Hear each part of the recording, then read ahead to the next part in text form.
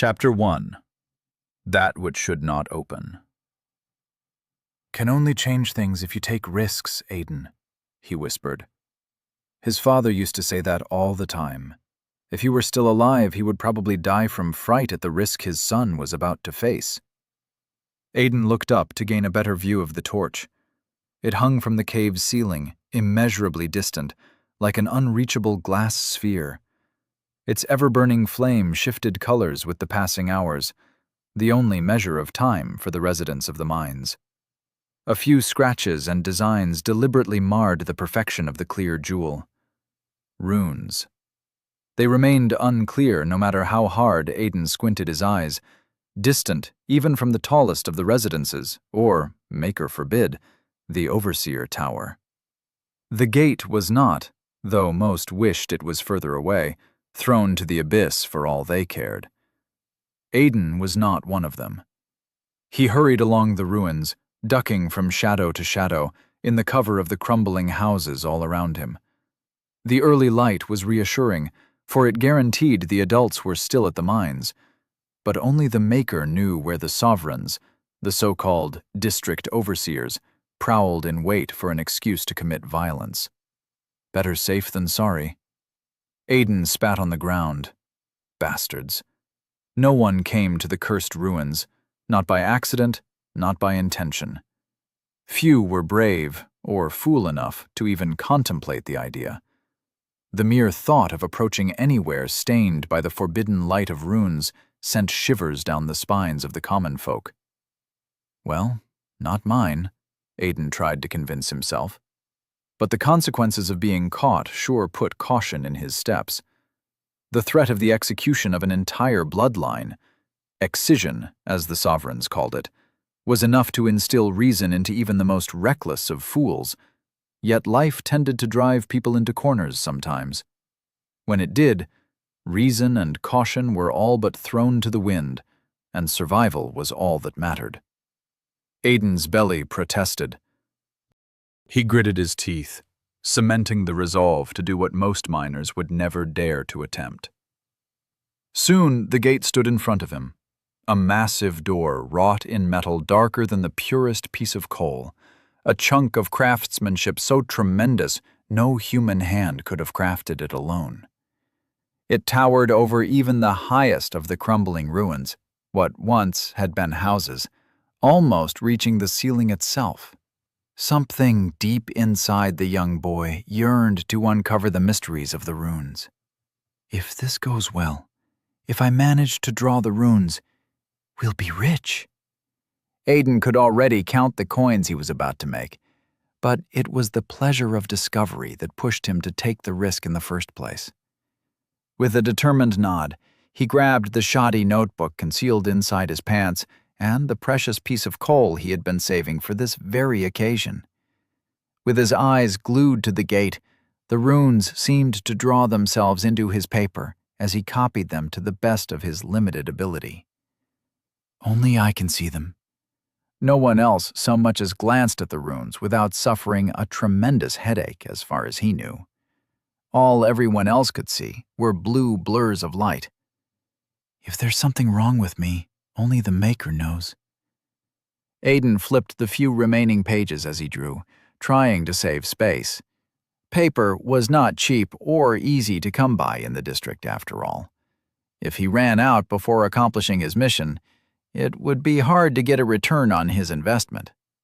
For ages, the gate had remained shut. Come to think of it, Aiden did not remember anyone saying the thing had ever opened at all. A loud metallic whine made him look up. A curtain of dust fell from the ceiling as the gate did something it was not supposed to, something which defied both reason and common knowledge at once. It started to open. What the abyss? Aiden stared, petrified, as the massive, rune-inscribed remnant moved like a slumbering beast on the verge of awakening. No, it's not supposed to do that. He tensed, preparing to run, his heart sinking to the bottom of his stomach. Though he cursed his stupidity, he knew it did no good. The situation had already spiraled out of his control. He leaned against the wall, pressing his hands to his temple. It's my fault, damn it. Why did I have to come here? Dust fell on his head, and the realization struck Aiden like a brick. If Aiden were caught in the ruins, there would be consequences. If he were caught with a book filled with runes, blood would be spilled. He tried to run, but the rumbling ground made the ruins, already in the worst possible condition, a nightmare of falling debris and collapsing buildings. The wall that he had been leaning on crumbled forward, stealing his balance with cold accusation. The notebook fell from his hand, but he caught it with the other. Ah! A brick smashed him in the head. Aiden pushed against the ground, trying to stand up, slowly coming to his senses. Warm blood ran down his nose. He blinked away tears, already crafting a cover story that his mom would certainly not buy. I messed up. Again. Why did I even come here? Stupid. Aiden stood up, legs shaking like rotten wood, and looked up only to see the gate destroying the ruins of the ruins in its path as its door opened. It was good nobody lived in those, or they would wake up to their deaths. The notebook fell from his limp hands. This was worthy of an excision, not just the usual mess. The sovereigns would stop at nothing until the culprit behind the disturbance was found. Dan? Mom? If the sovereigns know I was here, they'll kill them all.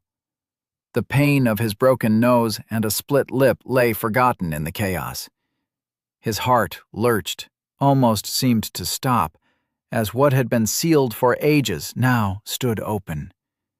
It was like the bottomless maw of a titanic beast. There was no end in sight, nothing beyond it. But the opposite might as well be true, if there was a way to pierce the darkness beyond the haven. Outside the cave Aiden called home. Even as guilt and terror strangled his breath, he could not help but wonder what mysteries lay outside the mines. It had to be a door to the birthplace of all sovereigns, Elysium. But maybe, just maybe, it led somewhere else entirely. The small part of his mind not seized by the sheer terror of the excision pondered those questions. It had to be a place better than the mines. It doesn't take much to beat that, he thought, as a pounding headache formed in his temples. Heavy footsteps reverberated from the depths of the gate's impenetrable darkness, drawing closer with every passing second. Something was coming. Someone. Aiden yearned to move, but curiosity and an unhealthy measure of fear held him still. Just one look, he told himself. Just a peek. What walked through was not a creature of nightmares, unlike the beings woven out of sovereign magic. To Aiden's disappointment, it was just an elderly man, shriveled, bloody, and on the verge of death.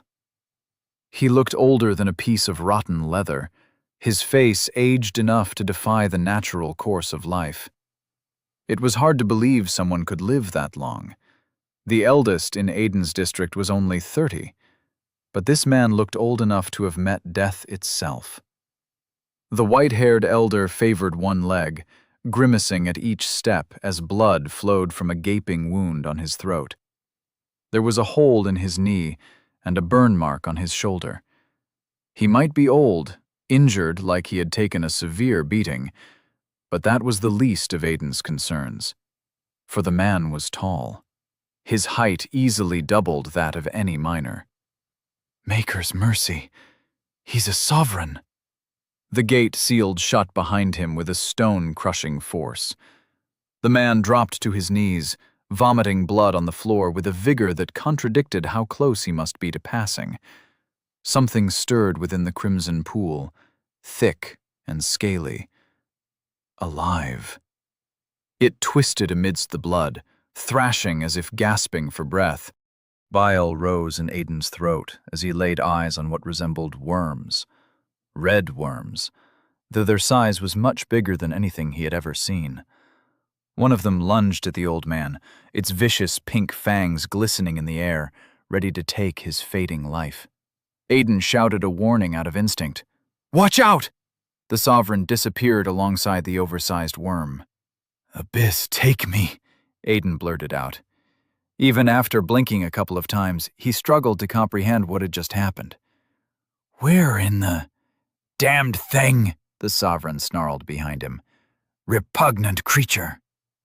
"Maker, protect me." Aiden turned around slowly, clenching every muscle in his body to stop them from trembling. The old sovereign stood behind him as if nothing had happened, as if his teleportation was a common feat. He held the worm in his hand with a firm grip unsuitable for a decrepit elder. "He can use magic," Aiden screamed inside his head. "That's the only way."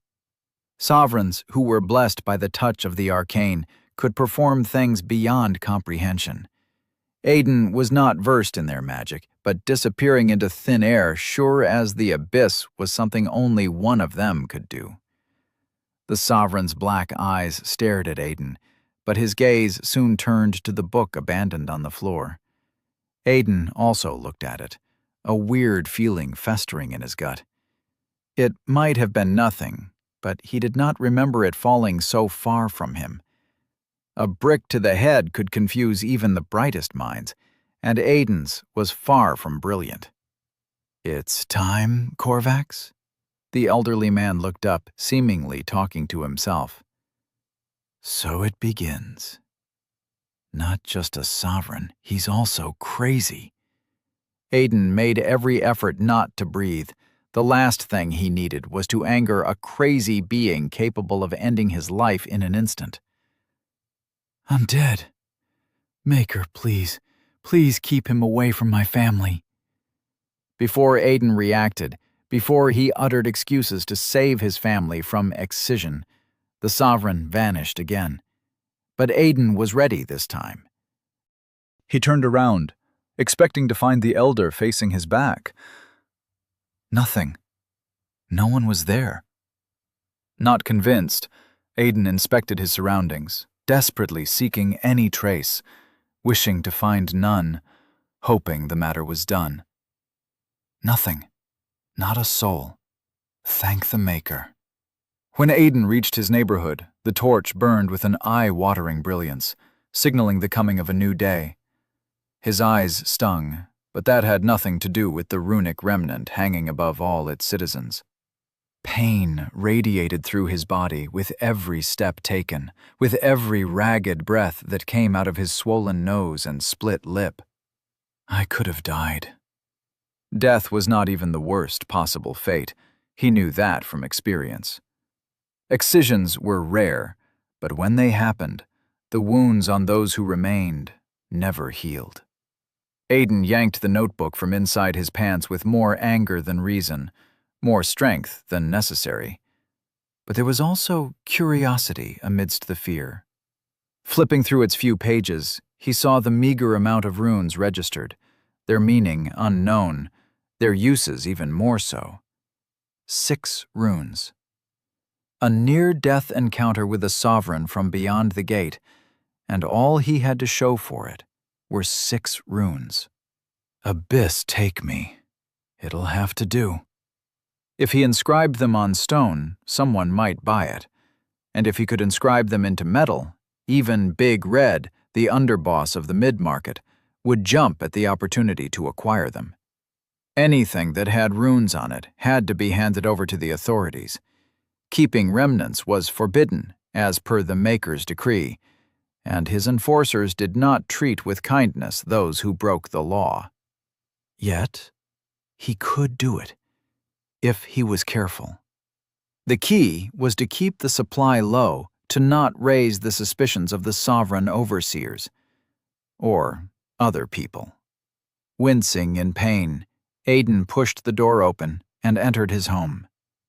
All the houses in the district were built in stone, including his. Dark gray bricks cut and molded by unknown means. Magic, perhaps. The floor was cold to bare feet, but the feeling of warmth and safety was enough to fill empty stomachs and ward off bad memories. Aiden looked at the portrait of his dad, which hung on the wall next to his bedroom. Shameful as the thought was, sometimes he wished to just throw the thing away. Memories brought more pain than comfort, but the thought of forgetting how his dad looked was too bleak. His carefree smile would never change so long as the portrait did not fade. Aiden was unsure if that was sad or comforting. Perhaps both. Wiping away the tear that trailed down his cheek, Aiden mustered a smile. Nobody was home except Dan, Aiden's brother. His mother was at the mines, as usual, only to return after the torch went dark, and that gave him time to work on his bludgeoned face. The last thing Aiden wanted was to explain what had happened near the gate. A few steps took him to the kitchen. It was simple and cozy. It was home. A cooking pot hung cold above the ash-filled pit where precious coal had long since become dust. Aiden's empty stomach rumbled with hunger, but mealtime was still a long way ahead. A patchwork carpet sat in front of the fire pit, scraps of old clothes sewn together to harness any sort of heat that might chase away cold feet. A soft yawn drew Aiden's attention to the bedroom. The little brat is up. Sudden movements were bound to draw his brother's attention, so Aiden tiptoed to the water bucket next to the wall and cupped a handful to splash against his bloody face. Dan would not shut up if he saw the dried blood. I have to get rid of it, fast. Aiden wiped his face clean with the inside of his shirt, but the water on his lips stung like a rat's bite. A resounding gasp echoed from across the room. Mom's not gonna like that, Aiden groaned, renewing his efforts to get rid of the evidence. Let me see, Dan tugged impatiently on his brother's shirt. Aiden turned only to wince when he saw Dan's worried expression and brown, tangled hair less tidy than usual. His eyes were still swollen with sleep, but they opened wide as he got a good look at his older brother's face. It's not that bad. Aiden shook his head with confidence. Right? The silence and widening of small brown eyes were answers enough. Their mother would not believe any stories Aiden crafted, least of all the truth. I crashed face first into the ground, Mom. But it only happened because I saw the gate opening and a half-dead sovereign walking through. It was the truth, but abyss take him if it didn't sound like the rambling of a madman. Are you all right, Dan's voice softened with concern. Yeah, Aiden forced a grin. It's all right, I'm good. Just tripped, Dan. Tripped? Dan scoffed. No way Mom's gonna buy that. Well, it's the truth, Aiden sighed. Most of it, at least. But Dan did not need to know that. They hurried along to the bedroom, a place absent of prying eyes or windows, where Aiden unceremoniously collapsed on the pile of rags he used as a bed. Dan knew about his ability to see the runes, an unfortunate slip of his caution from years ago. Not even Aiden's mother knew. The best-kept secrets were known to few, his father assured. The knowledge about the gate was one of them, and Aiden decided to take it to his grave. Listen, you little brat. Help me with Mom, and I'll show you something cool, Aiden said, and Dan's ears perked up. Deal? Dan looked unsure, his usual haggling face. So Aiden pulled out the notebook from his pants and offered it to his brother. Little eyes lit up with excitement as Dan pounced on the book, but Aiden pulled it back with hard-earned experience. You're gonna back me up on this. Aiden pointed to his face. Deal, Dan shouted, covering his mouth with a hand a moment later. Deal, he said again, in a lower tone, but the enthusiasm was still there. Flipping through the pages with a straight face, Dan examined the drawings, and for one moment Aiden felt hope emerging within him. Can he see them now? He swallowed dryly and stifled the embers of hope so they didn't cause disappointment as usual. Ugh, Dan winced, blinking several times before closing the book. Still can't see them. It was not a question. Aiden knew some things never changed. Nope. Dan did not hide his disappointment. He looked away, his eyes chasing something invisible in the room. It's all blurry now. I hate the black spots. Black spots, go away! Least you didn't barf on the bed again. Aiden flicked his brother's forehead. Hey! Dan's cheeks grew pink. You promised you'd forget that. Dan rambled on about other kids, ranting about petty disputes, but his voice lay forgotten in a distant corner of the room. No one else can see the runes, just me. That had been true since Dad had found out, and it was unlikely to change. It was common sense that if one looked at the torch for long, they got dizzier than getting punched in the face.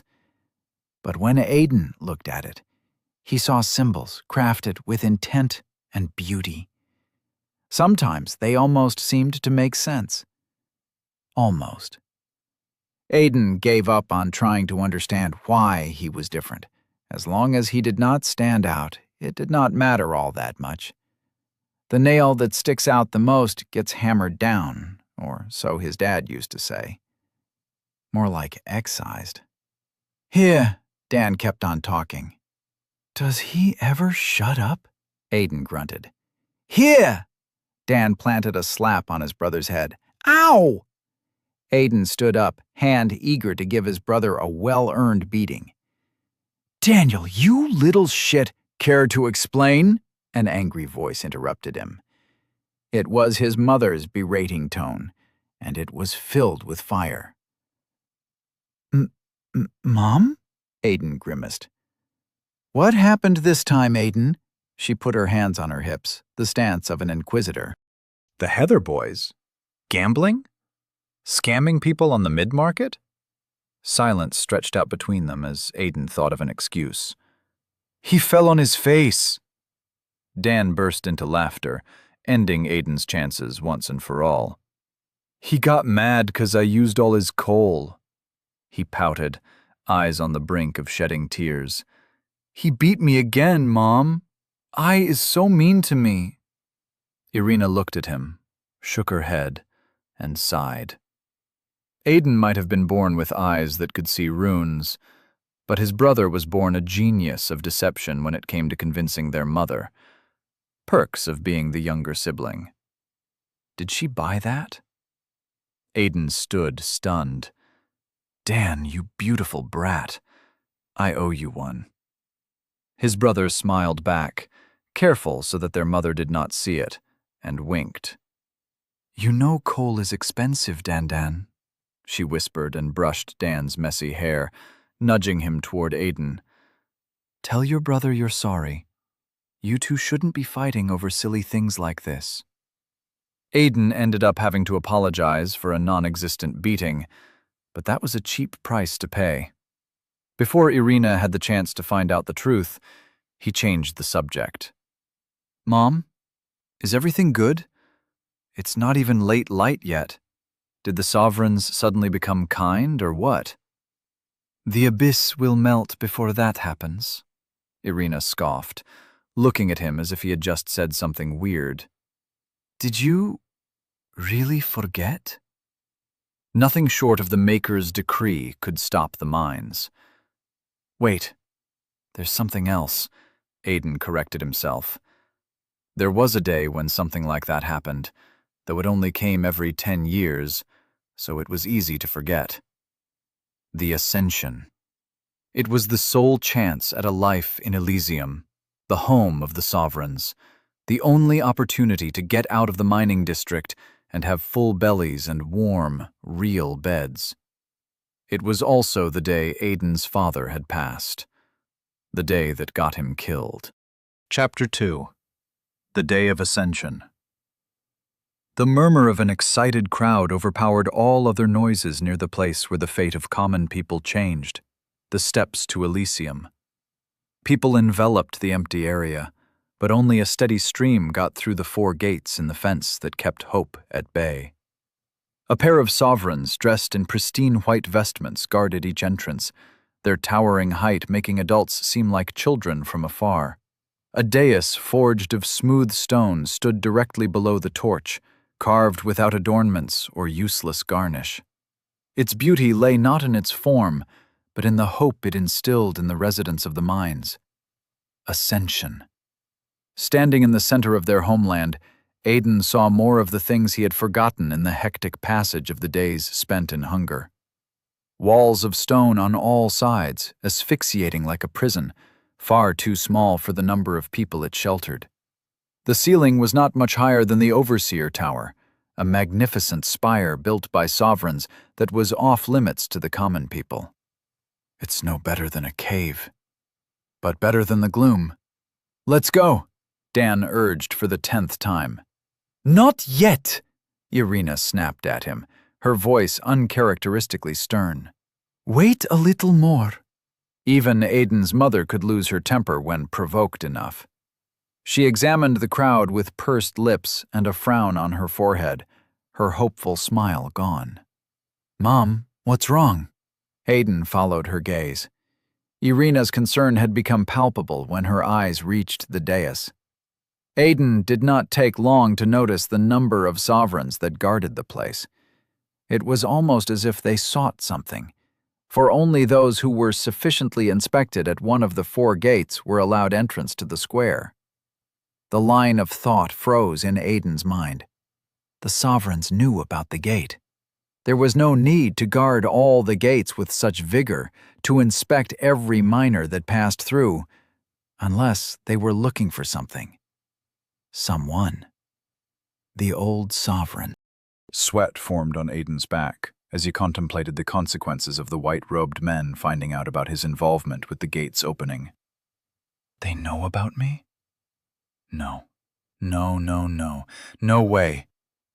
But he could not be certain of that. Nothing was guaranteed when the sovereigns touched the arcane and unleashed their magic. "Abyss, take me! Why so many?" Irina whispered a curse under her breath. "Best we go back home," Aiden suggested with a trembling voice. "As if he can," his mother scoffed. "You know damn well that's not happening. Can't give them a single reason to get heavy-handed. Not one. Got it?" Irina looked at her sons, the warning clear. Aiden did not need the reminder. Only a fool would provoke the ire of a sovereign. Every miner knew that. For the most part, Aiden was no fool. "Don't stand out. Keep your head down," he said to himself on the way to the entrance, holding hands with his brother and mother so none of them drifted apart. "State your names and assignment." A stern, impatient voice made him jump to his feet. "Irina Greystone, my lord. Coal refinement," his mother said without delay, her firm grip making Aiden wince. "These 2 are my sons, Aiden and Daniel Greystone, unassigned." The sovereign hummed to himself as he flipped through the pages of his clipboard, but Aiden only saw the longsword sheathed at the man's belt. It was thin for its length, but the unadorned handle spoke of a weapon forged for a simple purpose. Keep us in check. He shivered just thinking about it. "Greystone, reason for coming today?" the sovereign asked. "What?" Aiden's mouth dropped wide open. "How about not getting murdered, you stupid bastard?" None of the people gathered had any choice in attending today's ceremony, not unless they wanted to test the sharpness of those swords. "Interesting. Do you have anything to add, little rattling?" Black eyes turned to Aiden. Aiden's knees buckled as something immaterial slammed into his shoulders. It was heavy, as if he was carrying 2 bags of refined coal on each arm. But try as he might, he failed to see what pressed him down. "What the abyss? Look at me when I talk to you, rattling!" The sovereign's voice boomed, but it failed to travel far in the crowd. The people in line hesitated. Meddling in the business of the emissaries of Elysium was a death sentence, so they endured the naked abuse in silence and fear. But Aiden saw how knuckles turned white from tight, indignant grips all around him. Aiden had to look at the Sovereign, but he did not know if the man would take that as an offense, so he glanced up at his mother. Irina was pale, shock and hesitation making every muscle in her body tremble. The insurmountable pressure forced Aiden to take a knee. My lord, my son didn't say nothin'. Please, we mean no disrespect." The Sovereign raised his hand and slapped her in the face, sending a trail of blood splashing against the ground alongside a few teeth. It was dismissive, a normal backhanded slap with little emotion behind it. But Irina went limp. "Mom!" Dan struggled, but Aiden clasped his hand. Aiden stared at his mother, transfixed. Blood dripped from her mouth, and 2 yellow teeth stood out in the pool of red and saliva. The embers of rage within him grew hotter by the second. His trembling limbs steadied. "Mercy, my lord!" Aiden swallowed down his rage, for he knew it would do no good against one of them. It disgusted him to lower himself to the man who had struck his mother, but he had no choice. "I didn't mean to insult." The Sovereign smiled, as if admiring a peculiar animal, something lesser than human. He was enjoying himself. There was no rhyme or reason behind his actions. He was merely bored. Aiden understood that. So he dropped to his knees, hating himself for forcing his younger brother to do the same. "Mercy, please." He locked eyes with the man, burning his features into memory. "Is there a reason for your delay, Calandor?" A woman approached the Sovereign. Calandor. I'll remember that. "Nothing substantial, Saika." Calandor hesitated, but his voice did not lose its annoyance. "Well, nothing yet. I was in the middle of interrogating the Ratling about the unusual spikes in his heartbeat. All this spectacle for an abnormality in your blood sense." The air crackled under the weight of her voice. A veil of pressure, heavier than the previous one, fell on Aiden's shoulders. Calandor's face paled as his knees bent slightly. Sweat dripped down the side of his head. Aiden realized he was not the only one suffering the effects of the woman's magic. "I'm surrounded by idiots. What did I ever do to incur this fate, Maker?" She massaged her temples, making the golden strands of her hair shine under the torch's light. "The creature is but an infant. Did it ever occur to you it might be terrified just from the wanton use of your presence? Did that thought ever cross your mind, Calandor?" "Creature? You're the creature?" Aiden stopped himself, fear making his stomach drop. He looked around for any evidence that they had heard his thoughts, but the Sovereigns had already forgotten about his family's presence. "They can't hear me." "You are correct, of course, Saika. The pattern seemed akin to panic, and I thought perhaps the Ratling had something to disclose about the gate. Clearly, I was wrong." Calandor bowed to the blonde woman. She departed, ignoring the offered apology. "I swear, what did I ever do to deserve this?" Her words gave Calandor a blush of embarrassment. Aiden did not expect another Sovereign to intervene on their behalf, but the indifference, the unnecessary cruelty, ate at his guts. It was an ingrained contempt that made common people doubt their worth. It reminded him of why every citizen of the district hated the Sovereigns with a passion. It reminded him of what they had done to his father. "Move along now, Ratlings. I do not have all day, and I do not look kindly on the delay you have caused me." Calandor waved them away. Aiden and Dan helped Irina to her feet, escorting her closer to the steps of Elysium. Her feet dragged across the stone in lethargic confusion. Aiden walked with a newfound coldness in his heart and a suffocating shame that made his impotence clear. I didn't do anything. Couldn't do anything. Just imagining what his father would have thought about his inaction was enough to steal the innocent smile off his face. Weak. A ratling. Could have been worse, Irina sighed. Ain't that the truth? A familiar voice approached. Grit your teeth and move along. You'll be just fine. All the miners had a tight bond forged under sovereign oppression, but Mel and Irina were different. They had been friends since childhood.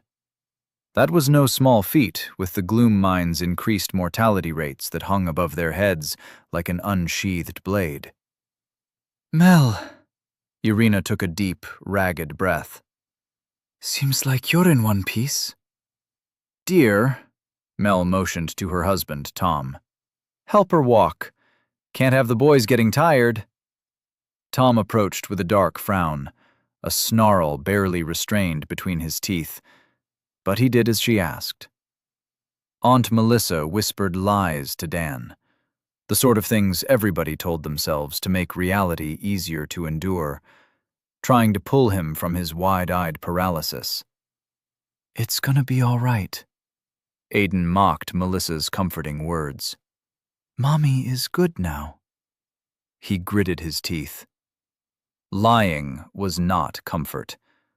Not when it was the fruit of deeply ingrained indoctrination, meant to make the common people believe they were lesser than human. That's a dangerous look you got, boy.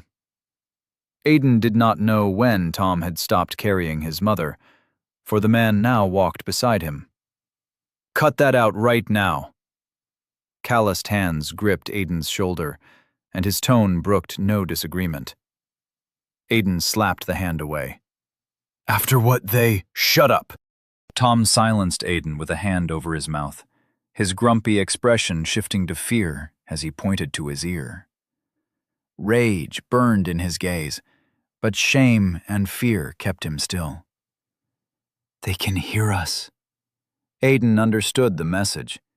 Provoke the crowd with cruel treatment and abuse of authority, then leave them to their own devices. It was a thinly veiled trap set by the people dressed in white. The sovereigns wanted them to voice their protests, for their ears were ready to listen. Swallowing anger and the bitter taste of shame, Aiden kept his head low, knowing he could not hide the hatred on his face as well as Tom. Silence! A voice thundered inside Aiden's head.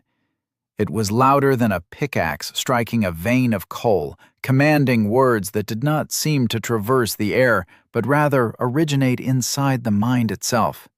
Know your place, ratlings, the voice said. The miners fell to their knees, unable to control their legs. Stand up, Aiden tried to shout, but not a single muscle responded to his command. Another will wrested his freedom away. Dan stared with terrified eyes at his brother. Gonna be all right, Dan. Aiden was glad he could not speak. The last thing he wanted to do was lie to his brother. This power defied all reason, birthed new legends, and surpassed old ones. Good day, citizens of the Catalyst District 99. It was the woman called Psyker. I, Estefania Veron, will be conducting today's ascension. If her name was not Psyker, then perhaps that had been a title. It was easy to understand. Customs like that were uncommon in their district, but there was something Aiden could not wrap his head around. How come she's speaking with her mouth closed, he thought, bewildered by the feat that defied all common sense. It was unreal, disconcerting. The Maker, in his eternal wisdom and benevolence, has declared. She spoke in a hurry to get it over with. May he reign for 1,000 years more, and may we bask in the light of his protection. Her eyes never rested on any of the kneeling miners. Estefania closed her eyes for a moment. Something fluttered in the air, a sense of unease, something that did not belong. When the sovereign opened her eyes, they shone golden like the torch itself, and all kneeling citizens stood up. Get back to kneeling, Aiden roared. Something budged inside his head, his finger twitched, but the pressure that restrained his freedom tightened with renewed force. "Praise be the Maker!" Aiden screamed at the top of his lungs, and so did everyone else besides the sovereigns. "Shut up! May we bask in the light of his protection. Shut up! Shut up! The Maker weaved the haven from his flesh and power to shield us from the dangers of what lies beyond." Estefania frowned, her eyes narrowing, searching for something amidst the crowd. "Those unable to appreciate his sacrifice, who would risk our very existence, shall meet the fires of his wrath. You serve as the cogs in the delicate structure we, sovereigns, direct, and I assure you that such devoutness has not, will not, escape His Majesty's notice." The sovereign opened her arms, the previous threat still etched on her features. Raising her head to gaze at the torch, she physically spoke for the first time. "Behold, for your reward has come. Be grateful for the honor it bestows upon your existence." The torch hummed, its light shifting from yellow to the feared blue color of runes. The brilliance condensed into tiny spheres that drifted down, as if accompanying the wind's whimsical flows, and headed for each of the citizens waiting below. The selection had started. "Here it comes. Please be us. Please be us." The motes of blue, once feared for their forbidden nature, were now welcomed with an eagerness that nothing in the mines could evoke. They trailed down, drawn by something unseen, carried by an invisible hand, until one of them touched Aiden. It was cold enough to cause discomfort, but the prospects of what was promised suppressed the sensation. "It is decided," the sovereign sighed with relief. "Behold the chosen, those whose great honor it will be to step into Elysium." That fast? Aiden turned around to look at who they were, at the glow that shone in the corners of his eyes, but he froze in disbelief when his sight fell on Dan. Blue light emanated from his brother and mother, as if they had become smaller versions of the torch. Yes! Aiden looked at his hands, but did not see the glow. Perhaps the selected could not see their own light. "We did it!" Aiden shouted, all the hatred for the sovereigns forgotten in an instant, dissolved like a bad dream exposed to the light of a future in Elysium. "I can't believe this! We're gonna ascend, you little brat!" Aiden hugged his brother, tousling his hair with excitement. Irina did not join the embrace. She stood transfixed, a look of pure horror on her face. "Come on, Mom!" Aiden beckoned with tears of joy in his eyes. "We're gonna eat all the stuff we want! Elysium! I can't believe this!" "No!" A scream strangled itself out of Irina's throat. Aiden expected to see happiness on her face, but confusion, horror, and finally pleading were all he witnessed. "This has to be a mistake! Lords, please!" she cried. Something was wrong, Aiden felt in his gut. "Why are you not glowing?" Dan looked at him, puzzled. Chapter 3. Those Left Behind. The crowd grew silent. Some were bound to voice their indignation at not being selected. Others might cheer for those who got lucky. But this time was different. Not even a whisper. They pondered the same question that stole the ground from under Aiden's feet. How's this possible? The Ascension selected a family, a bloodline, mothers, fathers, and their sons. So, if the motes of light selected Irina and Dan, Aiden should have followed suit. It was common sense, a fact written in stone, as immutable as the runes that shone in the obsidian gate. Aiden's eyes wandered absently from face to face, seeking an answer in others, anything that might confirm this was all just a bad joke. Melissa and Tom looked at him with shock. Farther away, two boys his age stared dumbfoundedly at him. One was burly, the other skinny. The Heather boys, as his mother used to say. his enemies of sorts. They looked away, and that hurt Aiden more than a beating. Pity from them. "Lords, he's my son!" Irina shouted, all the fear of sovereign wrath lost in the desperation that cracked her voice. "My son! I'm not going without both my boys!" She grabbed Aiden by the arm and pulled him close. "Stop it, Irina!" Aunt Mel tried to shush her, eyes wide. Dan started sobbing. "Enough!" Estefania Veron commanded. "I gave birth to him. He's my blood." "This gotta be a mistake," Irina snarled back at the sovereign woman. All at once, the citizens around Aiden stepped back, except Tom and Melissa. When a sovereign said it was enough, it was common sense to obey. If they told someone to jump, then the abyss might turn hot before a minor did not comply. But Irina did not care for that one bit. She would not abandon her son because of a silly misunderstanding. "Enough!" Golden light shone within Estefania's eyes. She spoke not with her voice, but inside their heads, and her tone was far from satisfied. Aiden's knees crashed against the ground, his mouth sewn shut. Those gathered in the plaza followed suit, for there was no choice. Aiden noticed how this time the pressure was overbearing, but his mind had only a single question. "She's not my mom?" It was the only explanation. The Maker did not make mistakes. The torch, which operated under his might, was also beyond such concepts. "I'm not her son.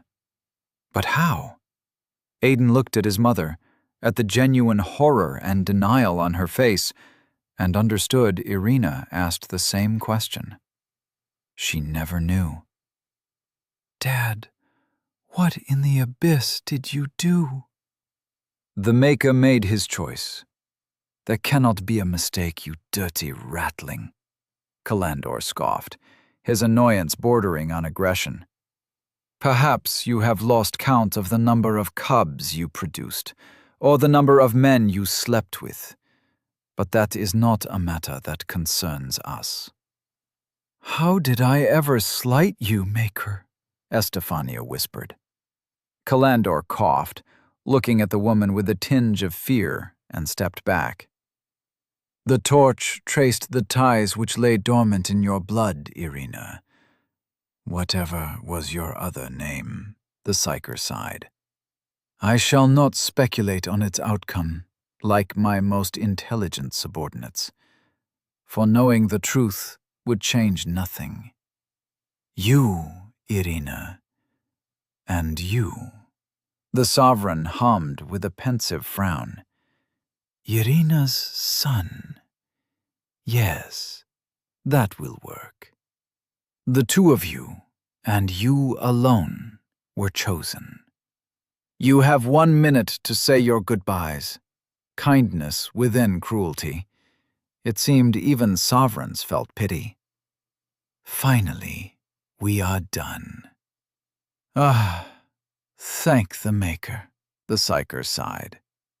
Without words of protest, without so much as an expression on their faces, all the other miners besides Aiden's family left with abrupt, unnatural steps, as if someone pulled strings to control them. The sovereign stared at nothing in particular, eyes shining like golden spheres. "We aren't going anywhere, son. Don't mind the lady. We're not leaving without you, Irina told her son. "Don't matter what they say. You're my son. My son." Aiden bit his lip to hold back the tears. Dan hugged his brother's waist, his little head bobbing up and down in agreement. "Mom, they said—" Aiden tried to argue, to urge them to leave, to obey the sovereigns. Irina and Dan would live a life beyond the limits of a miner's imagination. A better life. Eat meat every day, sleep on a proper bed, wear decent clothes. They have to go. I can't ask them to stay. But make her forgive him, Aiden felt relief when his mother reassured him of her decision. It also shamed him to his core. I'm so selfish.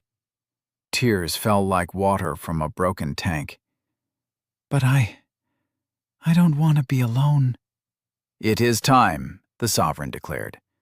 We aren't going, Irina started, but froze midway. Dan stiffened and let Aiden go. He walked past his mother with clouded eyes and a mechanical gait, making his way to the dais. The rage that had filled Irina with resolve abandoned her body in a defeated sigh. Moments later, she followed the path of her younger son. Mom! Aiden grabbed her sleeve, but his mother did not flinch. Miners, sovereigns, Aiden looked for anyone that could make this nightmare end. He did not want to be alone, but worst of all, he could not bear the thought of never seeing his family again. Screw them. To the abyss with the Maker. They are my family. He stepped forward to go after them. The psyker glanced back, the amusement in her eyes gone. Do not, child. My companions will not overlook your impudence as I have. Aiden froze, unsure of what to do. Her warning was clear. If he disobeyed, the sovereigns would kill him. Estefania Varen raised her head to the torch.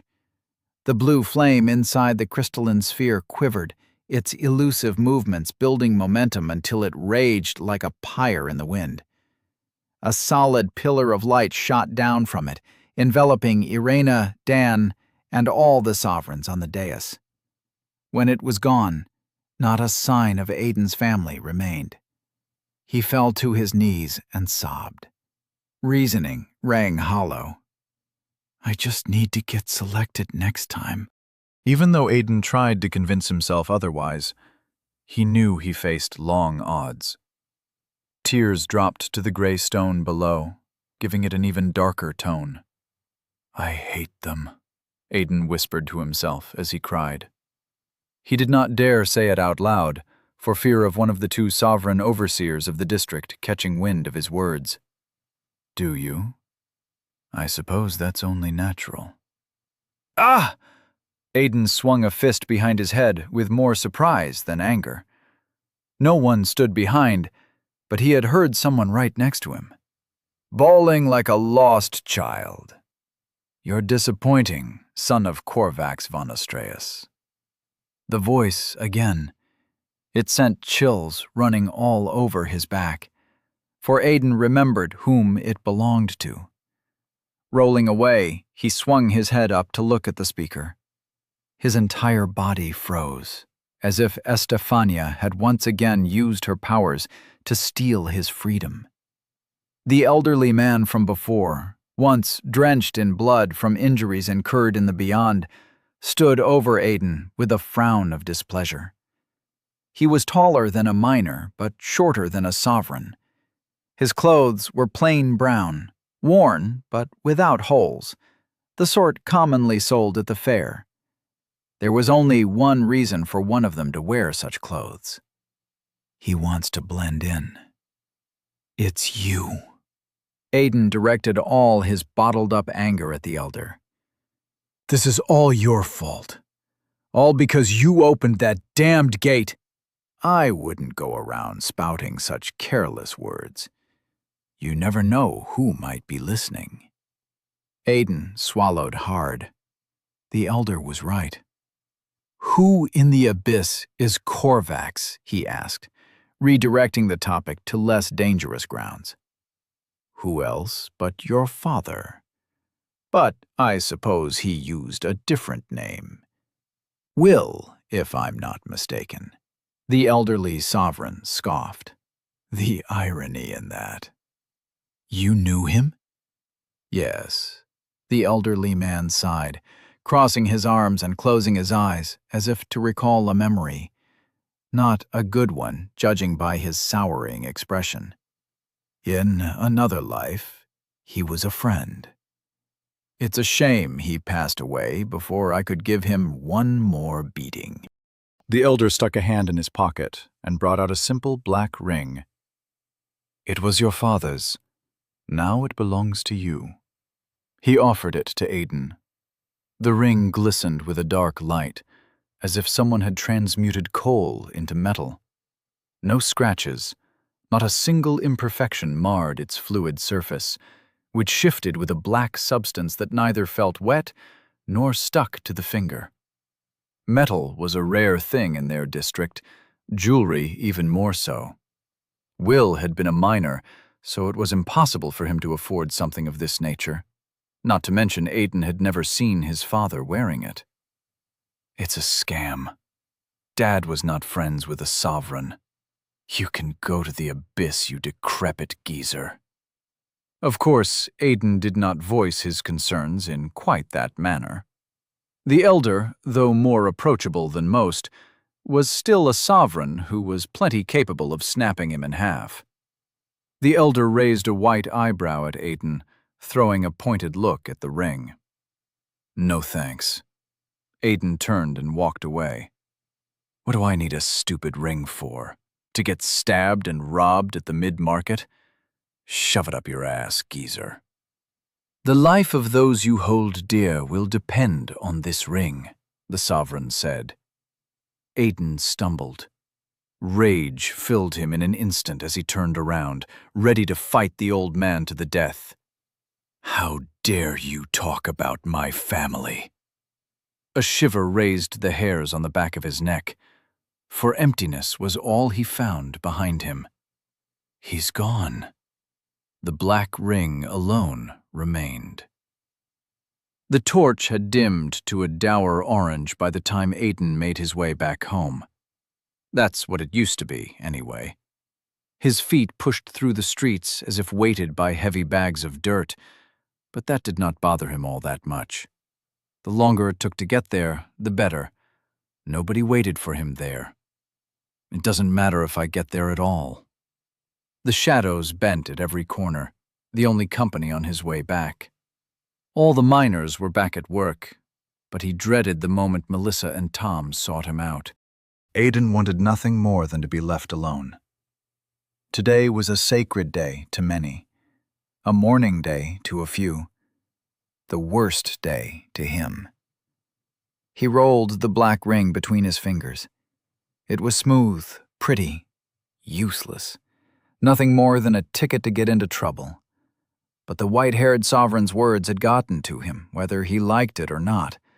So Aiden decided to hold on to it, even if the man spouted nothing but lies. Whenever he heard a voice or someone speaking, Aiden turned into an empty alley and kept going, head low.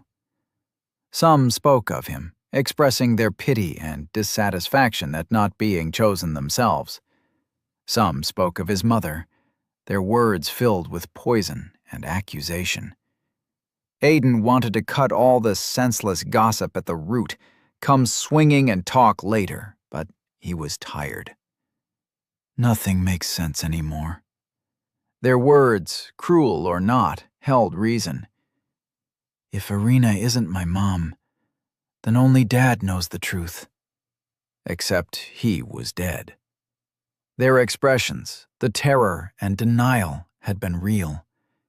Aiden knew when his mother lied, and that was not one of those times. How could Dad do this to us? To me? The way she screamed and begged the sovereigns, the rage that burned in her eyes, told him Irina might have been asking the same question herself. Ashes, Dad. What kind of mess did you leave behind? The skin on his face was stiff with dried tears. No time for self-pity. If the geezer is speaking the truth.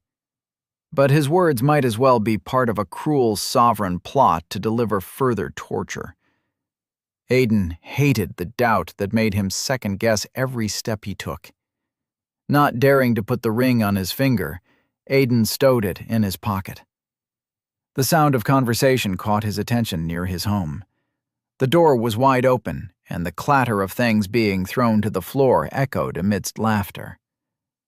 Bastards, picking the leftovers like rats. It was no wonder the sovereigns called them ratlings. Perhaps there was a measure of truth in it, though Aiden was reluctant to admit it. With gritted teeth and white-knuckled fists, Aiden entered his home, ready to spill blood. Not even hours had passed, and they already thought his belongings were up for grabs. At this moment, he wanted nothing more than to knock some teeth out, if only to relieve his rage. "Hey!" Aiden choked on the word as he saw them, as he saw him. Pristine white vestments, a giant stature that made them tower over adults. The two sovereign overseers. They had to bend their backs so their heads did not hit the ceiling. But Aiden only had eyes for the man in the back, the blonde-haired sovereign with a sharply trimmed beard and blue eyes colder than a windy night. Hatred stole all reason as Aiden saw the man who killed his father. Chapter 4. A Blood-Stained Inheritance. The darkness of the room obscured Aiden's expression as he stared at the two sovereigns. The duty of an overseer was maintaining order and investigating accusations of crime, and few were fool enough to do anything that might draw their attention. For them to come out was a matter most uncommon, but today was not a regular day. The ascension ceremony still echoed in the defeated murmurs of the unchosen. "Greystone." Overseer Corvanus turned to face him, hands behind his back. "What brings you here?" Aiden almost snapped back an insult at the sovereign's ridiculous question. It had to be a provocation. "Why do you think, you stupid fucker?" Instead, he took a deep breath and controlled his rage. "It's my home." "Wrong." The other sovereign, Overseer Trevor, shook his head. His hair was black and trimmed short, while a square jaw aided the scowl that never left his face. The sovereign had always been impatient, but the look on his face today had a tinge of danger mixed into it. "This house is assigned to Irina Greystone and her family. Last I heard, you're not her son," he said. "She's not your mother," Trevor snapped. "Do us a favor and fuck off, Ratling. Whenever I've to deal with your ilk, my skin always gets itchy. I'm allergic." Aiden simmered. His heart pounded in his ears like drums. Deep breaths. His stomach burned painfully. "You piece of shit." Deep breaths, Aiden. He wanted to lash back, but there was no point. The rage subsided, his thoughts becoming sharper. A day would come when the two sovereigns paid for their actions. But it was not today. Aiden had no means of achieving anything more than a painful death. "I'll pack my things," he said. "No, you won't," Trevor started, but Overseer Corvanus interrupted him. "Be quick about it, Greystone." Overseer Corvanus waved, shooing him away. "Do you wish to file another death to the Ministry of the White Garden when the Ratling dies of cold, Trevor?" "No, I don't think so." Trevor shot Aiden a glare before falling silent. With his head down, Aiden made his way inside the house's stone confines, more aware than ever of the frigid stone beneath his bare feet. The warmth is gone. A sigh escaped him as he entered the bedroom, wary of watchful eyes and the dangerous curiosity of sovereigns. There's only one thing I need to get. The rag bed was untouched, likely because of disgust rather than respect. Good. Better to suffer their contempt than the consequences of being caught with the drawings of runes, he assured himself, before plunging his hand into the familiar spot and retrieving the book. "Well, well, well," Overseer Trevor laughed. "What do we have here?" Aiden turned around, hiding the book behind his back and inside his pants, sweat immediately gathering on his forehead. The perfect image of someone caught red-handed. Did he see it? Aiden did not dare meet the overseer's eyes as the man struggled to fit inside the tiny room. "Don't be shy, little ratling. You can show it to me." Overseer Trevor approached with a predatory smile. Despite his size, he moved without making a sound. "Come on, let's see it." "See what? I don't know what you mean." Aiden stumbled back. "Must you torture the poor creature, Trevor? Are you going to inspect him for any dirty rags he decides to take?" Corvanus voiced his displeasure in the kitchen. "Let it go so we can be done with this." "Not this time." Trevor's voice lost its scorn and playful tone. "His heart's telling me a lot of things. I know this tune well, Corvanus." A smile split his features. "Oh no, he caught me. I better hide this or I'll get in trouble," something along those lines. "And I've to say, now I need to see just what the rattling is hiding." "Blood sense. He's hearing my heartbeat." "Are you certain?" Corvanus frowned, taking the matter seriously for the first time. "Oh yes. This one's hiding something important. Something dangerous." Trevor took a step forward. "Something taboo." In and out. In and out. "Breathe." Aiden tried to control his breathing, to steady his heartbeat, but the damage was already done. Sweat dripped from his forehead into his eyes, reminding him of his split lip with a sharp stab of pain. "I gotta go. Now." He inched away from the man until his back touched the wall. Nowhere to run. Aiden took a deep breath and decided to risk it all. Can only change things if you take risks, Aiden.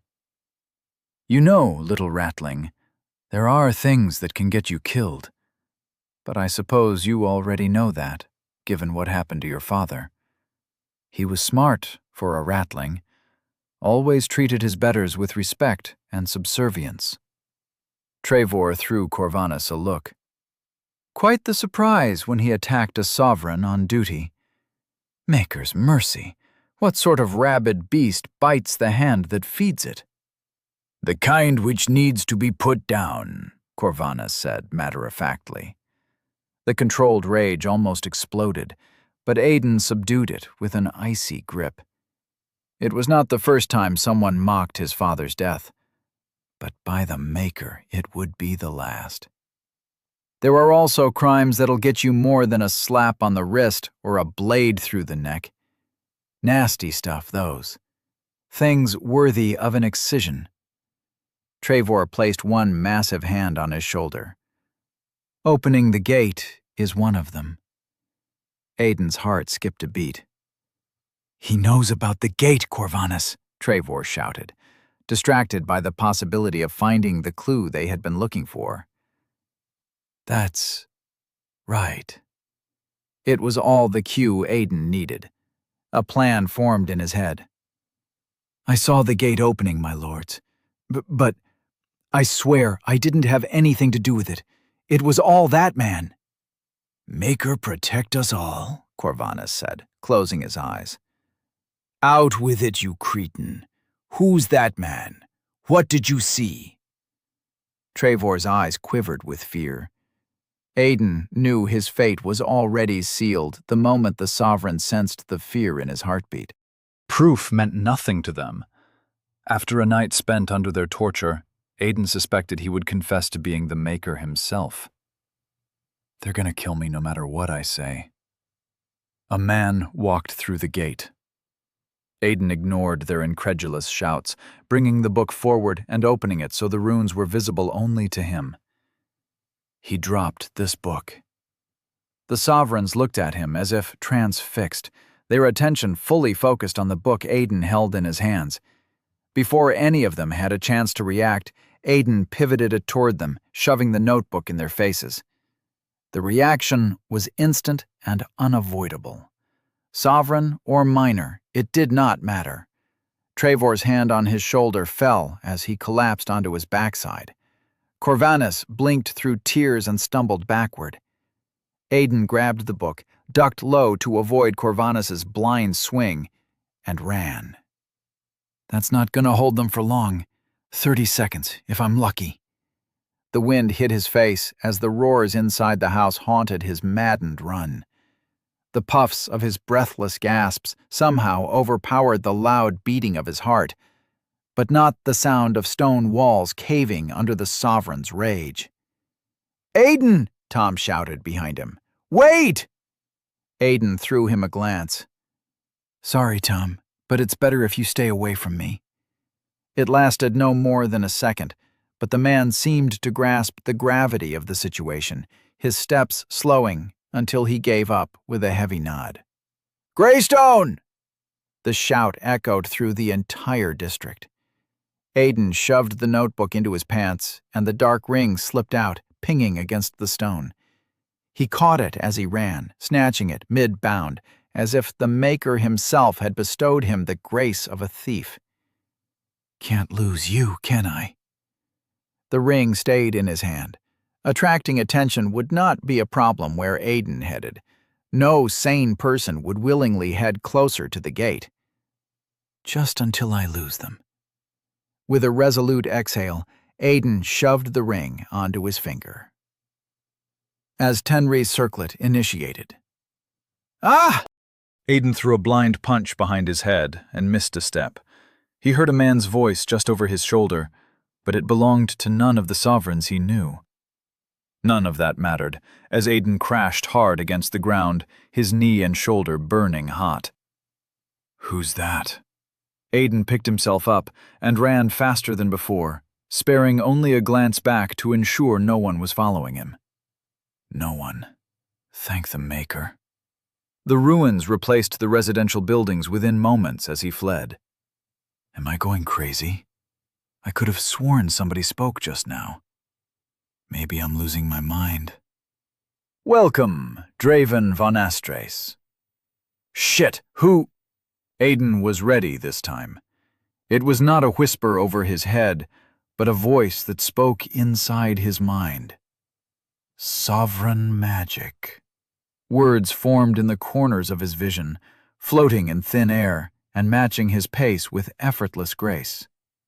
Who in the abyss is Draven von Astrace? He read the text. Wait, I can't read.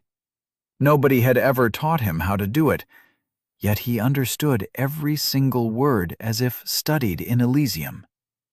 Magic. It's gotta be magic. Awaiting catalyst. Get out of my head! The black ring on his finger grew colder, its dark surface swirling with increased momentum until it became uncomfortable. It hissed, and before Aiden could do anything, it popped like a bubble, spreading an inky dark liquid on his hand. What the fuck? Aiden shook his hand, trying to fling the substance off, but it didn't work. The movement failed to wrench a single drop of the strange liquid free. Instead, it spread further up his arm, melding with his skin, merging with the flesh, until it was gone. Maker's mercy. I hope this thing isn't poison. Aiden didn't know what in the abyss the mad geezer from the beyond had given him, but it was something that touched the arcane forces held by the sovereigns. He was certain of it, for there was a foreign presence behind his thoughts, a feeling unlike anything he had ever experienced. It was closer to the awareness of a limb. Aiden flexed it like a muscle. Draven von Astraeus. Providence. None. Path. None. Words forged of blue light manifested before his eyes, the hue familiar, like the glow of runes. Aiden skimmed the glowing text, worried he was going insane, but none of it made much sense, except the name von Astraeus. It was his father's last name, according to the mad sovereign. There! Trevor's snarl shattered his hopes of fleeing. The sovereign ran with unreal speed, his feet devouring the ground in great bounds that cracked the stone. A sphere of blood hovered over his hand, vibrating with every step Aiden took, guiding the sovereign in his chase. Damned magic! Why don't you play fair? Corvanus followed close behind, his eyes devoid of sympathy or mercy. I will handle this, he rasped. Purple energy emerged from his skin, flowing like strands of lightning that crawled over his pristine clothes like serpents. His steps did not just crack the stone beneath him, they caved it. With a deafening explosion that sent pebbles flying, he was gone. Before Aiden reacted, stray stones struck his face, sending him sprawling onto the ground. Warm blood trickled down his chest in fresh bursts of pain. The world spun. His ears rang as muffled voices called to him. An enormous pressure pinned him against the ground. Aiden could not breathe, could not think. He struggled to understand what had happened. A massive hand grabbed him by the neck, lifting him high into the air, high enough he saw the rooftops of the ruins. An effortless display of strength. Overseer Corvanus's blue eyes stabbed bloody holes through him. He opened his mouth to say something, but all Aiden could hear was the deafening ringing in his ears. Aiden blinked, his confused gaze slowly sharpening as the dust cloud settled around them. The Sovereign stood at the center of a crater in the stone, but he could have sworn no such thing existed in this area. Not unless he made it. The Sovereign shook his head, raised a hand, and slapped Aiden across the face. It was as if someone had started a fire using his cheek as fuel. It burned with an intensity to wake even the dead, much less the stunned. The presence swirling dormant inside Aiden's head twitched. He spat blood and a broken tooth. Shit, I'm dead. They had him. He was going to hang for what he had done. Why did you make things harder? Corvanus looked at him with clear displeasure.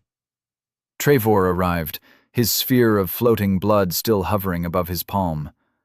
With a smile and a clench of his fist, the magic dissipated into the air. Kind of you to leave your blood behind, Ratling. I'm not sure we could have caught you without your help. Corvanus glanced at him from the corner of his eye. Answer my question. What question? You didn't ask anything. Aiden gasped for breath. What are you? Corvanus tightened his grip on Aiden's neck, choking the words into silence. Never mind, Greystone. You can keep your secrets, if you must. The blue-eyed Sovereign nodded. All the information we need will come when they send in the Evoker. He's insane. How can I say anything like this? It doesn't make sense. Aiden's eyes bulged. Let me speak, and I'll tell you, I swear. Corvanus pried the book from Aiden's pocket, handling it as if it had the plague. Evoker? Trevor whistled. Damn, Corvanus. That's a bit heavy-handed coming from you. He looked concerned at the mention of that word, almost fearful. Aiden sweated all the more. Whatever scared a Sovereign was not something anyone would look forward to facing. What do you expect? The gate just opened, and this child, Ratling, has a whole book filled with runes. Corvanus watched as Aiden's face turned purple from lack of breath. Let Elysium handle this. But first, we'll make him a lesson for those who dare bite their master's hand. Those were the last words Aiden heard, before everything turned dark. Chapter 5. The Equality of Pain. Icy fingers enveloped Aiden's heart in a tight grip. Pain brought him back to the world. He gasped for air like a dying man, opening his eyes to the blinding brilliance of the torch and the murmurs of the crowd. The hand slipped away from his heart, allowing him to breathe without the wide-eyed panic of ill-acquired sleep. What in the abyss was that? Aiden tried to bring his hand forward to see if his chest was wide open, but something held them behind his back with the bitter touch of metal. Chains. It did not take a genius to understand the situation he was in, or the death that loomed behind his head like an unsheathed blade. The reason you're called here again, the second time in a day, is simple. Overseer Travor's familiar voice cut through the murmurs. A grave crime was committed, one which demands punishment of the same severity. Crime? What choice did you bastards leave me? The fiery rage within his guts started to boil. Blinking away the brightness, Aiden took in the view. People, all residents of the district, gathered once again on the steps of Elysium, not a shred of hope on their faces this time. The spectacle they watched was of a different kind. Aiden saw the horror plastered on their faces from where he stood chained on the dais. That's not how I wanted to come here. No one else would ascend today. If the abyss was below the haven like everyone claimed, today Aiden would descend. He snarled at the irony. Aiden Grayston was found in possession of a forbidden remnant, Overseer Corvanus spoke. The gasps of the crowd were deafening. Not only that, but he resisted arrest and assaulted a sovereign. According to blooded decree, the sentence is 10 lashes for resisting arrest, 20 for the assault. 30 lashes? Just kill the boy already, someone shouted from the safety of anonymity. There ain't a minor alive who can take 20 lashes and survive, my lords, a rotund man shouted over the whispers. It was Big Red, the only citizen of the district who ate enough to become fat. Maker's mercy, my lords, Maker's mercy. I have not finished, Ratling. Speak again, and perhaps it is your skin that shall be taking the punishment instead. Corvanus did not raise his voice, yet the words silenced the crowd as if the psyker had used her magic once more. Big Red stared at Aiden for a moment, an unuttered apology on his clenched jaw, then looked away. Thanks, Red. He did not expect anyone to stand up for him, not with 2 sovereigns already looking to spill blood. Travor stepped forward, producing a brown leather whip. The weapon was kept pristine for the most part, yet darker, encrusted spots marred its cleanliness. Dark brown. Old blood. Travor smiled, tracing his finger along the whip, savoring its texture, tasting the flavor of what was to come. The illegal possession of a remnant is punished by excision, he said. Excision? That's ridiculous. Melissa's shout fell short as Tom tackled her to the ground, pressing a hand firmly over her mouth. However, Corvanus raised his hand to stop the murmurs of protest. Aiden has no familial ties, as attested by the torch, which invalidates the excision. His sentence shall be 30 lashes, followed by execution. Ain't that the same fucking thing? Someone shouted. The miners murmured their agreement, yet no one dared to voice it louder. See, Corvanus? The Ratlings think they can even talk back to us. Travor frowned, the whip unfolding as it hit the ground. I'd say a few more examples are in order today. There is no need to make matters worse, Corvanus shot him a glare. Turning back to the crowd with all the authority, dignity, and unveiled cruelty of a sovereign, he said, I will grant the prisoner the right to his last words. He walked next to Aiden and spoke in a tone meant for their ears alone. Apologize for what you have done. Show respect, and I will overrule the lashes. I will give you a painless death. You can't be serious. Travor almost dropped the whip. Corvanus looked at him, purple light staining his blue eyes. The black-haired sovereign swallowed hard and averted his gaze. The last thing Aiden expected was kindness from a sovereign, much less the one who had killed his father. To say the gesture surprised him was an understatement. That's way too late, Corvanus. Where was your pity when you killed my dad? Fucking bastard. The more Aiden thought about it, the angrier he became. Aiden was alone after the torch chose his family. Robbed of a home, devoid of means to survive, Perhaps death was mercy. "Don't fuck with me!" Was he so pitiful that even a sovereign hesitated to get heavy-handed? Was his life so meaningless that they wanted to get the execution over with just to avoid wasting time? Fuck him. Fuck all of them. All of you bastards can go eat coal. "I'm sorry." Aiden's voice trembled as he spoke to the crowd. A moment of silence stretched before he continued. "I'm sorry for not offering my neck to be chopped.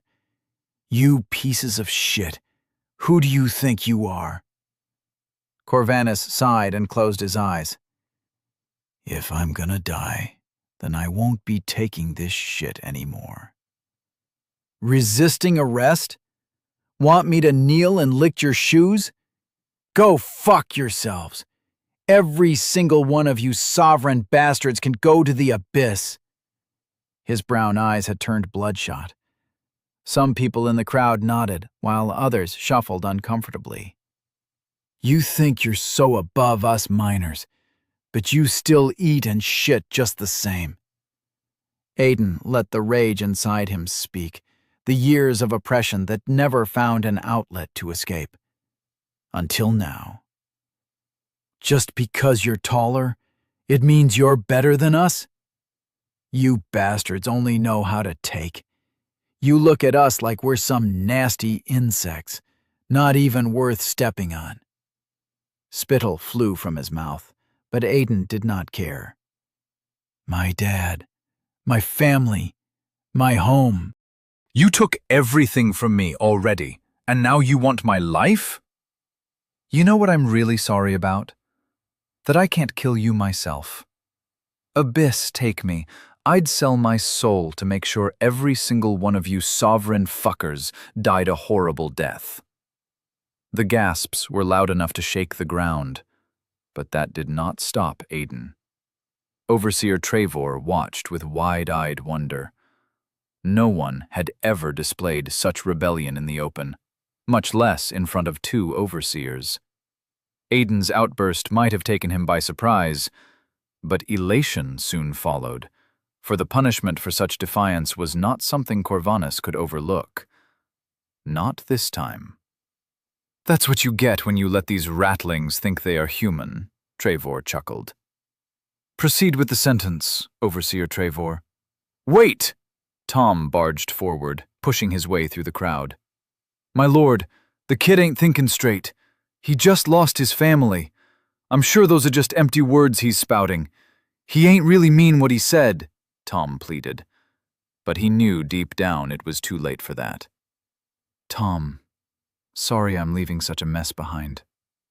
"Execution is too much, lords. Let me take the lashes in his place. He's just a kid. He ain't got a single hair on his ass, much less knows what's right or wrong. Please." "Silence, ratling," Trevor warned. "This isn't a debate. The sentence is final." "But that ain't right," Tom shouted, falling to his knees and turning his attention to the other sovereign. "Overseer Corvanus." Trevor swiped his hand in the air. Red mist surged out from his skin, condensing into a thin, solid edge before shooting forward.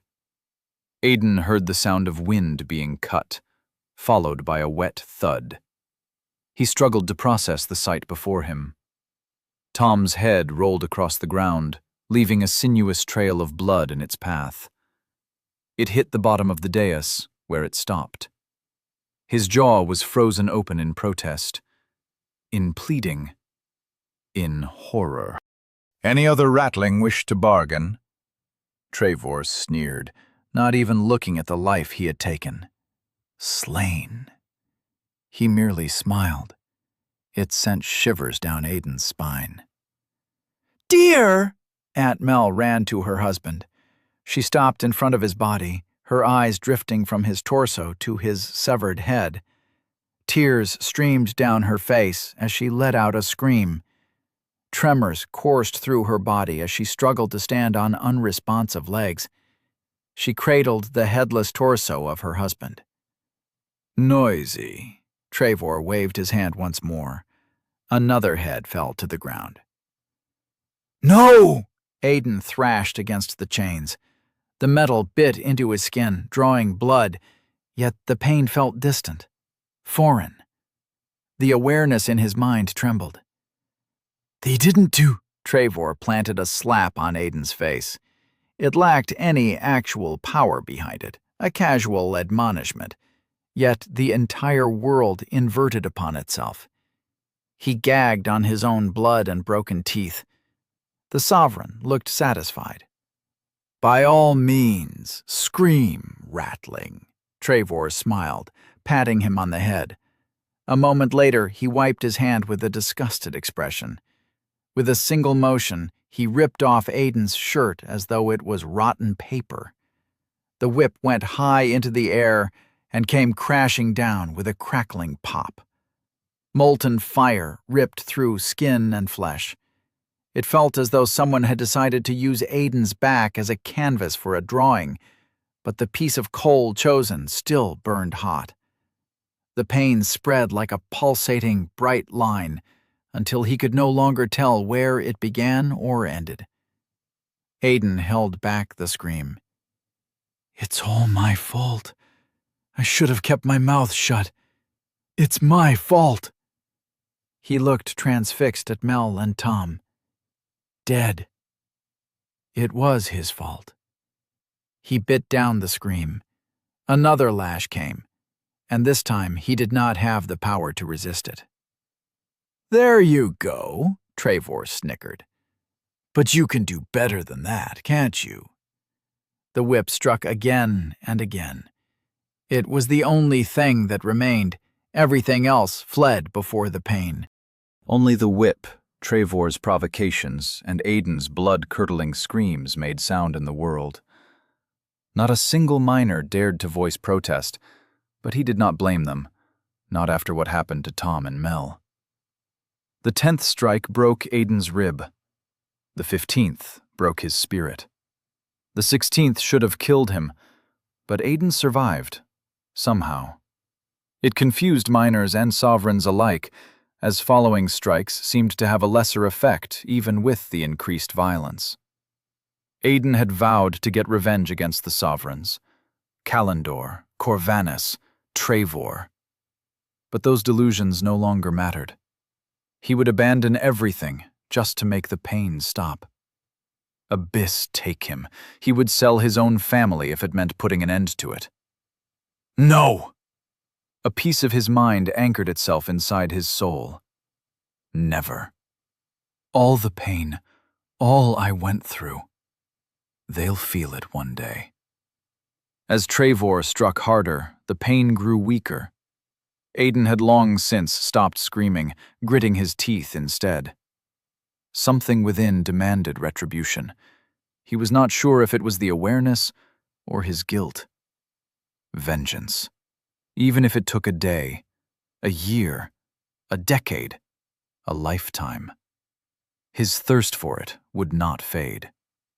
The foreign part of his mind resonated with the hatred, but what he could hear most clearly were the words whispering inside his head, the text that appeared in front of his eyes. Catalyst achieved. "Come on, don't be shy," Trevor roared in frustration. The pain vanished. Information flooded Aiden's brain as the blue light of runic symbols manifested in front of him. It swirled and condensed into a thin, square sheet of ethereal material made physical, of light crafted into an unseen glass. Another lash came. A malevolent grin split Aiden's face. Trevor looked at the whip, displeased at the meager amount of flesh stuck to it. "You're a tough little ratling. Creepy, too, I'll give you that. But don't worry. I'll make this one count." The Sovereign held the whip with one hand, the other hovering above the blood-stained instrument in a practiced motion. Red mist poured out of his palm, revolving around the whip like a whirlpool. Trevor trailed a finger along the whip's length, forcing the mist into the leather. Small red thorns sprouted from it, resembling a vine. "I won't kill him," Trevor said, before Corvanus could object. Don't be jealous. I know he's your kill, not mine. The magic-imbued whip blurred as Trevor's arm moved at an impossible speed. It struck Aiden in the chest, breaking his bones. Red thorns ripped his flesh to pieces, biting off the skin like they possessed a life of their own. A wet scream tore itself from his throat as the thorns detached, burrowing under his skin like snakes swimming in blood. The sovereign magic pierced his flesh and thrashed beneath his skin. Blood pooled under his knees as Aiden dropped forward, not a single ounce of strength left to sustain him. Ah, Trevor inhaled deeply. No. That's what I call a day of fulfilling work. He grabbed Aiden by the neck, bringing him closer to have a good look. We're the same, you say? The one holding the whip couldn't be more different from the one who receives the strike, even if the maker himself willed it otherwise. You ratlings live in caves, content to eat scraps, to dress like beggars, eager to serve. The overseer shook him by the neck, as if concerned Aiden would lose consciousness. It's your destiny, the sole purpose for which you exist. Open your eyes, ratling. In what world is a sovereign the same as you? You're... Aiden coughed blood. Right. We aren't the same. Aiden let his blood-stained smile surface. But pain doesn't care. The awareness inside of him unfolded into the world, into the hand that strangled the life out of him. Overseer Trevor's horrified expression was the last thing Aiden saw. By the Maker, that's not a bad way to go. Chapter 6. He Who Ventured Beyond One. The sound of bones breaking was deafening. Drops of blood splashed against the ground, some even flying toward the distant, silent crowd, tamed into cowardice by the promise of death. Helvin did not blame them. Not many would look death in the eye and give it a bloody smile. Unlike Aiden.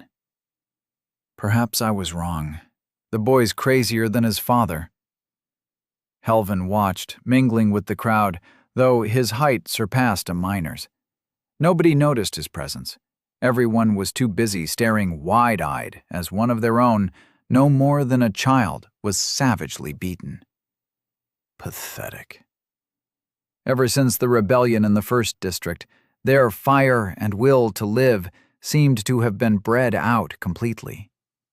Helvin thought it was a shame, but also unavoidable, for a regular miner had no way of facing the might of a sovereign, much less an Empyrean who wielded blood magic.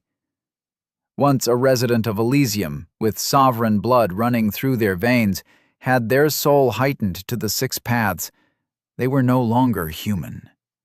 The arcane changed someone like an irreversible tide. Those who resisted that force soon met death. Helvin glanced at the pair of headless bodies lying, forever silent, on the pale stone floor. The Sovereign, an Empyrean of the blood path, knelt in front of Corvax's son, his hand gripping the boy's neck as if to choke the last strands of life from his puny body. The boy might have some guts, but it was nothing but anger. Helvin doubted if Aiden would ever raise his hand against a sovereign, even if given the means to fight. He reeked of fear. He might be one of Corvax's sons, but he is not the one I'm looking for. What a waste of time. I'll have to get the ring back. Helvin readied himself to leave for another catalyst district, when something changed in the boy.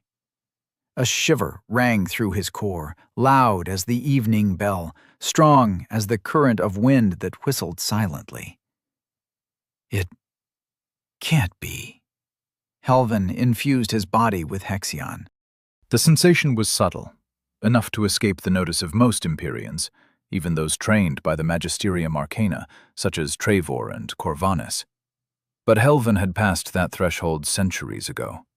Aiden cackled as the sovereign in front of him fell to his knees, a guttural howl ripping from the depths of his lungs.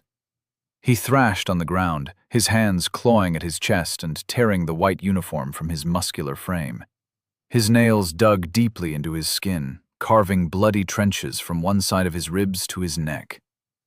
By the fallen god, there's no mistake. That has to be a providence. But to awaken it without being heightened, it's unpredictable. It won't synchronize well to his path. But maybe that's what Korvax was looking for. Helvin let the Hexion inside his Astra form into an art. Did you see this all along, Korvax? The screaming stopped. Trevor took a knee, inspecting his chest. There were no wounds except those he had inflicted on himself. What? He breathed raggedly. Huh? The sovereign gathered himself, closing his eyes. Helvin sensed the Hexion being used. The amateur doesn't even have his Astra properly shielded. Nevertheless, the wounds on his chest closed in less than a minute. A greater reverence wasted in these caves. What did you do? The fool's voice carried more panic than command, heedless of those who overheard. Aiden had long since lost consciousness. Answer me, ratling! Trevor kicked Aiden's limp body. Forget it, Trevor. We'll know after the evoker arrives. Corvanus watched the boy with wary eyes. Red mist congealed into Trevor's hand, shaping itself into a curved blade made of blood. The blade descended toward Aiden's exposed neck with the speed of an arrow in flight, trailing a red blur that cut the air in an inaudible whistle. Chronos' domain unfolded from within Helvin's Astra, the core of his power, as the art slowed the natural flow of time to a crawl. The blade froze mid-strike. Everything stopped. Pain almost made the elderly sovereign release the technique. It was too soon after his incurred wounds. But he had no other choice. Years ago, the two sovereigns standing on the dais would have posed no more threat to him than minors. Oh, time erodes all things. Now, were he to fight them, Helvin suspected he would lose. Helvin walked through the crowd in quick strides, careful not to touch anyone, lest the burden of his Chronos domain would become too much to bear. With a single leap, he landed on the dais in front of the boy, breaking the chains restraining Aiden with his bare hands. Thank the fallen god you're unconscious, boy. Helvin threw the blood-soaked child over his shoulder, sighing in relief as the boy's dormant will did not conflict with Chronos domain's influence. Without another thought, Helvin mustered all his strength and ran. His art was on the brink of failing, and if he was still in sight when that happened, they would both die. Chapter 7. A Binding Vow. Aiden woke up. Not dead. Not yet. But where am I? Wherever he was, it was dark. No cracks in the walls allowed light through, which was uncommon in the district. Perhaps someone escorted him out to another place, maybe where the so-called evoker was to arrive. He hoped not. His unresponsive body was not reassuring, but that was a trade-off Aiden was willing to take. He was alive, after all. The lightless place he found himself in was warm, soft, peaceful, unlike his last moments. Maybe I'm dead, and this is the abyss, Aiden mused. He did not feel pain, which was not a good sign given the beating he had taken. It's not as bad as I thought. The sound of Overseer Trevor's screams had been sweet music to his ears before he lost consciousness. Aiden was about to touch the awareness in his mind, for the glowing texts were the only holders of information regarding the magic he had unleashed upon the Sovereign. Maybe it was a proof he still lived. You're awake! And still alive! An enthusiastic giggle approached from the darkness.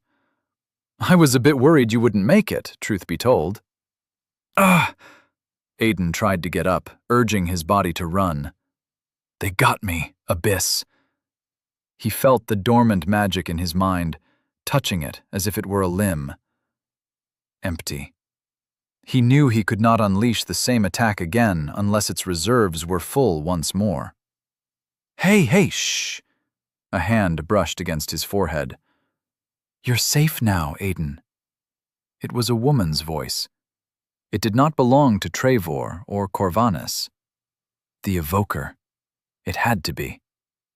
Damn it. Aiden let the awareness unfold in front of his eyes. He needed to understand the magic he now wielded if he wanted a chance at surviving. Draven von Astreus. Dyad vessel. Corruption. Lesser. Path. None. Dyad vessel. He focused on the words, witnessing as they rearranged themselves into a unique pattern that expanded in front of his eyes. Dyad vessel. Corruption. Lesser. Release on thy enemies all the suffering unleashed upon thyself. Aiden recalled the fleeting memories of how the Providence worked, associating it with the glowing runes that confirmed his gut feeling. I can't use it. Not now. It needs to... I need to get hurt first. It seemed even magic had limitations, for it also needed time to recover after each use. But it can still absorb. The more he thought about it, the more the magic workings resembled a bucket, one that, oddly enough, stored pain rather than water. Aiden could only use the bucket if it contained something. Light blinded him suddenly. Aiden blinked away tears as his eyes adjusted to the newfound brightness. The silhouette of a massive woman sitting beside him was the first thing he saw. Sorry, a little warning might have been better, the woman chuckled. Oh well, a bit of temporary blindness is the least of your problems anyway. Another sovereign. Unsurprising. She wanted information about the Beyond and the rune book, though her nonchalance made him question that thought. Who are you? Aiden still could not move, but his mouth worked just fine. I'm not dead. Yet. I'll die before giving up anything. You took the beating of a lifetime, or so I'm told. She ignored the question. All right, I'm sensing a little tension between us, Aiden. The woman laughed, her eyes shifting from him to the wall. I wasn't really expecting you to give a hooray or anything, she harumphed, standing up to tower over Aiden. A little thank you wouldn't hurt, though.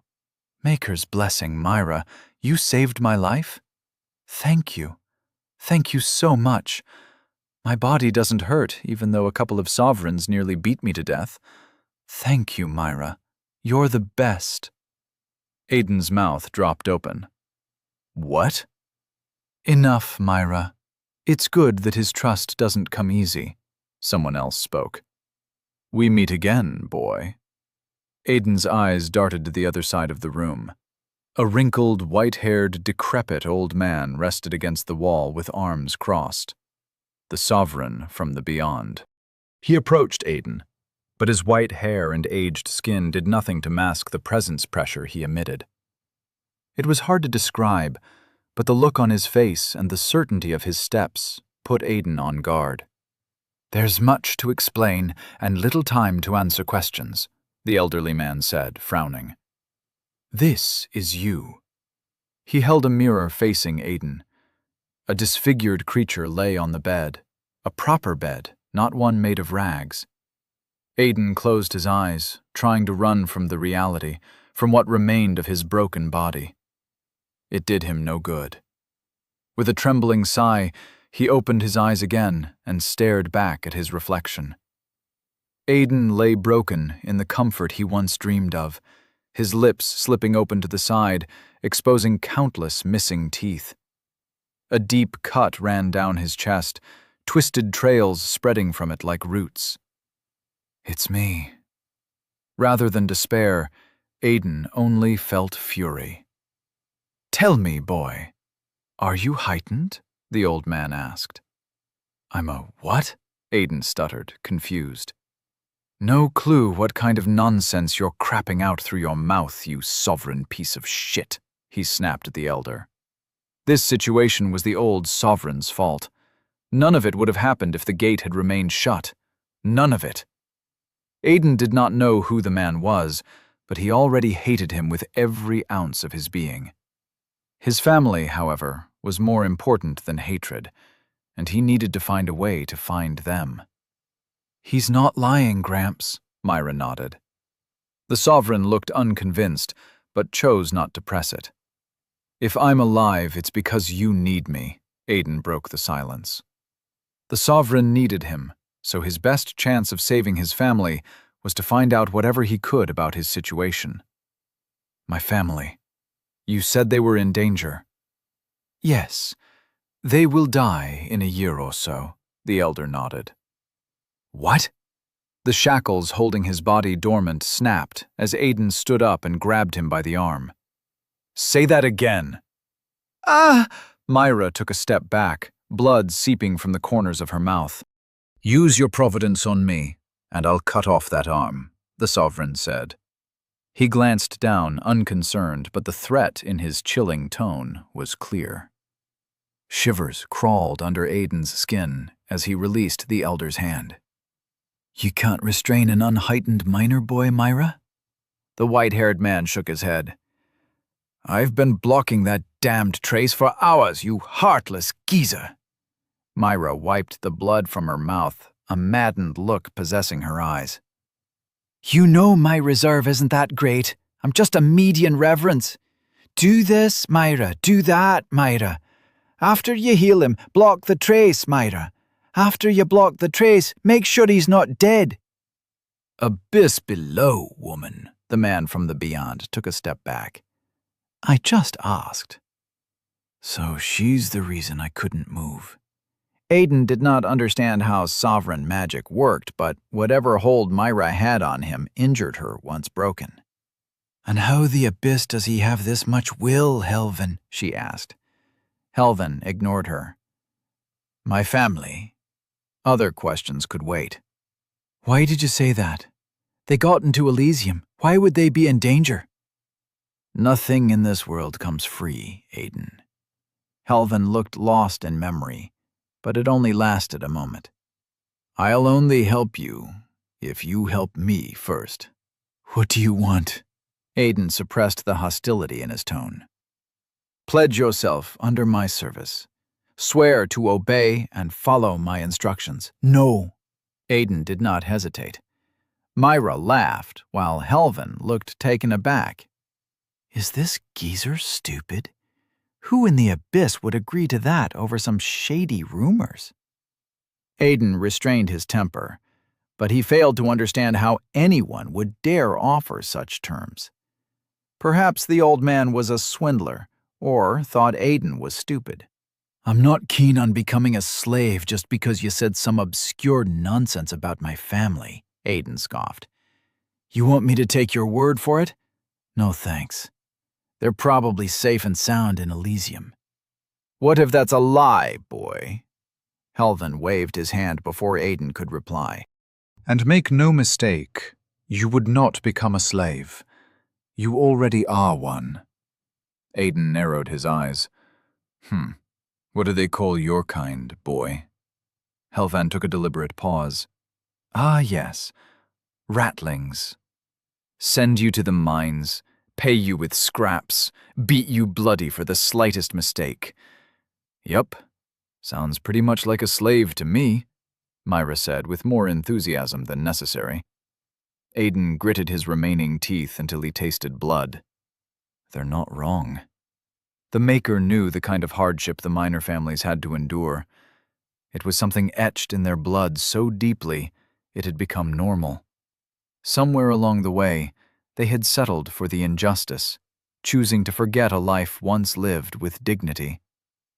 You need this ratling, don't you? There was no bargain between two parties that did not respect each other, or so Aiden's father used to say. So either show me some respect, or kill me, like the sovereign you are. Anger provided no answers. It only clouded judgment. Aiden's mind was crystal clear, devoid of emotion, but he was tired of games. Enough was enough. Interesting.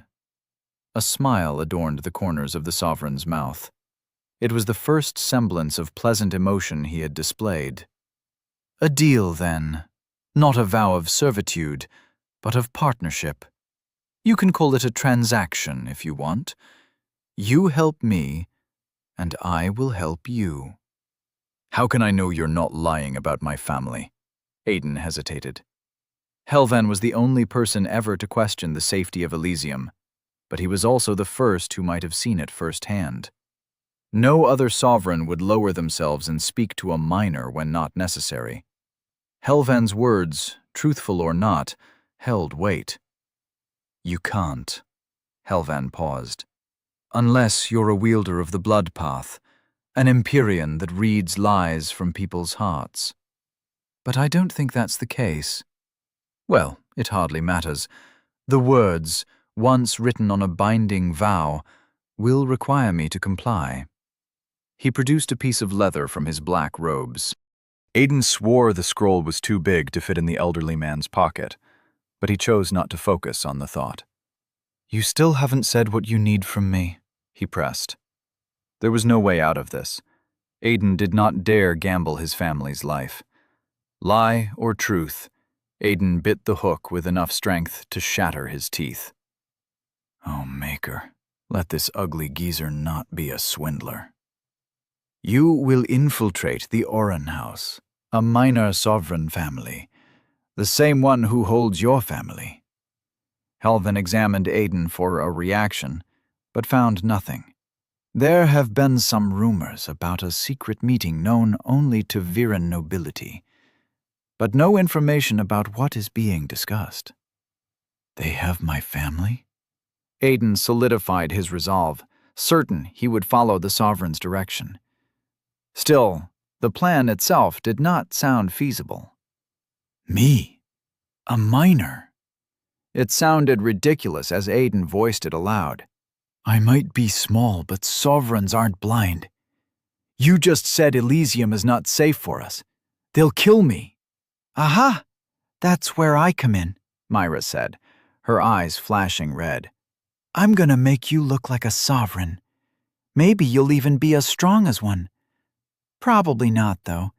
You see, I've been practicing, but no one has survived so far. Helvan cleared his throat. I shouldn't have said that. Well, forget I said that. I feel quite confident this time.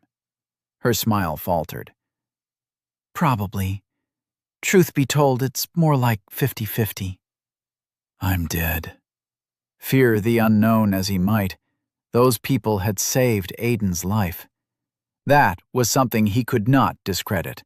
Rescuing a criminal from the hands of two powerful sovereigns was no easy feat. If they did that, saving his family might not be impossible. And I only need to sell my soul for that. Not bad. I'll take it. Helvan opened the leather scroll. Gold sheeting encased the edges, with maroon-red words written on it. Words. Aiden did not know how to read. I, Helvan Karamonder, vow to assist Aiden Greystone in locating and rescuing his family, should there be a risk to their lives in the coming period of 1 year. In return, Aiden Greystone will assist me by infiltrating the Viren nobility to gather information about their meetings. The Sovereign extended the scroll to Aiden. All you need to do is say your full name and that you agree to these terms. That won't work, Aiden shook his head. Abyss take me, he is a swindler. You think I'm stupid? You put a time on saving my family, but not on me helping you out? Helvan frowned, but did not retort. Instead, he tapped a finger on the page, and the words disappeared. Set your terms then, boy. Just say them out loud while holding the contract. You don't need to know how to read. The scroll felt warm in Aiden's hands. It throbbed, pulsating with a rhythm, a heartbeat. But Aiden dismissed the oddity. He was dealing with sovereign magic. Attempting to understand it was not the right choice. He doubted anyone could understand it. He's giving me the power to set terms. Is he stupid? Still, Aiden abandoned the idea of trying to get the better of Helvin, or to swindle him to a disproportional deal. It was foolish even for him. Organizing his thoughts, making sure to eliminate any loopholes on his end, Aiden spoke. Aiden Greystone, swear to infiltrate the Oren house, was it? Helvin nodded. And gather information about what they're up to for 1 year. In return, what was it again? Helvin Salamander? Karamonder, the Sovereign snarled. Salamander. Myra burst into laughter, holding her stomach while pointing at the old man. In return, Helvin Karamonder will help me save my family from whatever threatens their lives for 1 year. It was a stretch. Not only did the terms force Helvin to rescue, but also to protect them for 1 year. But Aiden had to try. The ink appeared on the contract, coalescing into unintelligible little characters that made no sense. He had a feeling they were truthful, but it was either that or another elaborate scam. Whatever threatens their lives, Helvin hummed. Your father must have been busy teaching you to take advantage of others. Like fraudster father, like son. What about gathering information? You're not bad yourself. Probably taught the profession to my great-grandfather or something. Aiden scoffed. Helvin drew a dagger from one of his sleeves in a swift motion. Aiden's eyes widened. It's a joke! Instead of plunging the weapon into his exposed chest, the Sovereign used it to cut the tip of his finger. The bloody thumb made contact with the scroll, leaving a red fingerprint on it. Soon, Aiden's bloody print left its mark on the leather. Ugh, you should probably put that thing away. Myra promptly stepped away. What are you? The scroll caught fire suddenly. The heat burned Aiden's eyebrows. With a yell, he threw the thing on the ground, where it turned to nothing but ashes in moments. A thick cloud of black smoke twisted in the air as if alive. It divided into 2 portions, one shooting toward Aiden and the other toward Helvin. Aiden ducked away with a yell, falling out of the bed, but the smoke followed. It entered his nostrils with a rancid smell of burnt flesh that brought tears to his eyes. He coughed, trying to expel it from his lungs. Something changed inside of him. A compulsion, a foreign will.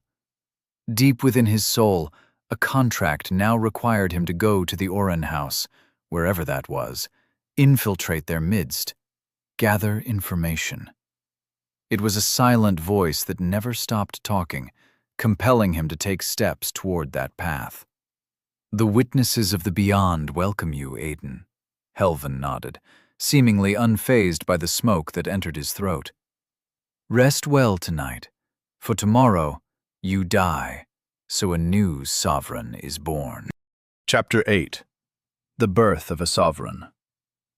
Whatever had kept the pain at bay had vanished alongside Myra. Sleep eluded Aiden as the pain wrestled him awake every time his eyelids dared to close. He was unsure if that was a blessing or a curse. The hurt fueled Dyad Vessel, constantly supplying its torturous reserves, but the lack of sleep took its toll. Aiden slept on his side, his back sensitive to even the slightest touch. It surprised him what an exhausted mind could overpower. Torn flesh, broken bones, loneliness. Someone visited him in the night, and they took the pain when they left. Thank the Maker. Aiden remembered seeing shoulder-length red hair shining like embers in a fire, but that might have been a trick of his tired mind. When the darkness came again, he welcomed it. Aiden woke up, confused. The ceiling differed from before, white instead of pale gray. The bed was no longer warm and comfortable, but a frigid, metallic frame, binding his arms, legs, torso, and neck, and he could not move. His restraints trapped him. "What the abyss?" Aiden shouted, as he realized his clothes were also gone. Panic carved a bottomless pit into his empty stomach as his mind imagined the worst possible things that could happen. "Fuck this." Aiden mustered all the strength in his body to break free, ignoring the blood that gushed from the reopened wounds, but failed to break free. "Shh, it's all right," Myra whispered above. "We're just about to get you all disguised for the, you know, infiltration stuff. Make you a sovereign, remember?" 4 people murmured to the side, all wearing white robes with masks that covered their faces. Aiden felt the displeasure in their frowns, but that was the least of his concerns. "All right, yeah," he shivered. "Who are those guys?"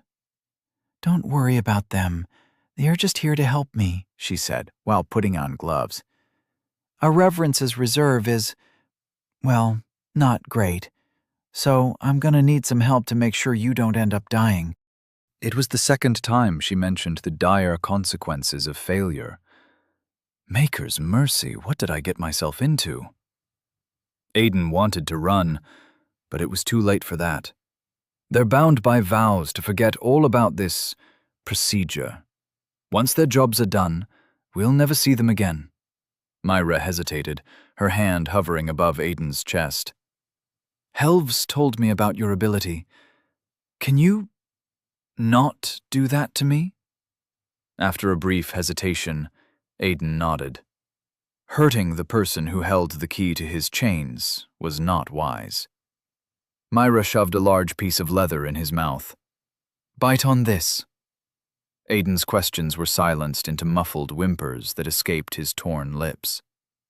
Never in his life had he prayed so hard for salvation, or admonished himself for the consequences of his reckless decisions, but it was past time for regrets. "All right, guys," Myra clapped to gather the attention of the masked sovereigns. "Open up your reserves and submit your will to mine." "All of us?" One of them scoffed as if hearing a joke. "I thought we were taking turns. Surely you don't think you can handle the will of 4 reverences?" "Look, guys, if you don't want to comply, break the contract," Myra said, and the chuckles turned to silence. "That's what I thought. Now shut up and do what I say." Red light illuminated the white walls of the room. It ignited from the mist pouring out of the 4 masked people in the corner. Myra muttered something under her breath, a deep frown taking hold of her features, and took a deep breath. All the mist entered her body. Her eyes gained a deep crimson color resembling a ruby, unlike the usual soft caramel. Even her hair brightened to a brilliant shade of red. Strands of lightning bearing the same color crackled on her skin, traveling erratic paths from her body to the ground in a sizzling stream of pure sovereign magic. "Ah," she sighed with a trembling smile. "Time to start." She pressed her hand above Aiden's heart. "This will hurt. A lot." "I wish I could put you to sleep. Save both of us some trouble, but I gotta monitor you during the procedure." Myra winced at the horrified expression taking over Aiden's features. Molten metal poured from her hand.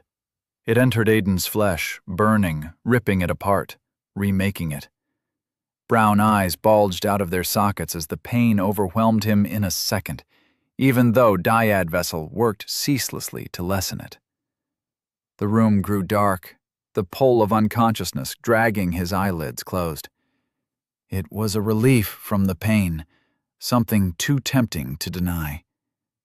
The torture diminished to a whisper. Aiden embraced the darkness, the escape. A cold hand squeezed his heart once, twice, thrice. "Ugh!" he gasped through the leather in his mouth. Cold sweat sizzled on top of his burning hot skin. Just 1 minute. He begged for rest, but realized Myra would not grant it. This pain was something he needed to endure. There was no running away from it. Fire burned his muscles, boiling out the impurities within his flesh, cleansing his body from the inside out. Invisible hammers broke his bones, while the heat mended them together. Aiden screamed until he lost his voice. "I think you broke the rattling," one of the masked men said.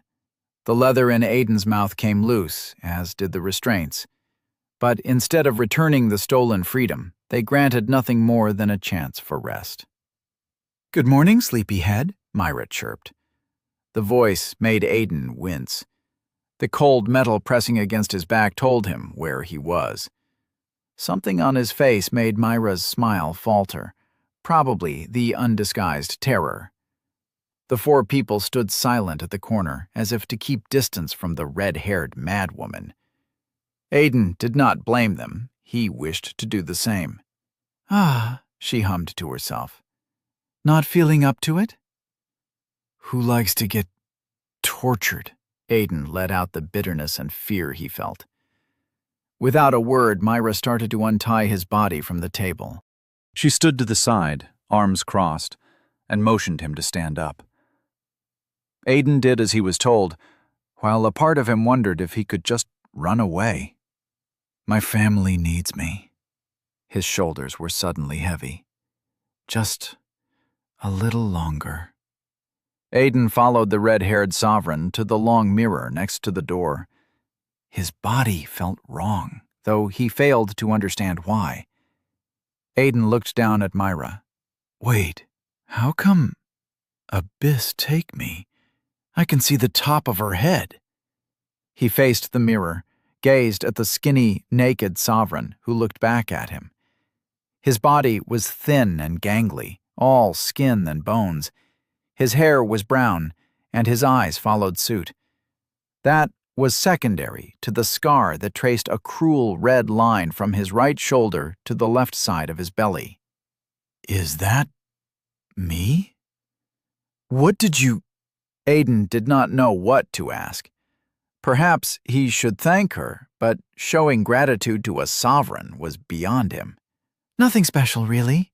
Myra flashed a proud smile as she examined his body. "Removed the gunk from inside you, extended your bones, nourished your muscles with Hexion. Nothing all that difficult. Though you almost died a couple of times." Aiden chose to ignore the last part. "Hexion? I'm a sovereign now?" "Nope," Myra burst into laughter. "You're just the tallest miner ever." She pushed Aiden with a soft touch, nothing but a playful tap. It felt as if somebody had pushed him with their full strength. "No strength to back that height, see? You can't run any faster than a miner. Well, you'll probably be slower now." She frowned. "If you want to stop now, that's all well and good with me. But you'll get a broken bone every time a sovereign looks at you." Aiden swallowed his fears, refusing to let them control him. He needed to get stronger to rescue his family, and the new looks alone were not enough to bridge the gap between a miner and a sovereign. "Do it." Aiden walked back to the table, devoid of hesitation. Fear might still flood him, but he refused to let that control his future. Aiden lost track of the times he lost consciousness. Muffled voices were the anchors that guided him back when darkness beckoned. "Abyss!" Myra snarled. "I shouldn't have done this. Someone get Corvanus here, now!" "Corvanus?" Aiden muttered, confused. He remembered seeing a vial of silver liquid and a large syringe with a bright needle. The pain was so intense that his mind played tricks on him. He saw Overseer Corvanus assisting Myra in dealing his punishment. "Maker's mercy, Myra." Even the voice was familiar. "Why is the child bleeding from everywhere?" "Mistakes happen, all right," she retorted, with a tinge of panic. "Now shut up and help me." Something pierced Aiden's stomach, burrowing its way to his heart. In one moment, his sense of self was intact. He was Aiden Greystone. In the next, he was something else. He smelled the blood in the air, felt it, craved to devour it. Memories pulled him to a place of hunger. The moon shone red in the night sky. A hole in its center pierced the moon's celestial body, revealing bright stars in the distance. It was a proud, defiled reminder of its old glory. The hemomorph wandered the world, dreaming about its next meal alone. Ah, what it would feel like to drench myself in the warm life of those who crossed me. Humans. But the actions of its brethren and the Shavitri had all but extinguished the last remnants of the people that once called this place home. The foolish ones who dared to open the rifts were long gone, while the remaining ones had been wised up by the death of their ancestors. Hard to find. Decades had passed since he last saw a human, but he did not stop hoping. A wave of Hexion passed through the hemomorph, a presence. Who dares? As long as it did not belong to a Shavitri, the creature did not need to fear it. This was his territory. He would find the insolent cur and make them pay for their intrusion. Ah, it's good that you were so close. A voice spoke from behind the hemomorph, sending shivers straight down its spine. Saves me the trouble. Now, friend, kindly hand me your core. The hemomorph spun, weaving Hexion into crimson armor around its body, condensing it into a thin blade at the tip of its tail. Its presence unfolded into the world, but it might not have bothered. A raven-haired man had sprouted out of nowhere, his eyes black as the obelisk. The hemomorph might once have cheered for his luck, but age had made him no longer a fool. For a human to face him meant one thing. He's no prey. The man vanished. Archon! In its last moments, the hemomorph wondered what one of them was doing outside the haven. Before death, it cursed its core with the full force of its will. Aiden let out a gasp. What kind of dream was that? Its details, the sheer lucidity, made it seem like a memory. But that can't be right. There had been no ceiling above his head, only something called the sky. Instead of the torch, a broken sphere called the moon hung above the living like a broken remnant. There were so many questions, but no one to answer them. No one except Helvan. Aiden stared at the ceiling. Dull gray, musty stone. The usual. The room was devoid of windows and doors, but it was still bright. Shadowless bright. It was small compared to his previous bedroom, but the bed was just as comfortable, if smaller. Wait. No doors? How am I getting out? How did I get here?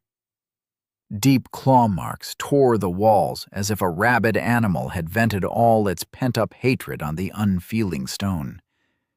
Aiden started to sweat. He looked from side to side but found no trace of danger. He was alone in the plain stone confines. Myra? Aiden hesitated. Helvan! No one replied. No one came.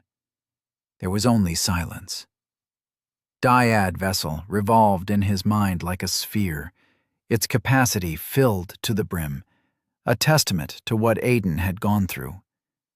After everything they did, he deserved at least someone to answer his questions. The lack of respect was infuriating, but it was nothing a miner was not used to. Helvan! Aiden punched the wall, and the stone caved under his fist. Abyss, take me.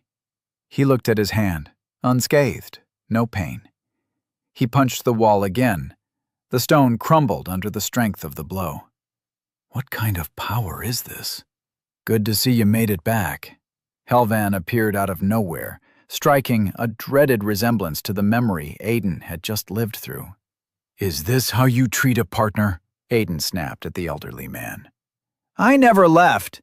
You're the one that left me here." "You really don't remember?" Helvan sighed, ruminating on his next words. "You've been here for a month, Aiden." The ground might as well have fallen from under Aiden's feet. The words left Helvan's lips, but their meaning took a few moments to sink in. Looking around the room, he once again saw the claw marks, and the realization made him shiver. I did that. The hemomorph did that. He had no proof, yet he knew the creature was one with him now. "Come, there's a lot of things you need to know. Even more that you must learn." Helvan winced, looking around the room as if searching for where Aiden was. "But that can wait. Unlike you, I can't see in the dark." Chapter 9. Catalyst. District 99. Realization fell over Aiden like a bucket of cold water. He did not know if the truth should terrify or amaze him. A lot of questions remained unanswered, but in front of him was a man who held the answers, who knew the truth, unpleasant as it might be. Aiden took his hand. The world shivered for an instant, then changed. The musty, ravaged walls and a decorated office replaced the suffocating prison cell he had woken up in. An amber wooden desk, polished to a shining luster. A similar set of chairs, one in front of the desk, the other behind it. A globe of yellow light hung from the ceiling, nothing but a small mockery of the torch, its soothing brilliance providing color to the world. A painting, confusing in its swirl of colors and symbols, depicted a battle between a white-furred humanoid creature and a black-haired swordsman. But none of that caught Aiden's attention more than the bookshelf to the side. So many. Books of all shapes and sizes, bound in leather, some even wrapped in metal. They called to the curiosity he had been born with, promising answers to questions he never thought to ask. "Have a seat," Helvan motioned to the chair. He fixed him with an impassive face, his eyes examining something only he was aware of. The silence in the room was chilling. His scrutiny made Aiden uncomfortable, but he did his best not to let it show. "Say, Aiden, what do you think about the painting?" Helvan asked. "Messy." Aiden examined the painting, but the random symbols took away from the scene. "The white thing, whatever it is, doesn't seem to like the guy with the sword." Helvan looked stunned. It was as if Aiden had provided a deep insight into the mind of the painter, for the elderly man nodded and produced a smile. "You can see it. I was right.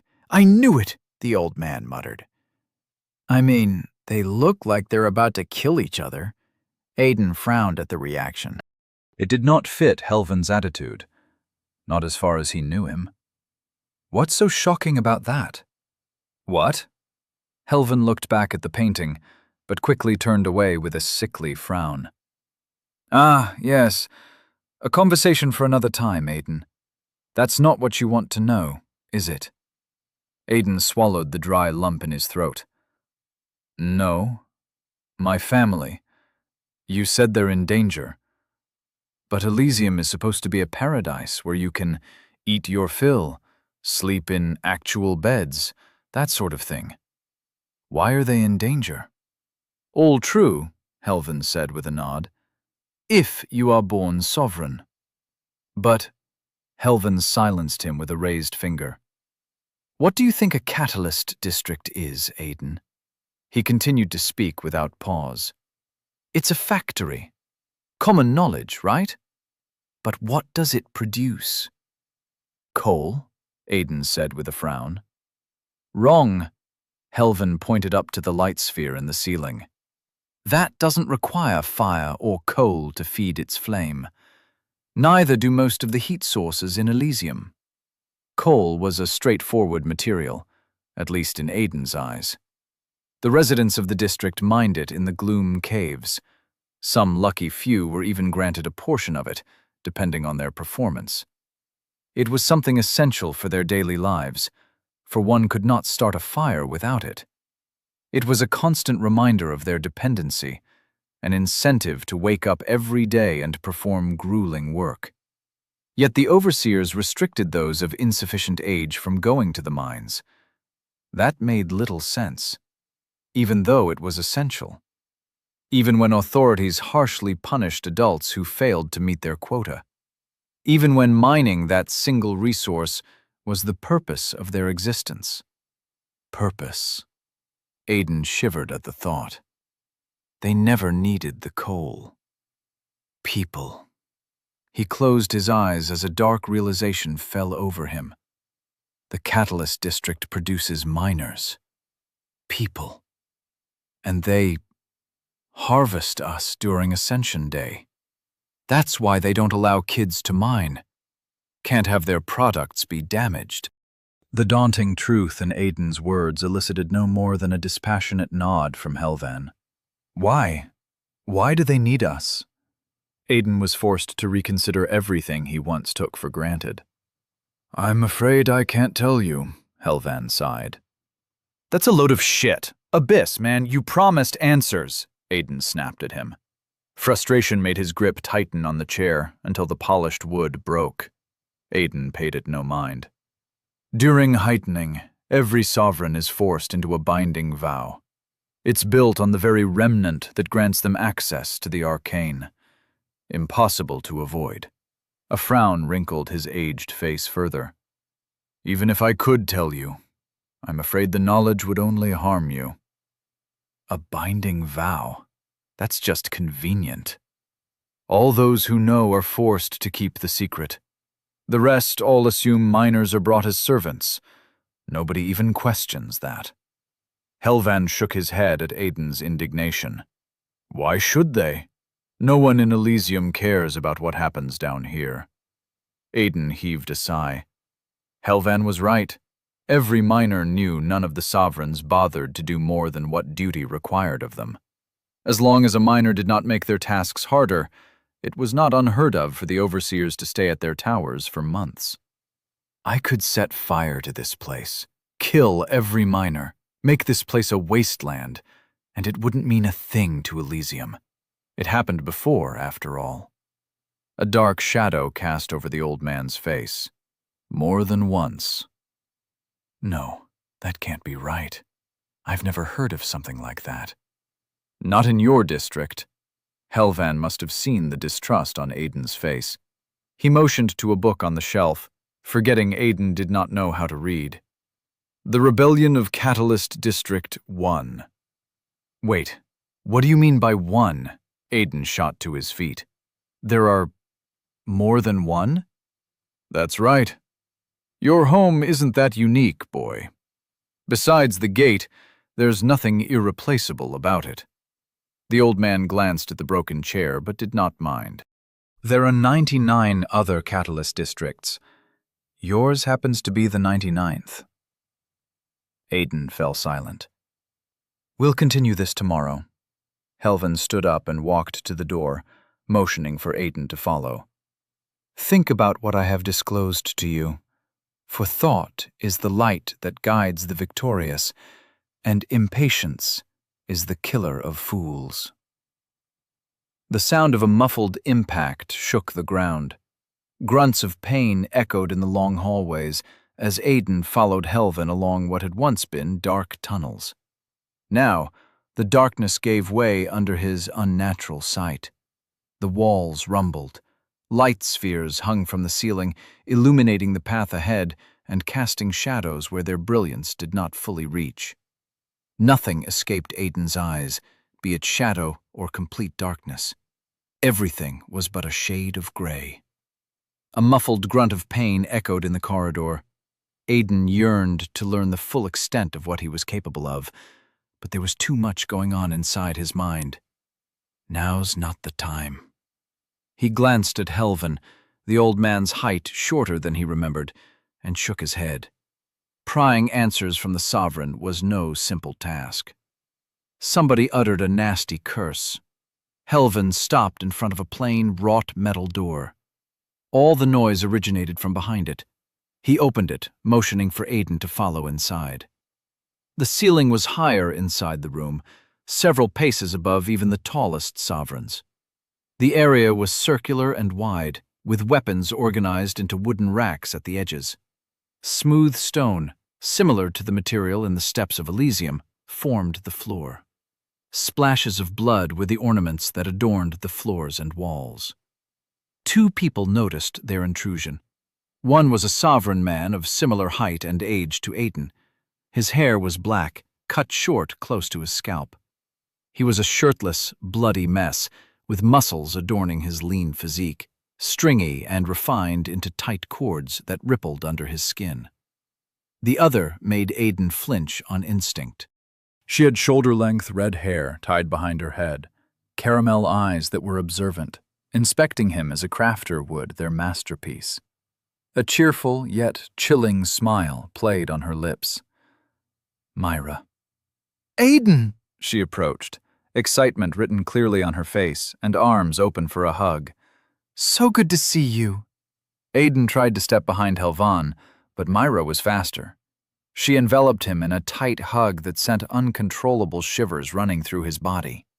Myra, Aiden forced a smile. It's good to see you. That grumpy man didn't let me visit you. Can you believe that? Her eyes stabbed at Helvan. Truth be told, I wasn't sure you'd pull through. Aiden silently thanked Helvan for keeping her away from him. 1 month of his training is already wasted. I take it you understand what to do, Myra, Helvan spoke. Yes, sir. Of course, my lord. Myra saluted before whispering, Don't mind him. He hates when people have fun. The other sovereign walked toward Aiden. Who's the skeleton? These guys been starving you or something? Skeleton. Aiden glanced down at his arms. He did look thinner than he used to. Aiden. He extended a hand.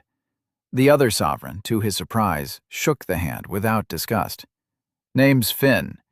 You could say I'm the boss around these parts. Finn is a recruit, same as you, Aiden. Helvan shot him a glare. Though his training has started before yours. They're all yours, Myra. I have better things to do. Helvan departed, leaving only Aiden, Finn, and Myra in the room. Myra, do this. Myra, do that. She mocked Helvan's rasping voice.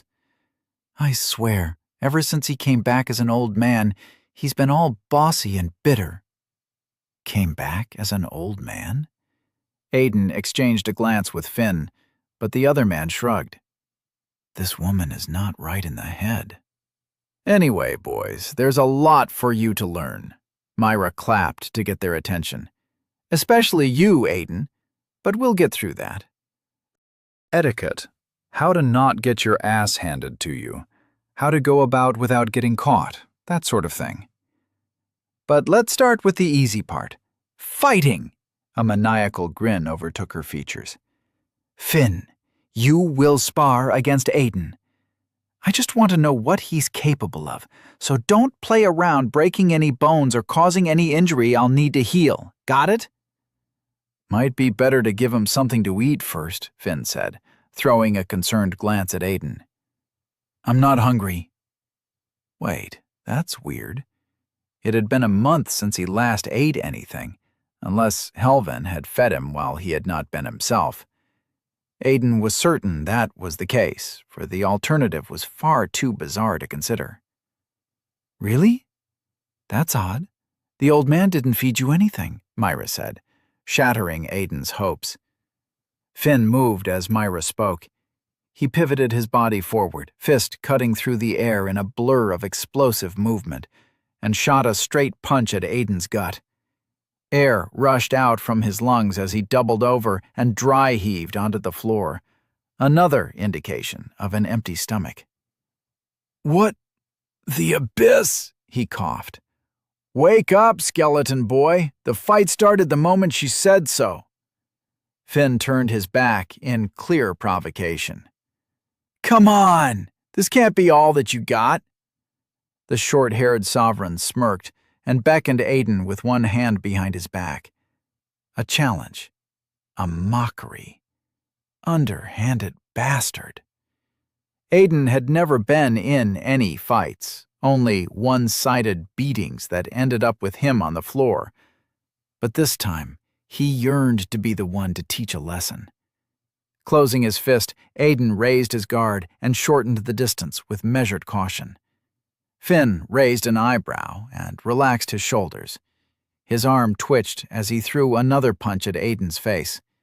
Aiden rolled to the side. I saw that coming. Something struck him in the belly. It was the same spot Finn had hit before, a message that ridiculed his efforts and denounced his lack of skill. All right, that's quite enough. Myra pulled Aiden to his feet with one hand. Not much of a fighter, are you? That's putting it lightly. This guy can't fight to save his life. Finn snorted a laugh. No idea you guys recruited amateurs like that. Aiden felt his face coloring to an uncomfortable crimson. Finn's words might be rough and provocative, but it was the undisguised truth. His performance had already been embarrassing enough, so he chose not to give a meaningless comeback. The assessment, if it could even be called that, ended without ceremony. Myra left after showing him to a plain, small room that could barely fit him. A comfortable bed, if tiny, was stuck to the sculpted monotone stone. A table and chair, crafted from a type of black wood that resembled coal, adorned the opposite side. The bed was as soft as he imagined, but Aiden did not let himself appreciate it. Everything felt out of control. Events spiraled around him, their consequences unknown. The gate, the beyond, the ascension, the ring, and now I'm some kind of spy. Aiden massaged his temples. He felt way out of his depth. What are these people thinking? The secret organization, the witnesses of the beyond, had goals he understood even less than the previous monumental events of the past few days. I need a moment to take a breath. But he knew that was a luxury he could not afford. Myra had told him of the rigorous training ahead, advising caution to avoid injuries she could not heal. But Aiden let the warning enter one ear and leave the other. He needed to catch up to Finn if he wanted to have the strength to fulfill his binding vow. He needed to get stronger. If all that blocked his path was just a little pain, Aiden refused to flinch. I don't break that easily. Aiden snapped his fingers, turning off the light sphere. Do your worst, Myra. Chapter 10. The As-Tenri Circlet. The flow of time streamed by, ethereal and traceless. Without the torch's light shining above Aiden's head, a measure of the day was determined by how long he endured Myra's grueling training, rather than the shifting hue of the remnant's flickering flame. Weeks of etiquette and basic hand-to-hand combat lessons, nothing more than the red-haired sovereign beating Aiden and Finn half dead, and he started noticing his progress. He could now hold his own against the fellow recruit during a short sparring session. Sometimes. Aiden knocked at the metal door once. No reply. The man inside must have been busy. The few times he had seen Helvin during the training lessons had all ended in the postponement of his promise for answers, but Aiden thanked him for it. His avoidance provided plenty of time to dwell on the questions he needed answers to. There were so many. Come in, Aiden. Helvin's raspy voice came from inside. Someone replaced the broken chair, a victim of Aiden's impatient grip, erasing all memory of their previous encounter. Helvin sat behind the desk, his focus on the many papers strewn across the polished wood. I hope you forgive me for not seeing you earlier, but there were other matters that needed my attention. He motioned to the chair. Try not to break it this time. No promises, Aiden said with mild embarrassment. Still getting used to my body. Myra tells me you're making significant progress, Helvin said, flipping through a stack of papers and picking one up. His eyes darted from line to line as he read. Demonstrates high levels of pain tolerance, stamina, and a will to improve. Next steps of his training will begin tomorrow. Myra isn't the kind to praise without cause, just so you know. Never mind that. Aiden waved away the discussion. He was here for answers, not idle talk. How did you know my father? Helvin flinched at the question, raising his head from the documents before saying, Now that is a long, long story, one which I don't have time to share. But suffice to say, your father was one of us. You can't mean... A member of the Witnesses of the Beyond, yes, Helvin sighed. A smuggler who knew far too much for his own good. Korvax could get into places no one else could, not even me, and steal things no one dared to attempt. The revelation stunned Aiden into silence. His father had never struck him as that sort of man. He was a hard-working miner, confined to the gloom caves for the better part of his days to provide food for their pot. A smuggler? If there had ever been a hint of that part of him, Aiden had been too young to notice. I've never seen Dad do anything like that. Aiden suppressed the doubt in his tone. And what would he even smuggle from the mines to Elysium? Helvin chuckled as he watched the moment Aiden pieced the puzzle together. That's right, boy. Your father didn't take things from the mines to Elysium. Quite the contrary. But he was a miner, Aiden protested. You can't go there unless you ascend. Are you sure? Helvin raised his eyebrow, looking Aiden up and down. You claim to be a miner yourself, but you're taller than me.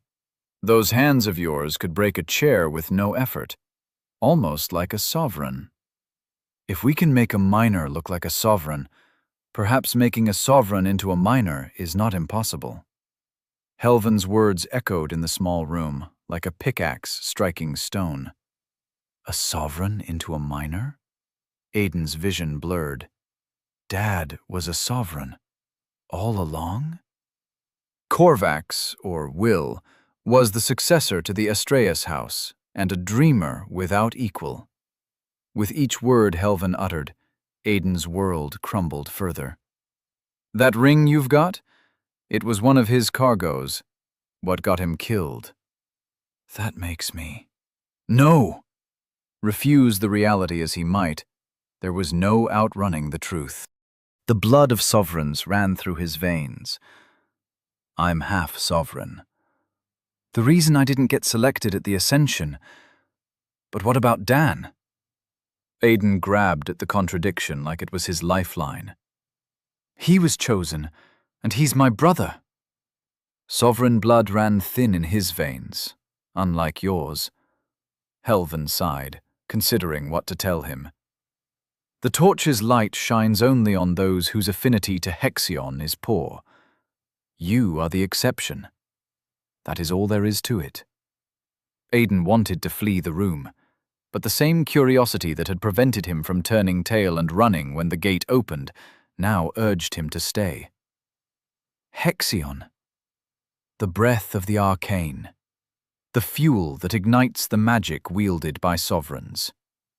Helvin paused, throwing a deliberate look at Aiden. It is the same energy that powers the runic remnants. Like that black ring.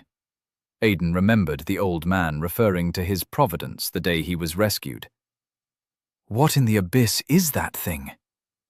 It's an Az-Tenri circlet, a soul-bound item forged in the age of fallen gods with the sole purpose of enhancing the power of an Empyrean.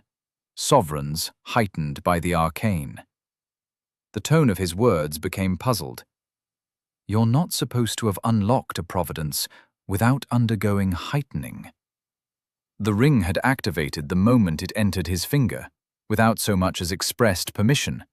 But the providence only emerged after his unfortunate capture at the hands of Travor and Corvanis. Can you teach me? No, I won't teach you how to use your providence. It can cause more harm than good. You haven't even tried to learn by yourself, Aiden. Know that some answers are only retained through experience. He's right. Aiden had been reluctant to use the providence during his training with Finn and Myra, since they were not truly his foes. But that did not excuse him from never trying to figure out the workings of his power. Deep down, Aiden was afraid of it. He wanted answers, but feared their repercussions would change him. Leave now, Helvan said. Myra is expecting you. The training room was not silent. 3 new people, all dressed in plain gray robes, stood in the corner, their conversation tightly kept within their private circle. They were tall, sovereigns at a glance, possibly half-breed impersonators, Aiden thought. Heavy was the burden of knowledge, doubt, hesitation, anger. Aiden just wanted to punch something, someone. He yearned for the simplicity of training the flesh, where one either won or ended up bloody on the floor. Simple sounded good after all he had learned.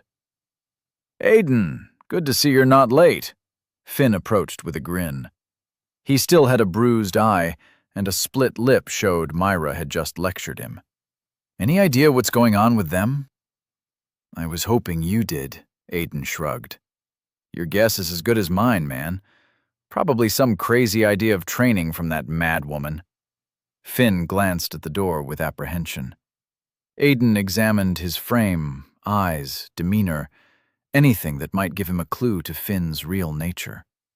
Nothing about him resembled a minor, yet Aiden knew he had been one. He did not act like a sovereign. His behavior was crass and unbothered. Did they also put you in a cell after making you look like one of them? Aiden nodded to the 4 sovereigns at the back. A sovereign, I mean. Finn stood silent for a moment, his face showing no indication he understood the question. Say, do you fancy apples, Aiden? Never had one. Aiden understood the other boy's meaning at once. Not much of that going around where I came from. Just potatoes and coal.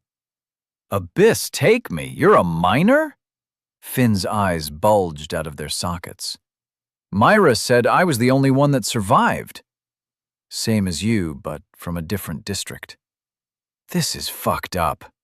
Finn pulled Aiden to the farthest corner. Myra isn't right in the head, I'll tell you that. She might also be one of us. I can recognize the scars when I see them, he spoke in a hushed tone. But what do you mean by cell? The door opened behind them. Myra entered the training room, hands behind her back, and an unusually serious expression on her face. The 4 strangers went silent at her presence. I taught you the basics, how not to embarrass yourselves too much during a fight, but there's only so much you can learn with hugs and lectures. The excited grin returned to her face, sending a shiver coursing through Aiden's skin. Knowledge can't hold a breath to the real thing. Isn't that what we're doing when you beat us up all day? Finn scoffed and slapped Aiden's shoulder. Right, Aiden? You idiot. Aiden tried to move away from the short-haired man, drops of sweat trickling down the back of his neck. You don't provoke that woman. Myra grinned from ear to ear. Oh, come on. You know I won't hurt you too much, right? I need to fix that. She beckoned to the distant sovereigns. You 4, the old man promised you what? 1,000 low-grade Hexion cubes for assisting in their training? That's right. The largest one of them stepped forward. How about this, then? I'll pay you 10 cubes for each of their bones you guys managed to break. Myra nodded to herself, proud of her idea. Silence fell in the room like a deadly sword. 10 cubes! The big man shouted. The one with a rotund belly counted on his fingers, excitement growing as he grasped the true value of Myra's offer. The smaller, thin man chuckled. What's the catch, Weaver? Simple. If any of them remain standing after 1 hour, you won't get paid at all. Myra crossed her arms and beamed. Are you trying to scam? The fat sovereign shut up as the tallest of them waved a hand. Against kids? He inspected Aiden and Finn. I'm not saying no if you want to pay us more, but what happens if we snap their necks by accident? You understand, stuff like this happens. I'll be watching. Myra narrowed her eyes. The man swallowed and looked away. You've got yourself a deal. See? Finn elbowed Aiden in the side. Forget about not being right in the head. She's downright insane. You provoked her. Aiden wanted to strangle Finn. No, I didn't. Good luck, boys. Myra walked to the side of the room. What are you guys waiting for? Fellas, stay away from the neck and head. The tall sovereign, their leader, spoke to the others. The money is tempting, but we need to keep it safe so the cubes keep flowing every day. Got it? His back faced Aiden. The sovereign spoke as if he were discussing what manner of fancy clothes to buy, not at all the tone one should have before committing acts of violence. Rather than horrify Aiden, his casual cruelty made him happy. That is a sovereign. Aiden brought the awareness to the forefront of his mind. I don't need to feel bad about this. Whatever blood flowed in his veins, sovereign or minor, it did not determine the kind of person he was. An inheritance paled to the familial bonds and companionship he had developed with his family and the people in the mines. Never again. Aiden was done letting this kind of person trample over him. Nudging Finn with a hand, he ran at the men in a soundless sprint.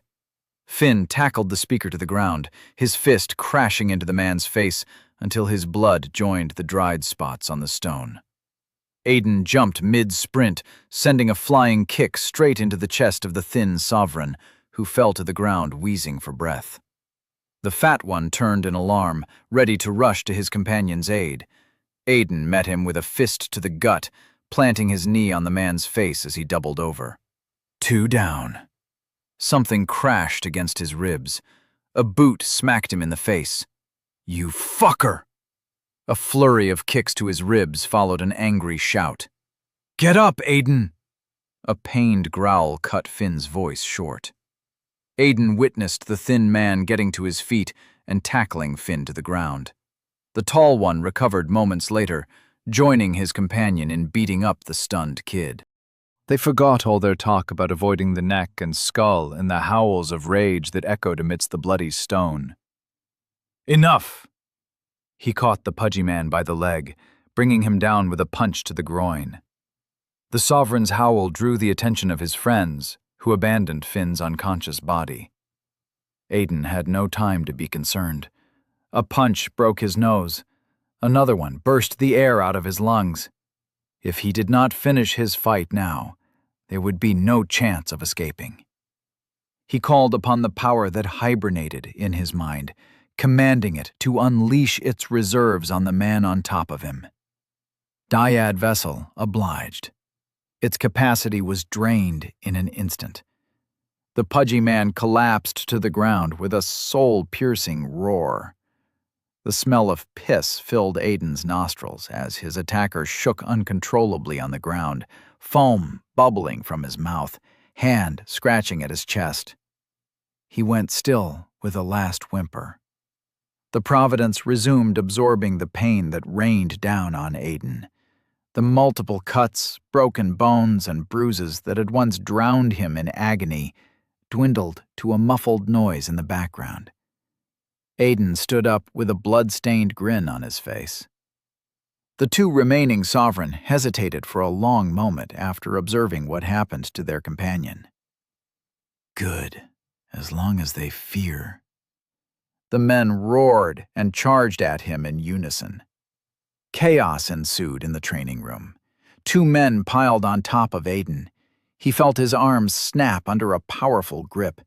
Someone kicked him in the crotch. A flurry of punches hit his face. Shit!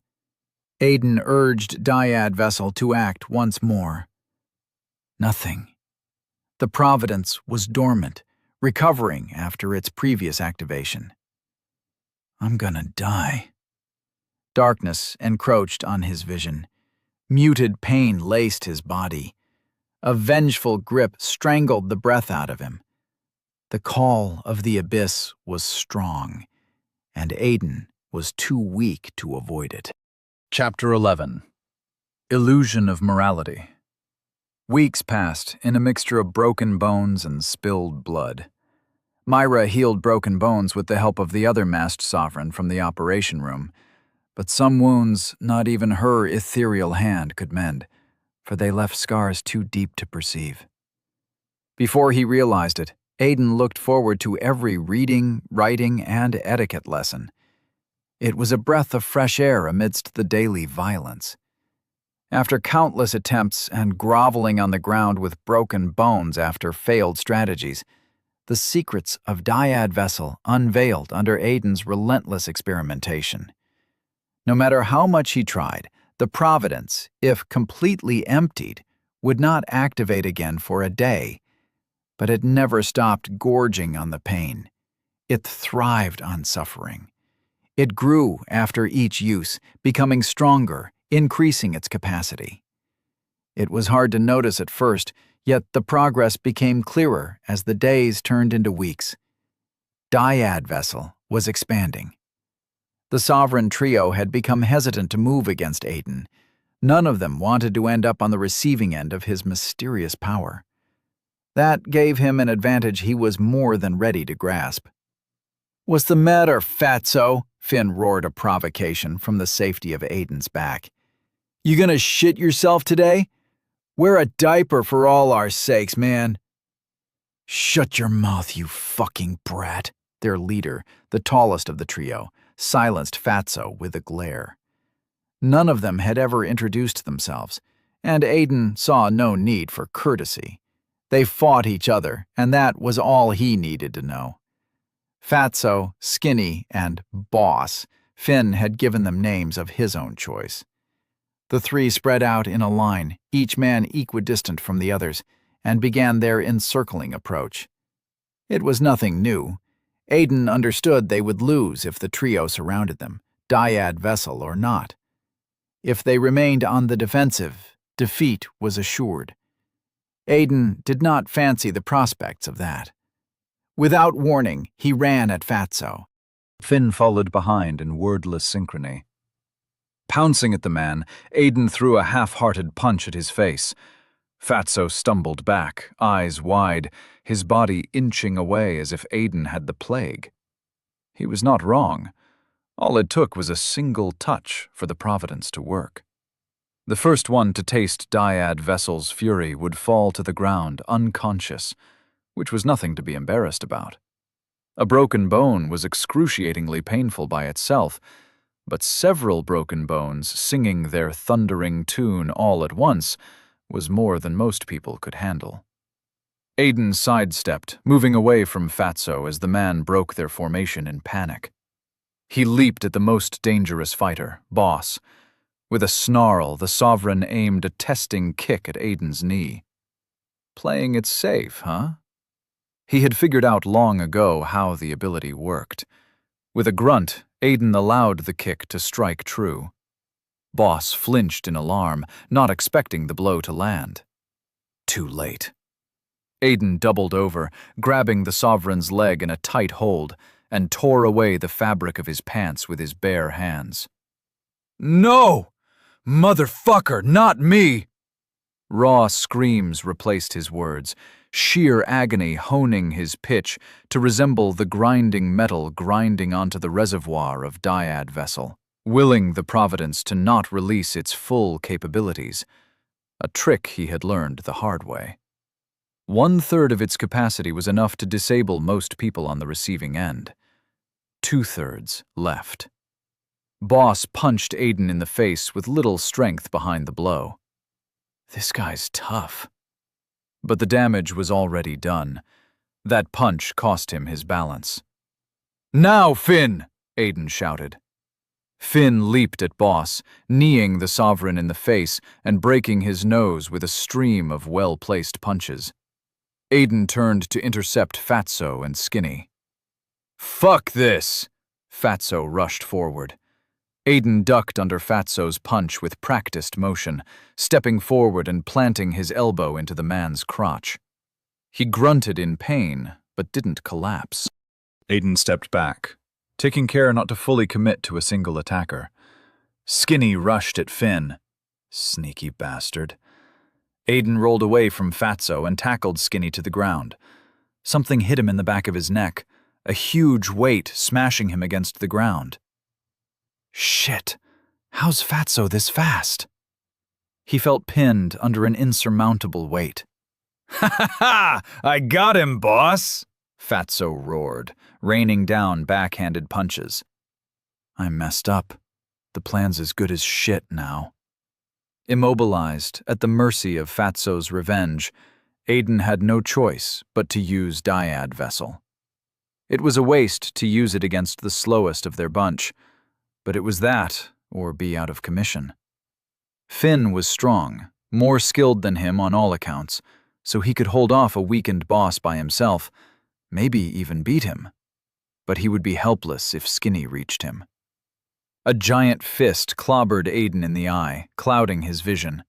He grabbed at the Sovereign's leg blindly, letting his fingers tear through the layer of protective clothes Fatso wore. Another, more desperate punch landed. Aiden willed Dyad Vessel to action. 1/3 left. He pushed Fatso off him as the man convulsed. Jumping to his feet, the dizziness faded with the aid of regained focus. He rotated his body, sending a kick at the Sovereign's temple. Fatso went still. A pungent smell wafted in the air as his pants darkened a shade. "Abyss take me," Skinny grumbled on the side. "I knew we shouldn't have accepted this job." Boss lay unconscious on the ground, as did Fatso. Only Skinny remained. A deep sense of fulfillment overtook Aiden. Weeks. It's finally over.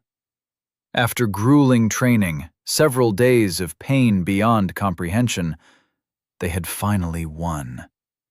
It was over. "Nice job with the gloom touch." Finn punched Aiden in the shoulder. "I gotta say, it feels good to win for a change." "Win?" The voice did not belong to Myra, their silent overseer.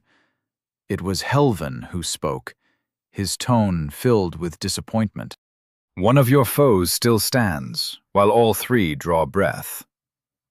"How did he get here?" Aiden swallowed dryly. "Sovereign magic." "You can't be serious, Helvan." The implication of his words took Aiden aback. "Why would we kill Finn?" Helvan cut him off. "I've gathered some information regarding your father. Do you know what to do?" Myra stood silently. Hey, this is not part of the deal!" Skinny shouted in protest. Finn walked toward their leader's unconscious body, unfazed by the shouts in the room, and raised a foot in the air. "Finn, stop!" The foot crashed down on the man's throat, with a wet crack of broken bones. The Sovereign twitched, his body jolted awake, then went still. His chest no longer rose to draw breath. Dead. Just like that, with casual proficiency. "What are you doing?" Aiden paled when he met Finn's cold eyes. "You killed him." "I sure as the Abyss did." "Didn't take you to be soft-hearted toward these people, Aiden." Finn frowned, his jovial tone frozen in ice. "Did they treat you well in your district?" "I'm proud of you, an educated little ratling." Without waiting for a reply, he approached Fatso with deliberate steps. "It's kill or be killed, Aiden. I thought you knew this by now." His foot descended once again, killing the Sovereign instantly. "We can't." Aiden's words fell dead as someone held him in a chokehold. Who? He looked from side to side, trying to find the missing sovereign, to no avail. Finn crossed his arms, looking at him with expectancy. He said nothing, but words were no longer necessary.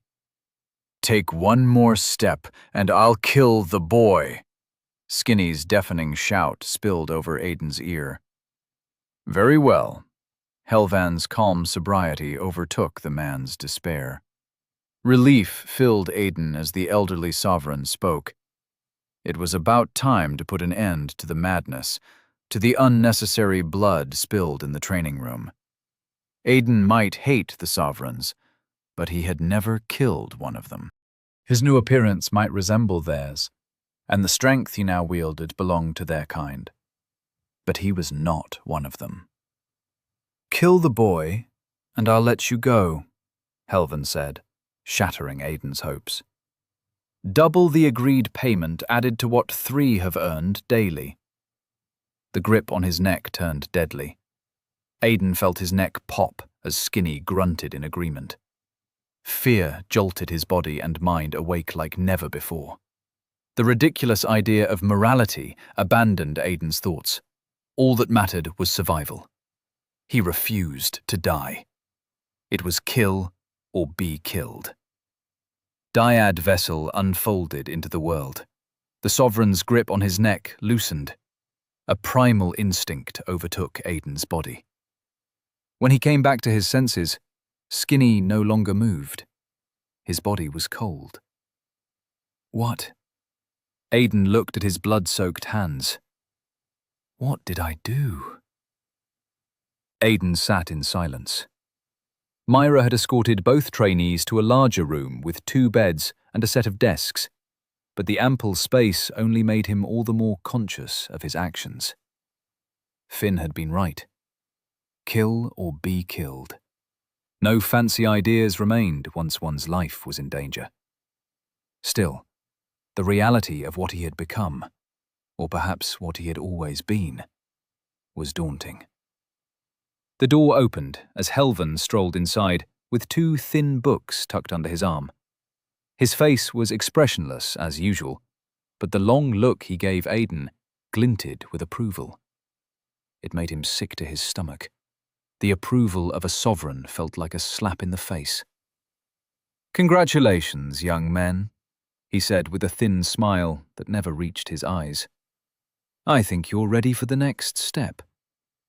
"No!" Myra, who had been quietly reading a book, stood up in alarm. "Helves, they aren't ready!" "Were you ready?" He took her astounded silence as his answer. "No one ever is, Myra." He brought his hand forward, opening it to reveal nothing. For a moment, Aiden was confused, but that feeling soon turned to shock. Out of nowhere, a fist-sized transparent sphere appeared in Helvan's palm. "What the abyss?" Finn blurted out. The sphere was polished, flawless. It shone with an unhealthy green light that smelled faintly of death, but the color only lasted a fleeting instant. The emerald hue dissipated, replaced by a pure, swirling obsidian hue that reminded Aiden of the Oz-Tenri's circlet. It was an all-consuming black. "This is a warp crystal. A bridge between this world—" "What's a bridge?" Finn interrupted. Helvan took a deep breath, but the message in his eyes was clear. Even if Finn were 10 times the fool, he would not dare interrupt the man again. "A warp crystal is a connection between our world and the sixfold corridor, the place where all heightened sovereigns, known as Empyreans, draw their magic from. An endless corridor that loops within itself, without end, without beginning," Myra muttered, her eyes distant. "If you think about it too hard, you'll probably end up crazy. Stuff like that isn't meant for people like us to understand, truth be told." Helvan nodded. "Finn, Aiden, this is your final test." Helvan looked at the warp crystal for a long moment. "If you are worthy, then you'll walk the sixfold corridor, and find your path. What if we don't? Aiden saw the hesitation in the elder's eyes. Then you'll never return. Helvin did not hide the truth. Unable to die, forever wandering the empty halls of the corridor. It's not a fate I would wish upon others. Nevertheless, within this warp crystal lies the secret to Empyrean power, the key to holding your fate in your own hands. Wealth, happiness, revenge. Finn burst to his feet and touched the warp crystal. The moment his skin came into contact with the mysterious, color-shifting material, he vanished without a trace. Helvin continued as if nothing had happened. All is within reach, if you succeed. That's normal? Aiden swallowed the lump in his throat. Neither Myra nor Helvin displayed any emotion at Finn's disappearance, so the phenomenon must have been something they already expected. But Aiden could not get over the fact that his friend, if they were even close enough to be called that, had vanished into thin air. Indeed, Helvin remained unshaken. Time in the sixfold corridor does not flow like it does in the Haven. Years there might be no more than seconds here, sometimes minutes. It's not constant. Yep, Myra chirped. But everyone, well, most people know that if you're not back in 6 hours, then you aren't coming back at all. I'll go grab something to eat while we wait. Want something, old man? Helvin ignored her as she left. Helvin, if this is the last test, when I come back, you'll give me some answers. Aiden stood, moving to stand face to face with the elderly sovereign. Helvin paused. The warp crystal was a gamble. It had the potential to provide a path to power, but it could just as easily lead to a fate worse than death. None of those paths were guaranteed. However, Helvin nodded to Aiden's request, as if he had not a shred of doubt in the young man's return. I'll be waiting, Aiden, he said, placing a hand on his shoulder. Your path will be harder than most, but I trust you'll find your way, as I have. Aiden touched the warp crystal, and the world twisted around him. Darkness swirled into a vortex, the irrevocable pull of the unknown, dragging his body into the sixfold corridor. The pull came to a stop. Aiden's bare feet touched the coldest stone he had ever stepped on. But that was not what chilled him to the core. When he opened his eyes, he faced a man, a creature, with molten metal for eyes. Chapter 12. The Sixfold Corridor. Its skin was silver, like a polished sword. Golden hair forged in fire, brushed back into a loose bun, giving the 2 obsidian horns that sprouted from its temples ample room. Whatever the creature was, it towered over Aiden as if he were back to being a minor.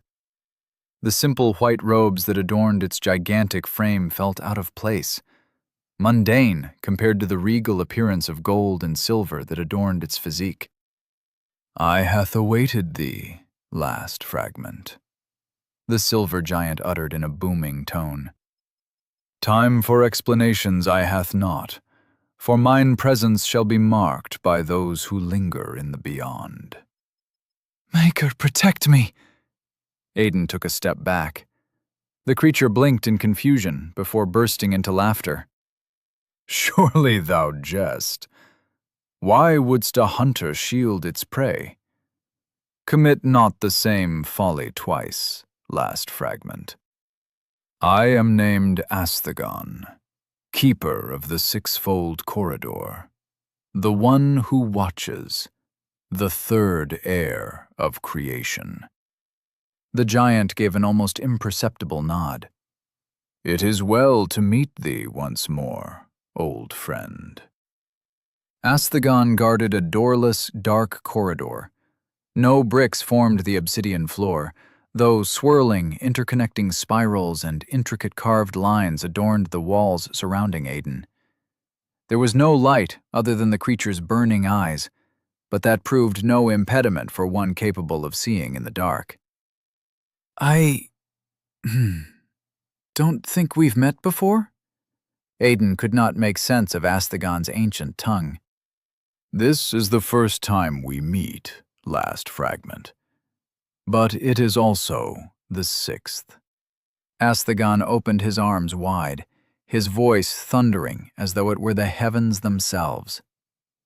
I have known thee since the beginning of creation, when the stars first did shine in the vastness of the void. We have discoursed upon this matter countless times, as a written bond that may not escape the prison of karma. What in the abyss are you babbling about? The words slipped from his mouth unbidden, as if a force compelled him to speak his mind. Stop with the damn riddles. What sayest thou? Astagon blurted out in surprise. His mouth hung open with unsaid words. Confusion, surprise, excitement, sadness. Aiden saw a variety of emotions flitting through Astagon's sculpted face, but they changed faster than reason. Astagon gazed at Aiden, through him. A warm veil wafted past. Apologies, last fragment. It seems I misread the flow of time. Do you understand me now? Aiden nodded. You're finally making sense. I didn't mean to say that. The 6-fold corridor compels its visitor to speak truthfully, old friend. This is not a place for falsehoods. Astagon brushed his hand against the wall with intimate care. A beautiful creation from a master long gone. A shiver ran through his silver skin. Astagon fell to his knee with a grunt, pain etched plainly on his face. The call of the abyss is strong, old friend. Even in this place, I cannot fight its pull. When Astagon raised his head, there was no fear in his eyes. My job is fulfilled.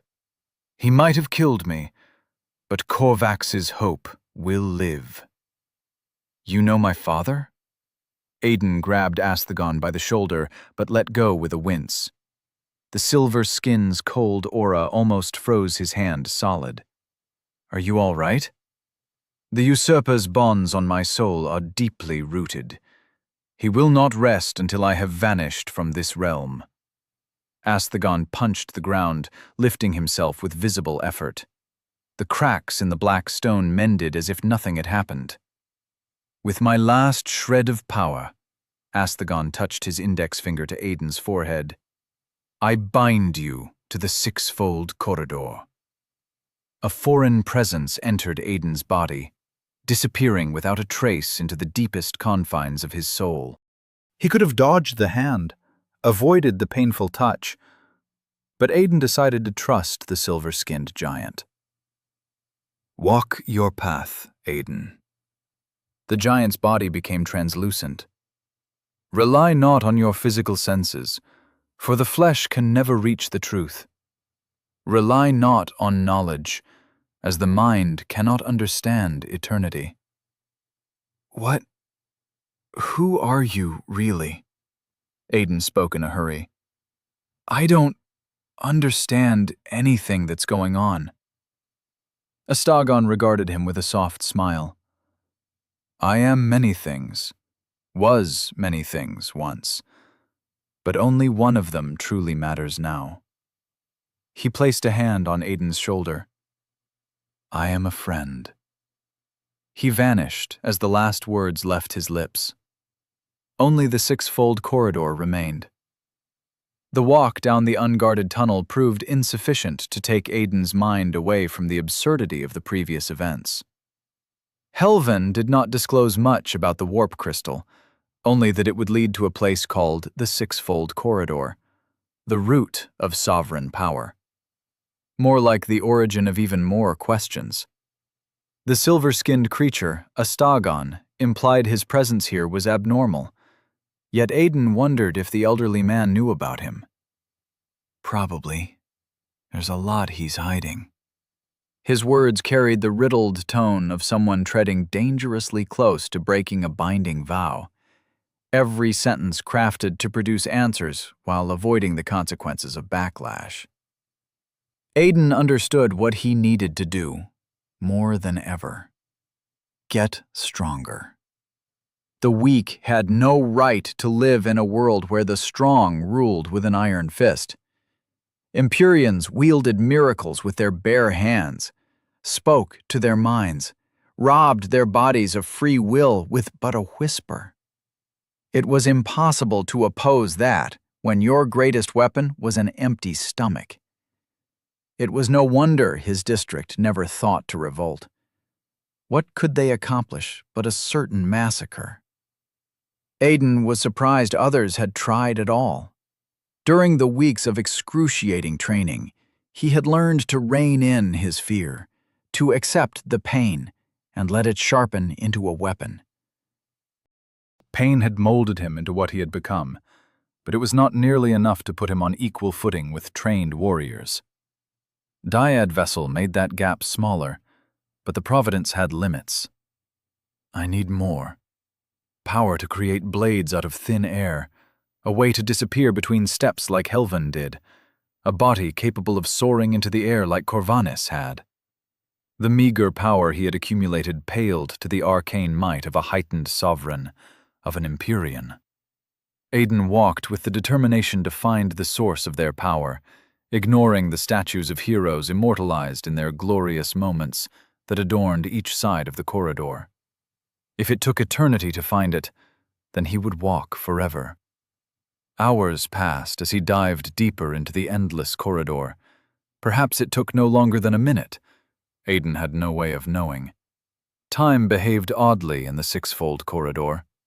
His body did not tire, nor did hunger or thirst shave away at his sanity.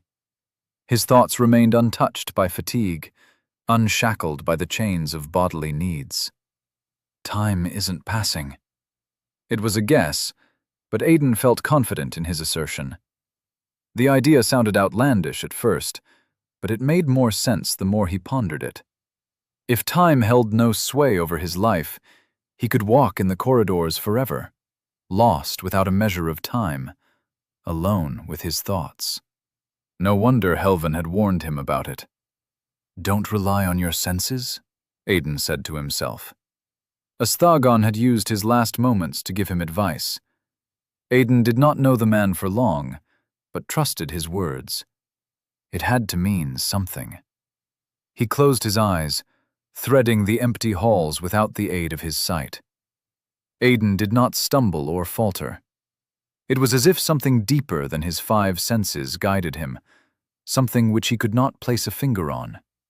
He walked without stopping, until he felt a tug inside his heart. Opening his eyes, he saw a door carved into the wall at his side. It was black as obsidian, dark like the color the warp crystal had assumed when rested against Helvan's palm. With a touch, he knew the eternity of wandering would end. A path to power.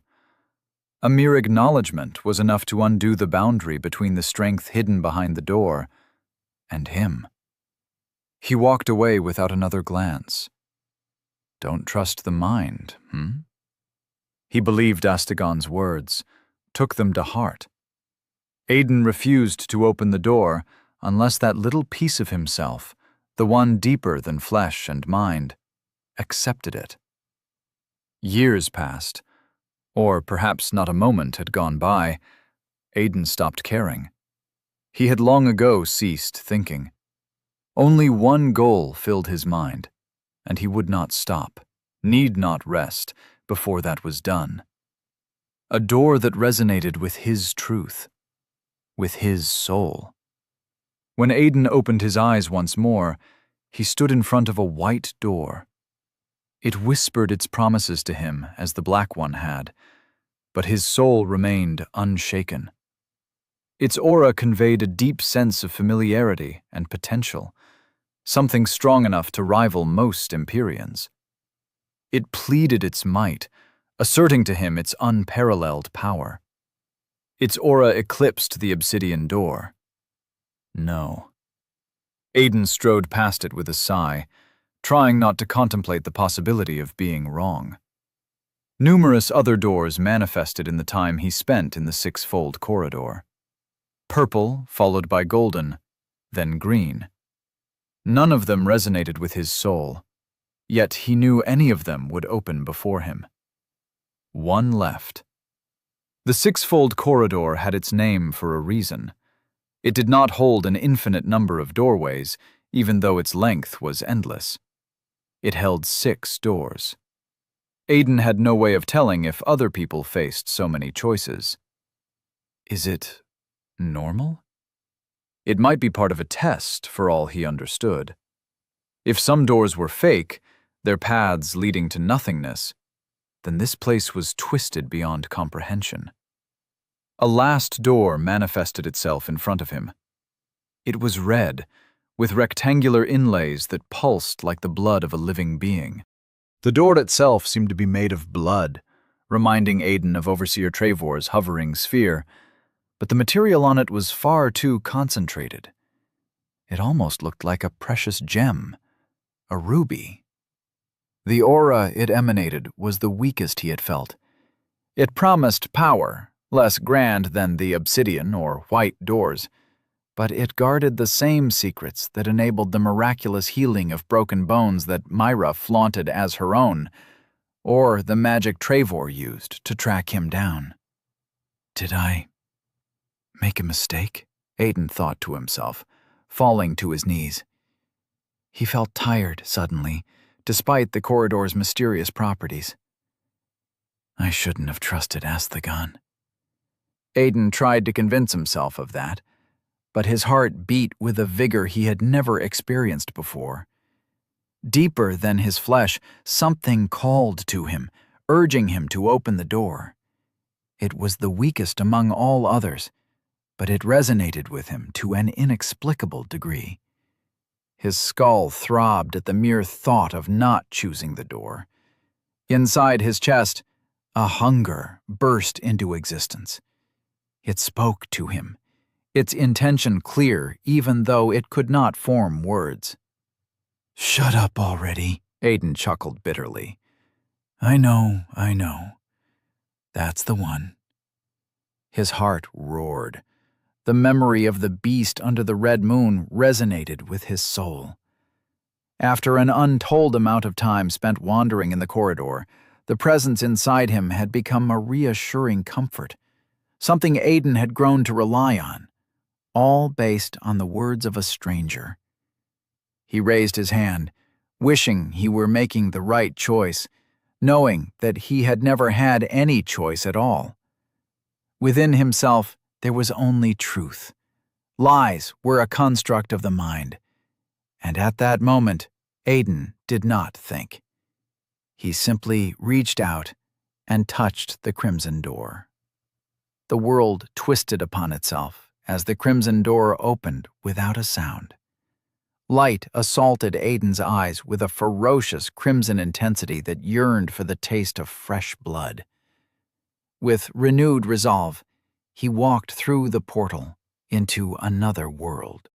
Looking up, he stumbled, for there was not a ceiling above his head. Nothing constrained the endless horizon. That's the sky. Aiden remembered the word from the caustic memory, the half-real, half-dream impression passed down to him by the creatures whose heart somehow beat on his chest. Endless and uncaged by the prison of stone. Aiden gazed upon freedom for the first time in his life and understood the weight of the shackles that bound his people. A sky was not needed for life. Neither were the pink clouds that floated unhurriedly on the vast canvas stretching above the dark soil below. It was not necessary, yet he felt a keen pain from being robbed of it. The sources of light were hard to look at, 3 burning orbs of crimson fire suspended on the horizon. Tears trickled silently down his face.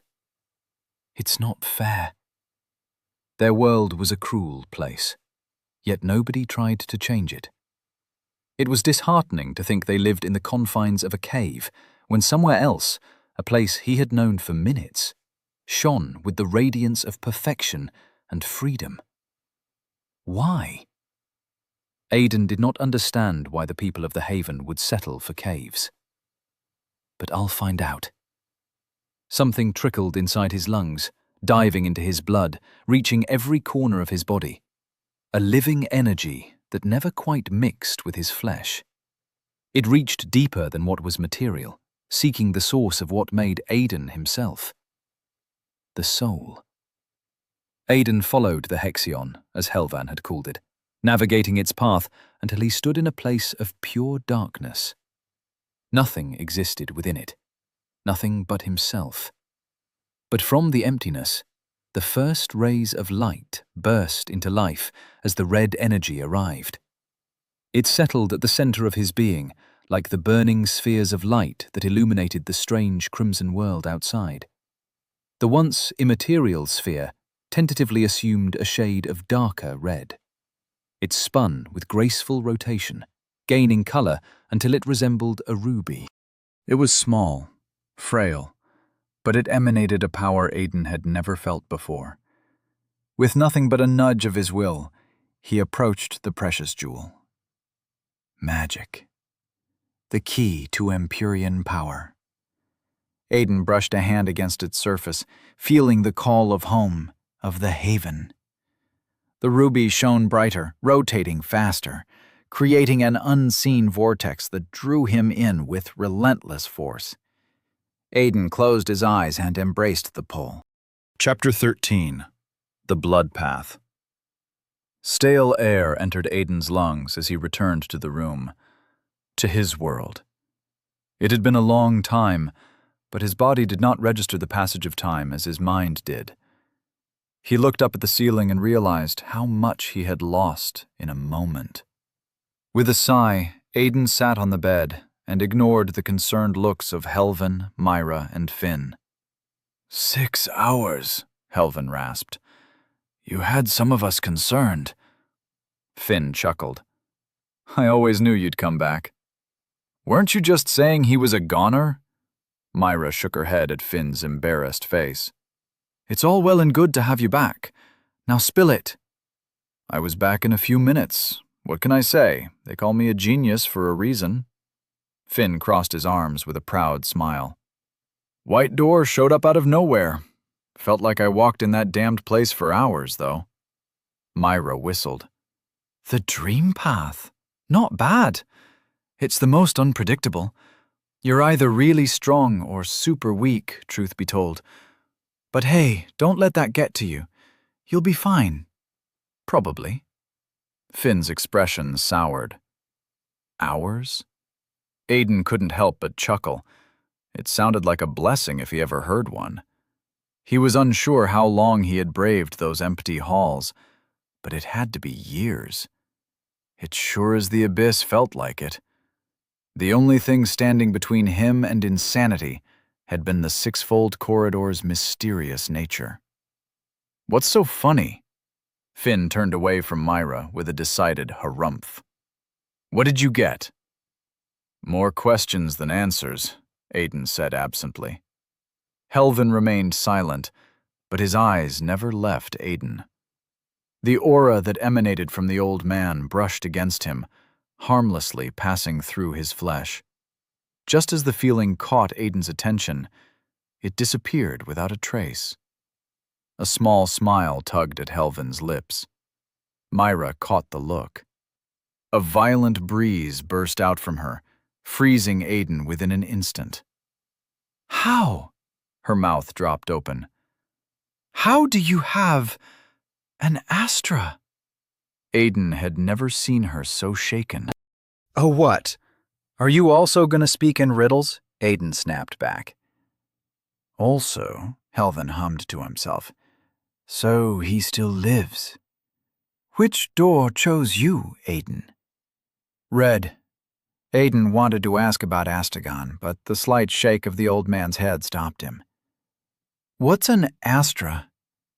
It sounds a whole lot like Astraeus. Allow me to start from the beginning. There's much you need to understand, Helvan said. The human mind can't fathom the workings of the sixfold corridor, but some of our wisest have come up with a simple analogy.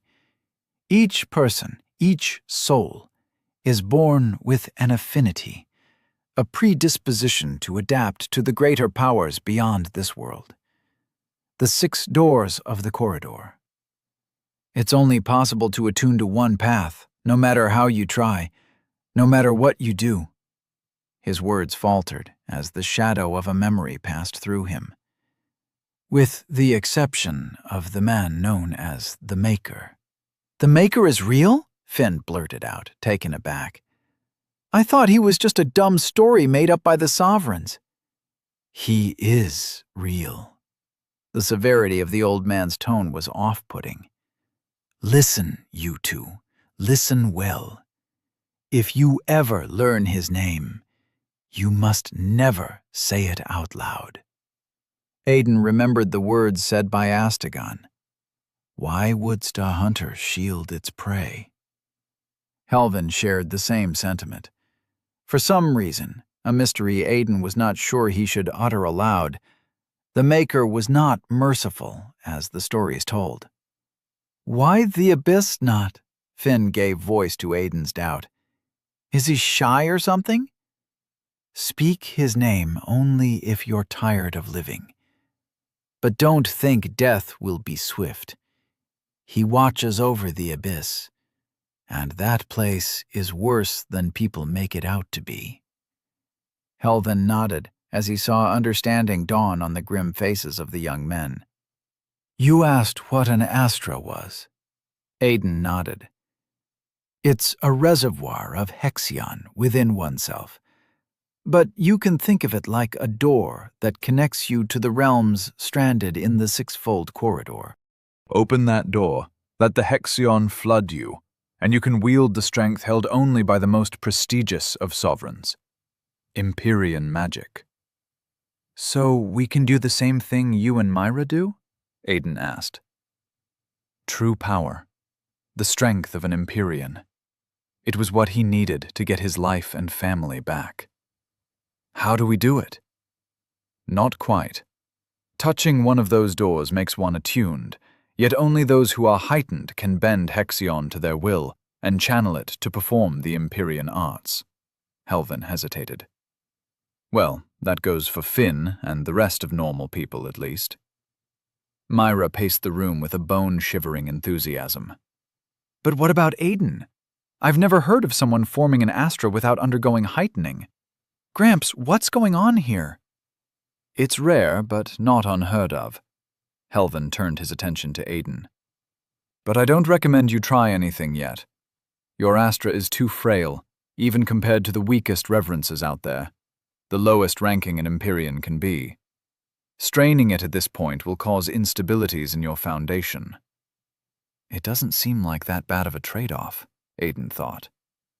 To put it in a way even an idiot can understand, you will never beat the weakest Empyrean if you ignore my warnings.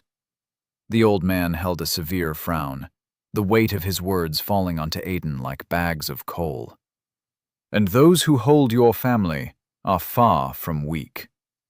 All right, I won't force myself or anything. Aiden needed no more incentive than that. First he got that gloom touch, and now this. Don't you ever get tired of pulling shit out of your ass, man? Finn threw his hands in the air in frustration. Why in the haven are you even complaining? Myra smacked him on the head. You just attuned yourself to one of the most powerful of the higher paths. Well, maybe. So please shut your mouth now. Hey, Finn protested, but the bitterness on his face melted away. Higher paths? I like the sound of that. It was Helvin who answered. Time, dream, and chaos. Those are regarded as the higher paths. Blood, mind, and soul are called the lower paths. The names might give the impression that some are stronger than others, and for the most part that is true. But never underestimate any Empyrean. I have lost count of the times a Kroner, an Empyrean of the time path, died at the hands of a psyker, the old man sighed. Legend has it, the Maker himself was first attuned to a lower path. Helvin produced a glass cup from thin air. Providence. It's either that or he's using some sort of magic. Another transparent flash appeared in his hand. Opening its lid, he poured a thick liquid that resembled water into the cup. Myra accepted the cup. This stuff is highly sensitive to Hexion. It will detect what sort of paths you are attuned to, but not only that, it's also going to tell me how strong your affinity is. If you're not shielding your soul, that is, Helvin added. Myra dipped her finger into the thick, watery substance.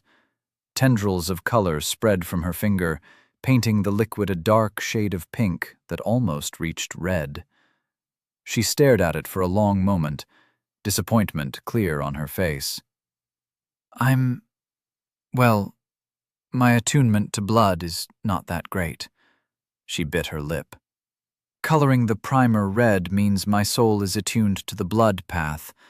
Black for time, white for dream, purple for chaos, green for soul, and golden for mind.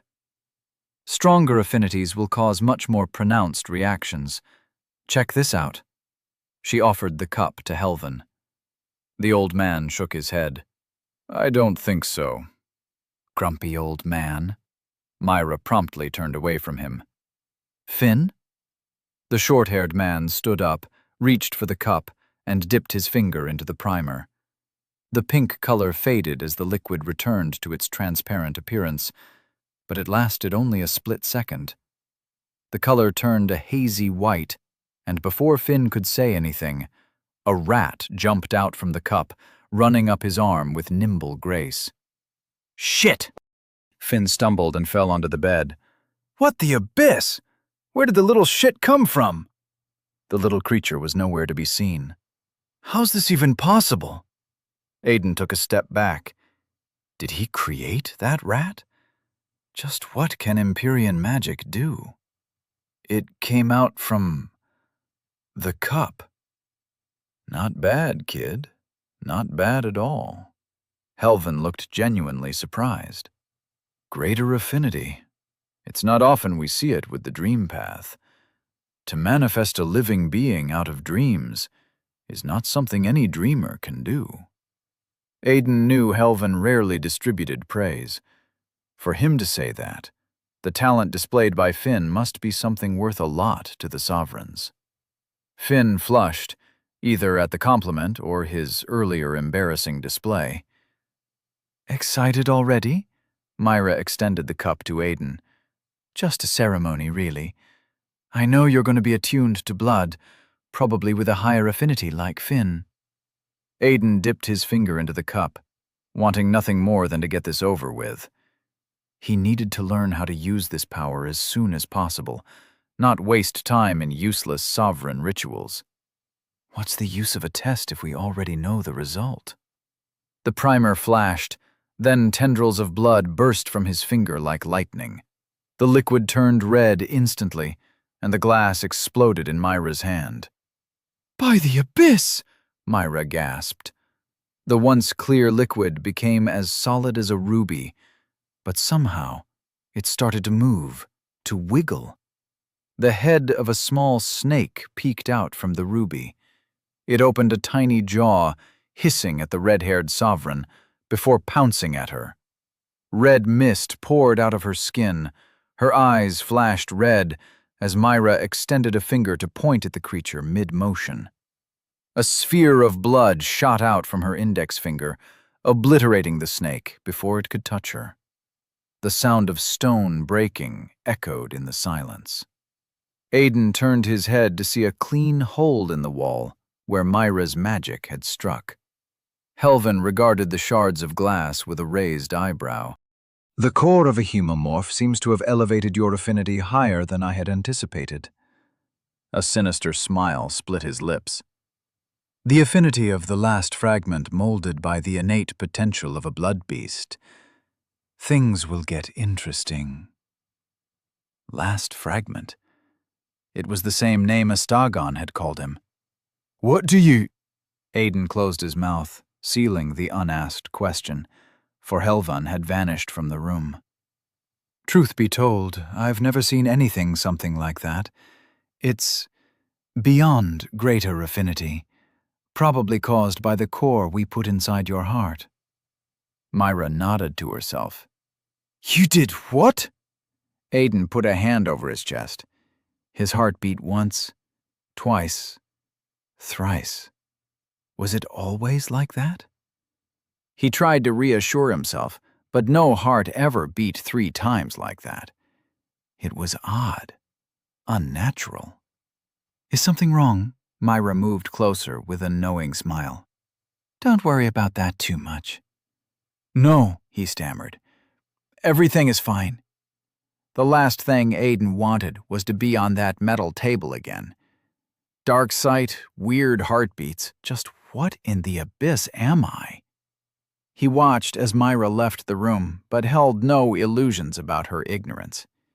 If Trevor and Calandor had heard his heartbeat, then Myra was no different.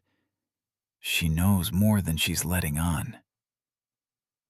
Aiden lay on his bed, eyes closed in pretend sleep. He did not need his sight to see the texts projecting in his mind from the Aztenry circlet, a remnant capable of replicating the miracles achievable by Empyreans. Astagon, the beyond, the blood path. There was nothing he could do about mysteries he did not understand.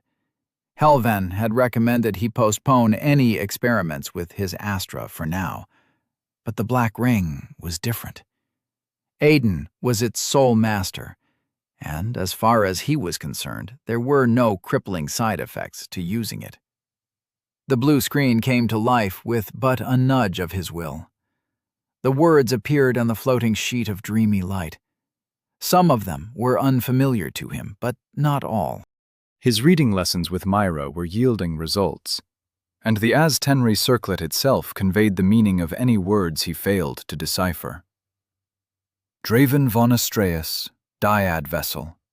Corruption, median. Blood path, reverence, lesser. Aiden suppressed a groan at the displayed name. Draven von Astreus. It did not take a genius to know that had to be his birth name, his real name. Still, it felt foreign, wrong. He much preferred Aiden. Aiden knew how to activate dyad vessel as readily as commanding a limb. Even the partial release learned after rising from first ring to second ring felt natural. It was the difference between a light jab and an all-out punch. Aiden felt the providence growing in size and power with each use, every time it drank more of his pain. The fuel for its progress was pain and retribution. No matter how much he yearned for a simple life, Aiden knew he would never grow stronger without conflict. "Any luck with that Astra thing?" Finn's voice brought him back to reality. He held the book provided by Helven, flaunting his flawless ability to read. A bitter twist on his pursed lips, however, suggested he was not content with whatever answers he had found amidst the confusing symbols. "I haven't tried. What the old man said was, I don't know. Might as well wait another day. It's not like I want to cripple myself or something." Aiden leaned back against the cold stone. Talk about a mood killer, that wrinkled geezer. I keep trying to feel it. The Hexion. That's what the book calls it. But there's nothing inside of me. No Astra. Finn sighed, throwing the book aside. "But you have one. Can you feel it?" "Yeah. It's like a ball of fire in the center of my soul, I guess." Aiden dwelled on the feeling, tracing it back to its origin. It did not take much effort. It's like a limb, there all the time, but you only notice if you're looking for it. Finn picked up the book again, an excited grin on his face. The 3 tenets of Hexion: channel, imbue, and emit. The will of an Empyrean bends the Hexion around one's soul, weaving the patterns inscribed within the subconscious into arts. Aiden did not know what that meant, and judging by Finn's expression, neither did he. To channel Hexion is a matter of instinct, Finn read the passages with renewed vigor. Merge your intent with the dormant will within your astra and beckon the Hexion to claim its inner space. Oh! Oh! Aiden closed his eyes, clenching his jaw in concentration. I feel it. The Astra. The Hexion. Channel it, Aiden! Damn it, wait, let me see what's next. Finn's excitement made him drop the book on the floor. Shit, where is it? Got it. Weave the Hexion with your will. Imbue it with commands born of consciousness. Into arts? Aiden jumped off the bed, eyes bursting open. He bent his knees, extending his arm forward. It's merging. I can't control it. He pointed his open palm at Finn. Wait! Finn scrambled away in shock. Point that away, man. Wait! The art! Aiden roared. Ha! Finn jumped to the side, both arms cradling his head. The bed groaned from a stray kick, knocked aside effortlessly by the strength of a sovereign body. Uncontrollable laughter soon broke the silence that followed Aiden's shout. The short-haired young man tentatively opened an eye. What? He looked around the room, but found no sign of anything arcane. To the abyss with you, man. You're more twisted than Myra, Finn said, as his face colored. That was a good one, though, Aiden said, catching his breath. You can't blame me. You're a vicious guy, you know that? Finn stood up, brushing off his pants. Don't blame me when revenge comes knocking. Aiden's laughter sounded strange, foreign after so long without practice. How long had it been since he had genuinely laughed? Weeks, maybe longer. Finn picked up the book and silently read the pages, but the amused smile never left his face. He needed that just as much as Aiden did. Perhaps more. This place, this life, can try to break me. Aiden closed his eyes, delving deep within his soul. Do your worst. I'm not alone in this, and I'm not powerless anymore. Chapter 14. Unbreakable Veil. A day passed in restless wait. Helvan's warning had been difficult to heed, but Aiden stayed away from fiddling with the ball of crimson fire that burned within himself. But it should be all right now. Though he tried to convince himself, it was hard to justify experimentation without even a sliver of knowledge of what to do. With a sigh, he picked up the same book Finn read before. Leather-bound, title scripted in golden letters, paper thin and silky. Its appearance alone displayed a luxury only sovereigns bolstered. The 6 Paths was written in its spine. Aiden found a chapter that explained the affinity test after briefly flipping through the pages. The book went out of its way to mix a complicated jumble of unknown words, but slowly and surely, Aiden started to understand the perspective of its author. Affinity does not equal strength, he read the words in his mind. It made sense. Myra had lesser affinity to the blood path, but she was far from weak. It, however, determines the potential for an Empyrean to ascend the ranks. That caught his attention, making him skim through overly drawn-out explanations to find the information he needed. Empyreans were ranked into 4 different tiers of strength and capability. The lowest was reverence, which included both him and Myra, from what he understood, followed by eminence, ascendance, and transcendence. But that was not all. Each rank was further divided into 3 quantifiers of progress: lesser, median, and greater. It's more complicated than I thought. Aiden lost track of time in the gratification of finding at least some answers he needed. It felt as if some of the weight on his shoulders lessened the more he understood about how to get stronger, how to become a greater reverence. It was simple, the tome said. One simply needed to widen their astra from the inside out, leveraging imbued hexion to create an outward pressure against its boundaries. Simple, it said, yet Aiden had no idea what that meant. White hair glistened in the corner of his vision, making him turn his attention away from the book to meet Helvin's wrinkled frown. He walked with steady steps, unfitting for his age. Everything about him felt wrong. He displayed prime strength, but appeared to be someone ready for their burial. Time path. Aiden understood the source of the man's power now. Helvin was an Empyrean, capable of reducing the influence of the flow of time on himself, which allowed him to appear and disappear out of nowhere. It was a neat, deadly trick, only granted to those who opened the obsidian door. What did he see on the other side? Aiden couldn't help but wonder if the words behind the doors were all the same, or if each guarded a distinct place. Did you find some of the answers you sought? Helvin motioned to the closed book on Aiden's lap. Helvin. Aiden rose to his feet. Some, yeah.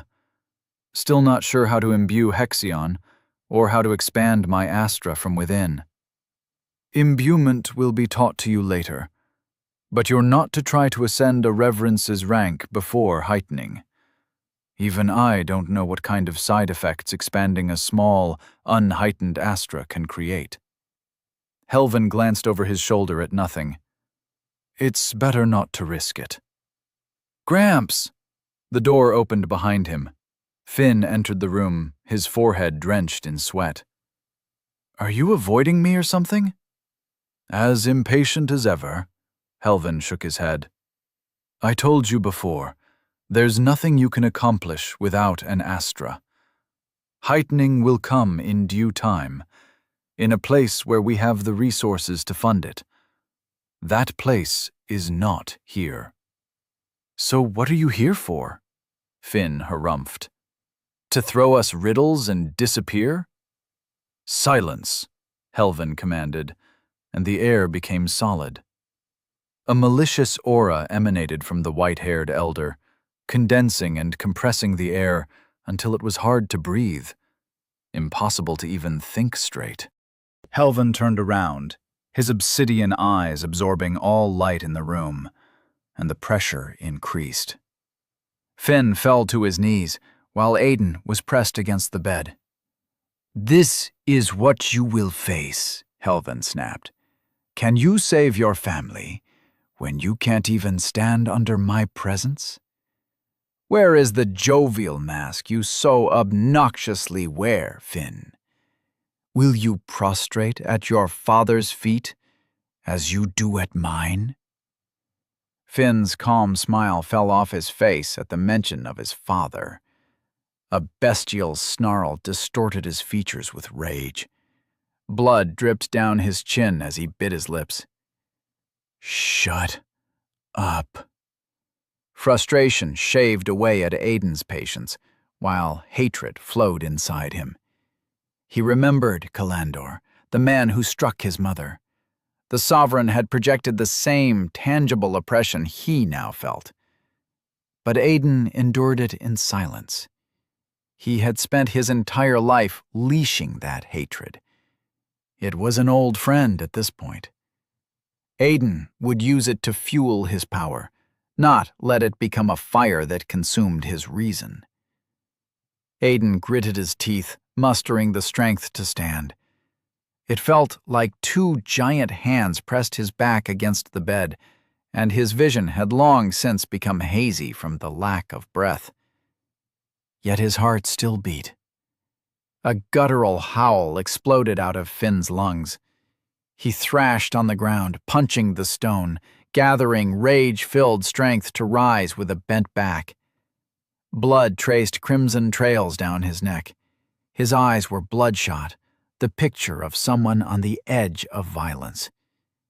It was not the first time the magic of a sovereign had reduced Aiden to a quivering mess. The district overseers had done it, and so had Estefania, Calandor, and Myra. but he remembered fighting off their control, even if only for a moment.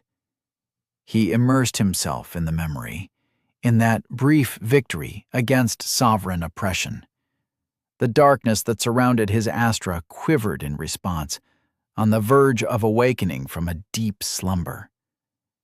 With a roar, Aiden pushed against the bed and rose to his feet. The pressure was still there, but it was manageable somehow. "Good," Helvan said. "You two aren't hopeless after all."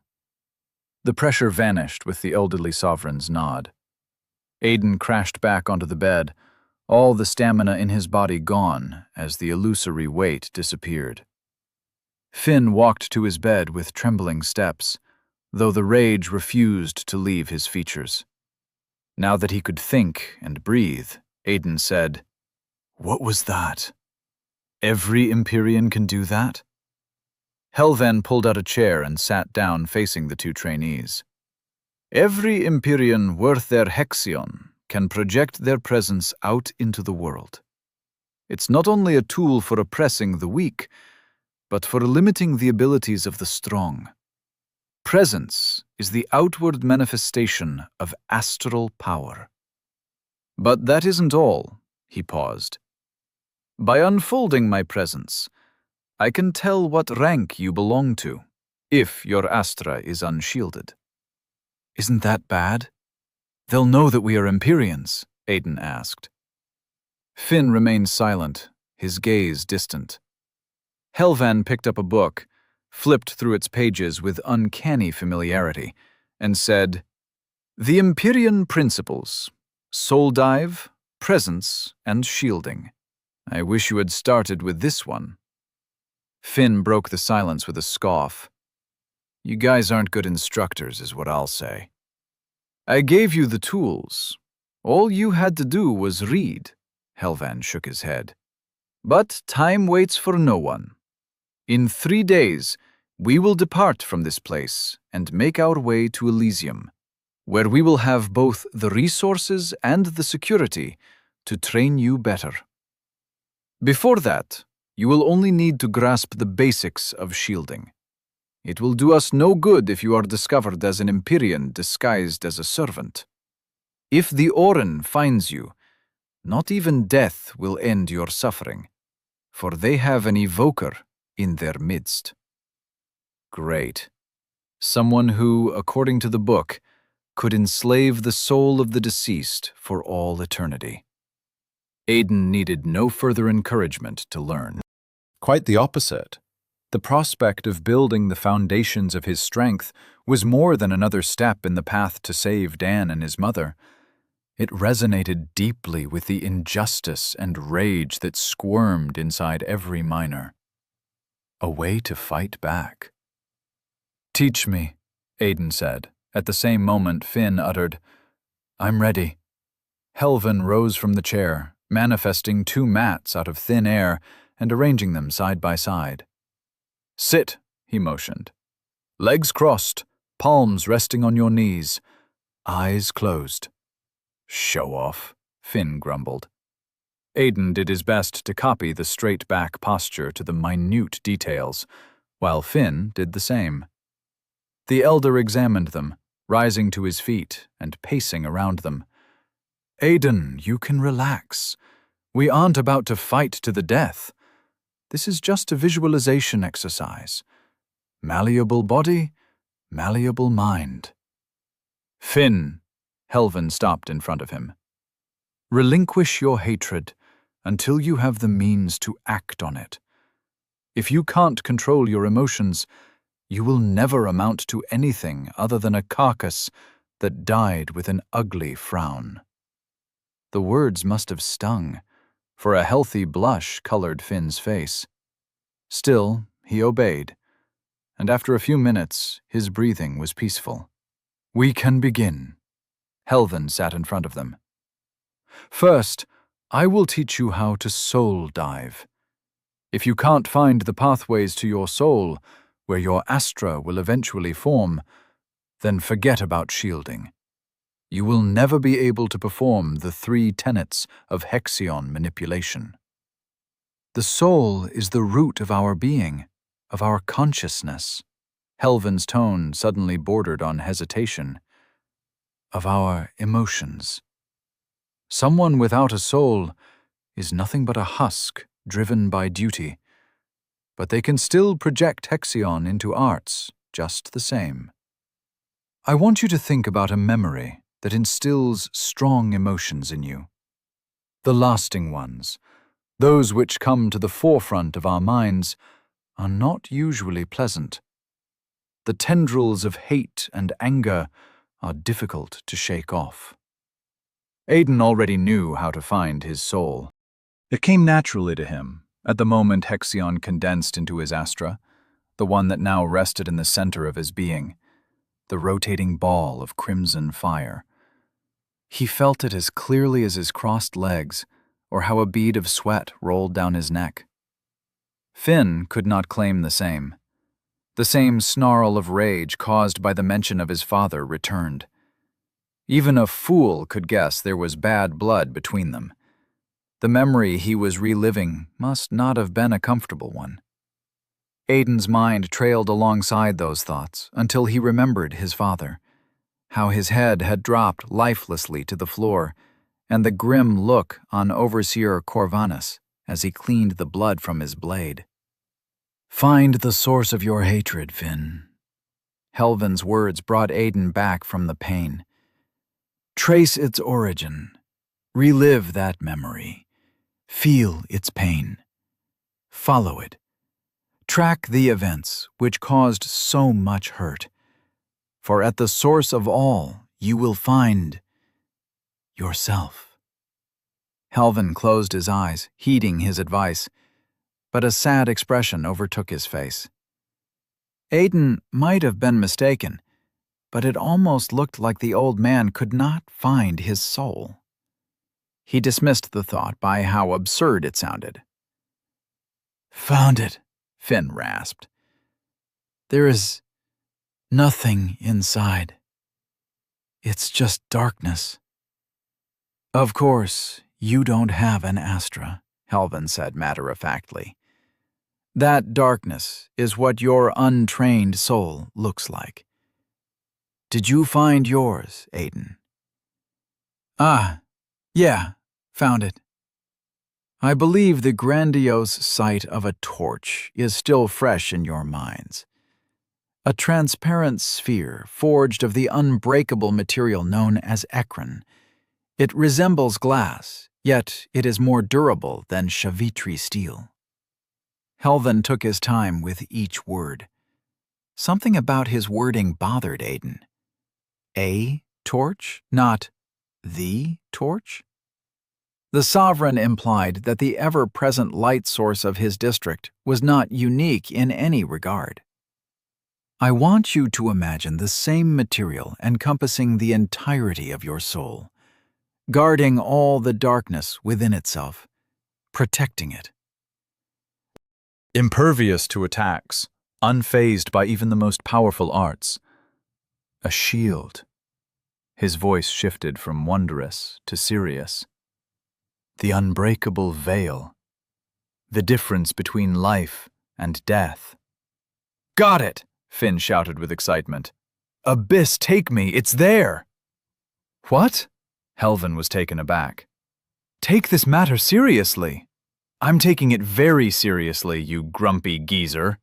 Finn's head slammed into the mat. A frown replaced Helvin's surprise as the surrounding pressure increased. Finn's eyes bulged out of their sockets. Not even his finger twitched under the white-haired sovereign's imposing presence. By the fallen god, you're speaking the truth. Helvin folded his presence within himself. It's flawless. Finn got up with a snarl. A little trust wouldn't hurt, you know. Maybe trace it back until you can find my finger shoved up your ass. Helvin silenced him with a look. Aiden ignored their conversation, letting their voices grow muffled as he dove into the deep recesses of his soul. A sphere, not of fragile glass, but of the unbreakable material that made the torch, or the torches. He needed something vast enough to encompass his soul, to endure the overbearing presence of a hostile Empyrean. Images of the torch flashed under his eyelids, unblemished, pure, everlasting, impervious to the flow of the ages and the ravages of men. Out of nothingness, a facsimile of the Ekron sphere burst into existence around his soul, shining with the same luster as the torch. With a thought, Aiden appeared next to it, so close it took but the lift of a finger to touch its smooth surface. The sphere crumbled to pieces at his touch. "Ah!" he screamed as the shards of his shield tore at the darkness.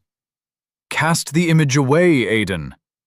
Helvin arrived at his side in an instant, a firm hand pressed over his chest.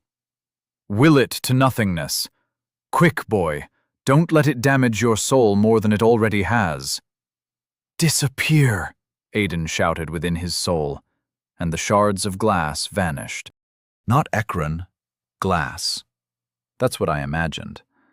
He shivered at the mind-numbing pain, a torment with no beginning and no end, one that not even the dyad vessel could suppress.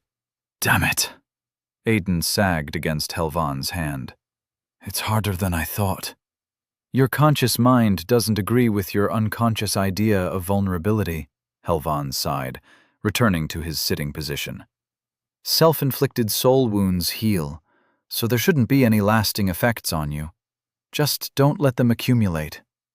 "Easier said than done," Aiden grumbled, as the pain began to fade.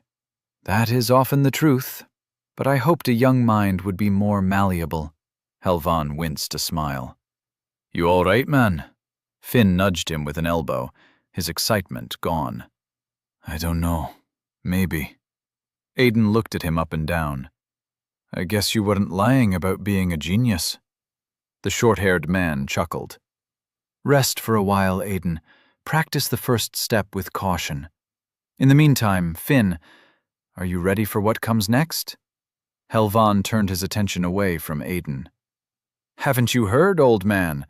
They all call me a genius." Finn flashed him a cheeky smile.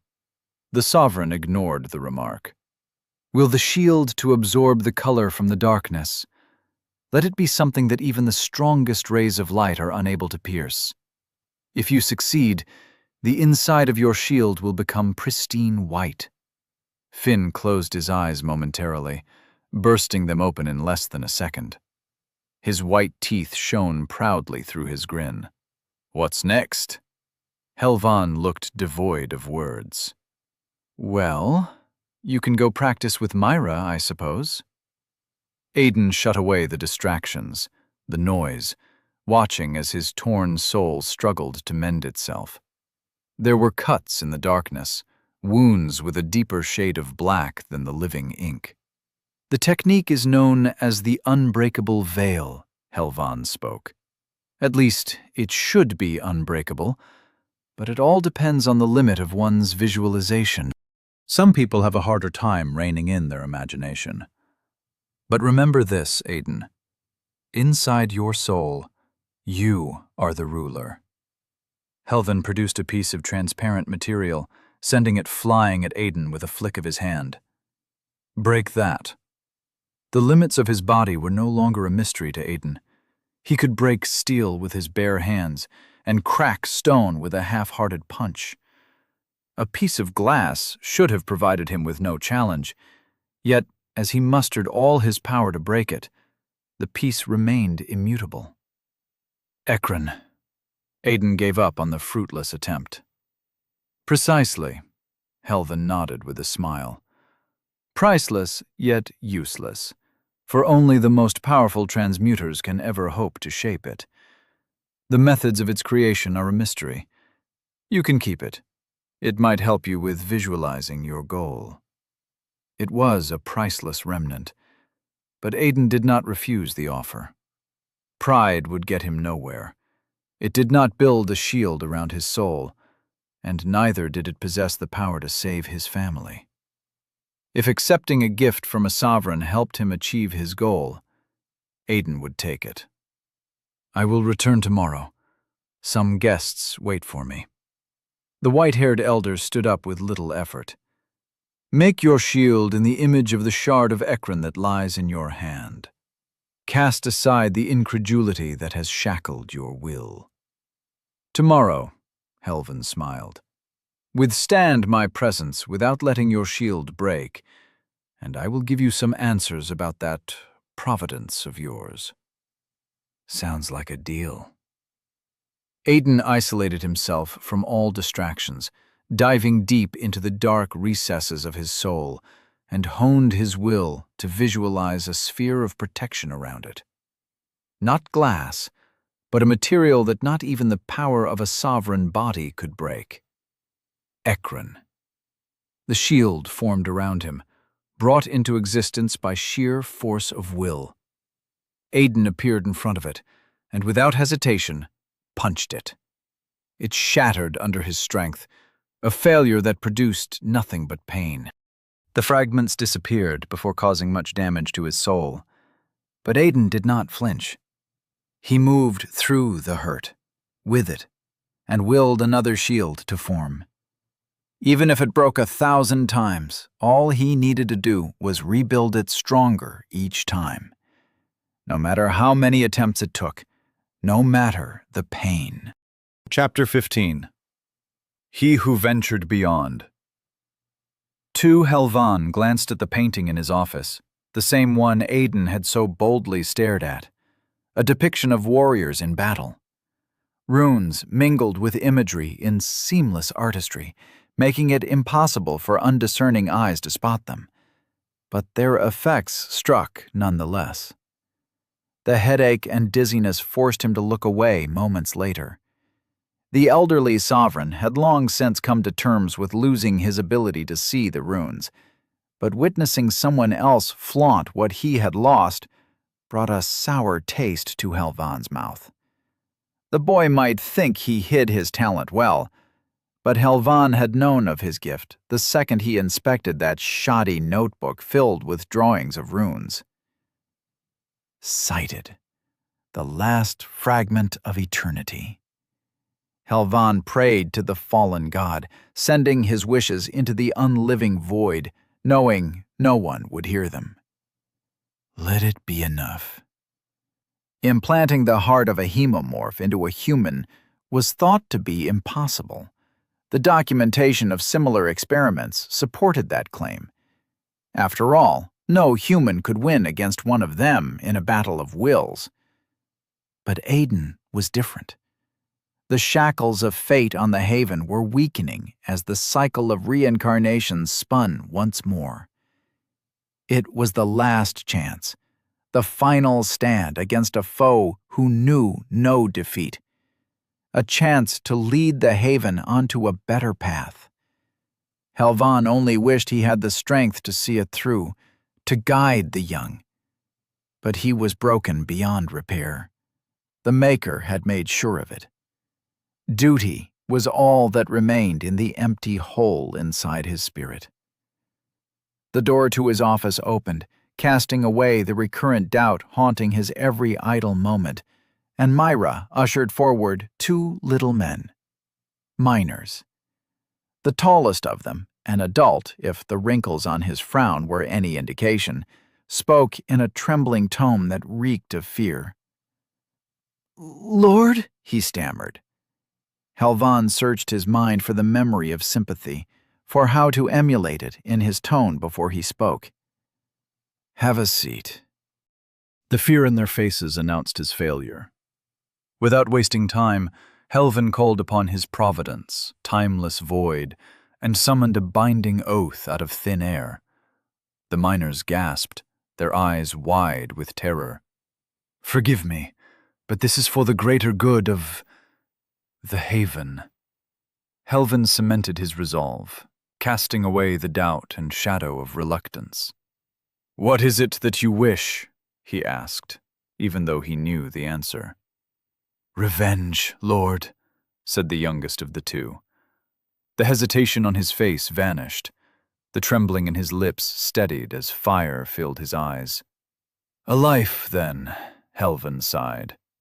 The hatred against sovereigns ran deep in the Catalyst districts, a consequence of their wanton cruelty and the assurance of no repercussions. It always ended this way. This time was bound to be no different. Myra bit down the regret on her face, but stood firmly behind them. "Give me a name." Helvin's voice was like the sentence of an executioner. "But know that the price of a sovereign's life cannot be paid with just one of yours." He expected hesitation to strike one of them, but there was only resolve, the kind of which Helvin no longer had the means to understand. They knew nothing of the method that would seal their fates, but they knew their lives had ended the moment they heard the whispers running in the shadows of the gloom caves. A man who killed sovereigns. In some places, it was a woman.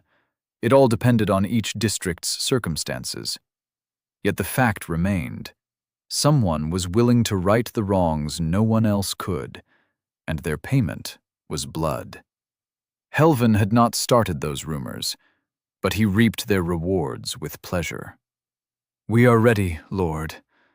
My sister," the youngest of them spoke, his features growing haunted with each word. "She never done nothing wrong. Wouldn't hurt a fly. But that monster, he don't care.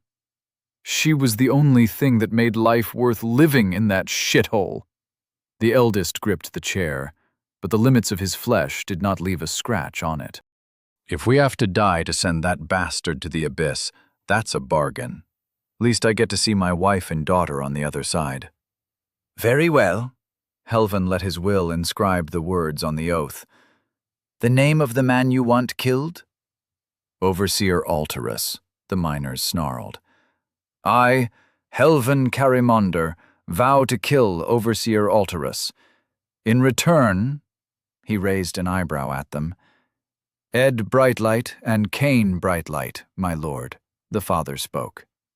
"In return, Ed Brightlight and Cain Brightlight hereby forfeit their lives to the witnesses of the beyond, to be used in aiding the greater good of the haven." The words solidified on the piece of living leather. "Is that acceptable?" Yes. Lord, the eldest miner met Helvin's eyes. Make the bastards suffer. They placed their hands on the oath, removing them with familiar surprise as it burst into flames. The ashes of their vow seeped into their souls, binding their lives to Helvin's whim. The same energy of karma fell dead within his hollow, soulless husk. There was no compunction to fulfill the oath, for Helvin had long since lost his soul. But they did not need to know that. A word given is a contract on its own. Timeless void whistled to life, and the head of the man who had caused them such pain appeared on the desk. The sovereign's face was frozen in a rictus of despair, bloodshot eyes wide and mouth opened in a soundless scream. It was as fresh as anything stored in Helvin's providence. The miners stood up from their chairs as if they had produced spikes. "Lord, is that—" The eldest walked up to the table, raised a fist, and punched the severed head in the nose. It bounced against the ground, fresh blood trailing along Helvin's floor and desk. But he forgave the insolence. The man screamed, his previous composure lost as he trampled the carcass until not even Alterus's mother would recognize him. Energy faded from his body minutes later, leaving him no more than a sobbing mess. "How?" the youngest asked with undisguised suspicion. The witnesses' eyes and ears spanned the entire haven. The least Helvan could do was put their hearts at ease. "The moment you contacted our people with the resolve to seek vengeance, to seek us, Alterus's fate was sealed." "Did the bastard suffer?" "Yes," Helvan lied. Time was too precious a commodity to engage in needless torture, but the truth was better kept from the two miners pledged to him. Myra, sympathetic to their plight, had done a great job manipulating the deceased sovereign's blood to contort his features in a rictus of suffering. Hope he freezes in the abyss. The young man embraced his father. It's done, Dad. It's done. Helvan walked in silence, alone, taking solace in his thoughts. The darkness in the hallways seeped into the mood of those who had to endure living in hiding, and he was no different. Not much longer now. The missing pieces had just signed their souls to his service. Tomorrow, they would make their way to Elysium, where his two initiates would see the real world for the first time. The experience was bound to either break them or make them stronger. The weak presence of an Empyrean drenched the room ahead with the scent of fresh blood. Only one soul sang its song to Helvan's awareness, not two, just one. Impressive. Finn was a prodigy in every regard, but his visualization was unfettered beyond common sense, molding foreign concepts with the ease a child had when believing a lie. Unbreakable Veil took years to master, yet the boy had done it in a minute. The only other capable of doing so was the man whose name was not safe to utter, even within the boundaries of the mind. A name Helvan had sealed away under mental locks, so wandering thoughts could roam freely without risking a calamity. How my brothers would have fared had they known this technique. Would I have been born at all? Helvan scoffed at the thought. Probably. If that alone was enough to stop the Maker, then their battles would not have spanned the centuries. Helvan opened the door, his insecurities and doubts cast away as Finn's head snapped toward him with a worried frown. "Gramps," Finn said, his usual petulant act nowhere to be seen. A chill ran down Helvan's back as he followed Finn's pointed look. Blood seeped from Aiden's eyes, nose, and ears. Abyss take me, so much blood. It was as if he had just come back from one of Myra's trainings. He stood perfectly still, his unveiled soul and even breathing the only proof of life. Helvan spread his presence through the Hexion in the air, filling the room with a pervasive and unseen touch. The sounds of thunder traveled from Aiden's soul to every raised hair on Helvan's body. Once. Twice. It followed a rhythm of creation and destruction, a song of resilience and will. It was impossible to gaze inside his soul. Only an evoker was capable of such feats, but Helvan knew what the child was doing. He's punching it. By the fallen god, the imbecile is punching the very fabric of his soul. How long has he been like that, Finn? Helvan asked. Since you left, old man. He abandoned the book in his study and turned his attention to Aiden. He won't answer. He won't eat. He hasn't moved an inch from there. How is he still alive?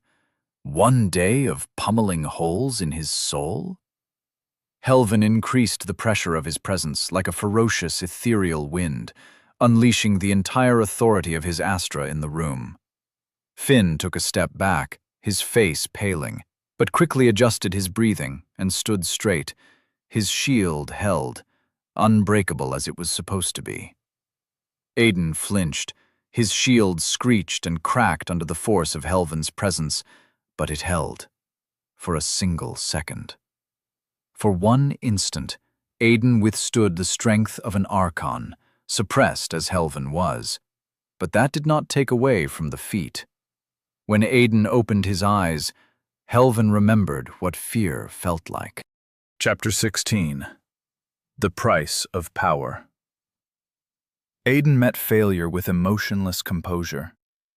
The sphere surrounding his astra could be called many things, but indestructible was not one of them.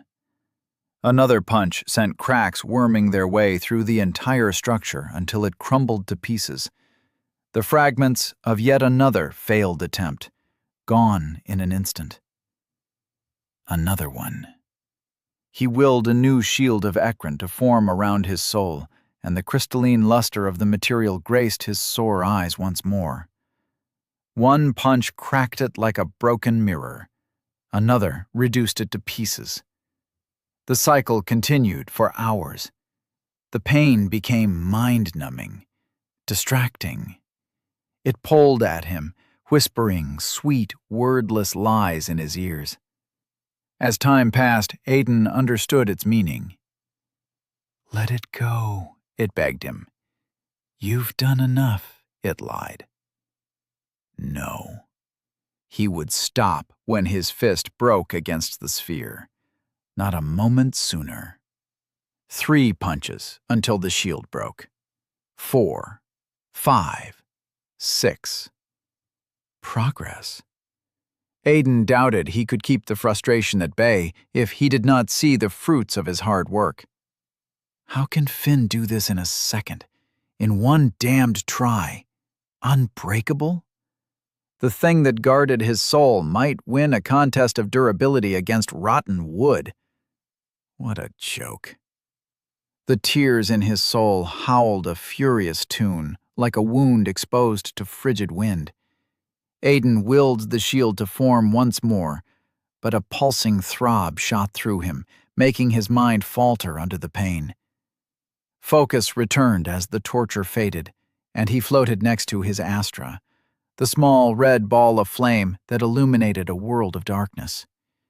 It almost spoke to Aiden through its warm, flickering flames, but he did not understand the words of Hexion. Only the heightened heard its mystic tongue. Nothing was going as smoothly as he had hoped. For every attempt at creating the shield, a spasm of pain sent Aiden crawling back to oblivion. If only the tears in his soul disappeared. If only they did not add to the list of things that took pleasure in making his life harder, perhaps he could forge something worthy of Helvan's attention. The cuts shivered and shrank. The change was so minute that it was impossible to confirm with sight alone, but Aiden needed no eyes to see inside his own soul. Within the domain of his shield, he was the master of all things. Can it be this simple? He commanded the wounds to close, and they obeyed. I'm so stupid. It is that easy. The wounds closed, their progress perceptible even to physical sight. Yet as they diminished, so did the flickering flames of his Astra. What had been the size of a child's head now resembled an infant's closed fist. The crimson flames flickered and went out, as if blown away by a tempest. The only thing that remained was a ruby ball. Shit. That can't be good. Aiden focused his entire attention on the piece of jewelry that rested at the center of his being, his Astra. He might have done something bad, perhaps irreversible. Was it wise to attempt to will it aflame? Would it consume itself to heal, trapped in a cycle that ended in its destruction? Something deep inside his soul urged him to try. It did not speak to him since the sixfold corridor, a voice hidden behind thought, the melody of his soul. He trusted it once more. Heal, he commanded. Nothing happened. Heal! No perceptible changes. If everything inside his soul obeyed him, then his Astra remained unbroken. For something unbroken could not be healed. The only difference from before was the flames, the Hexion that had burned warmly on its surface. If that were the case, then he needed the mysterious crimson fire to live once more. Burn! The core shivered. No, that wasn't right. Something inside the core shivered, a place that even his perception had trouble reaching. He willed his body forward on a whim, and the projection of his consciousness shot inside it. The interior of Aiden's Astra looked remarkably similar to his shielded soul. A crimson sphere of ruby material surrounded him, the darkness replaced by a deep shade of red, of blood. At the very center, a hole in reality shivered, a gateway to a familiar, nameless place. It led to the mysterious land woven in crimson hues, where the three majestic bodies of flame hung suspended on the horizon. The source of his power, the homeland of Hexion. The Crimson Door chose him, its Hexion filling his being and forging a precious core in his soul. The limits of his affinity were not recorded in the books provided by Helvin, and that meant the extent of his capabilities did not abide by common sense. Helvin claimed only the heightened could weave Hexion into arts, and Aiden believed him. But the old man said nothing about him not being able to call upon it. Aiden focused a wordless command to the other side of the black hole, urging the Hexion to come. It obeyed. He had expected resistance, but the crimson flames were eager to comply.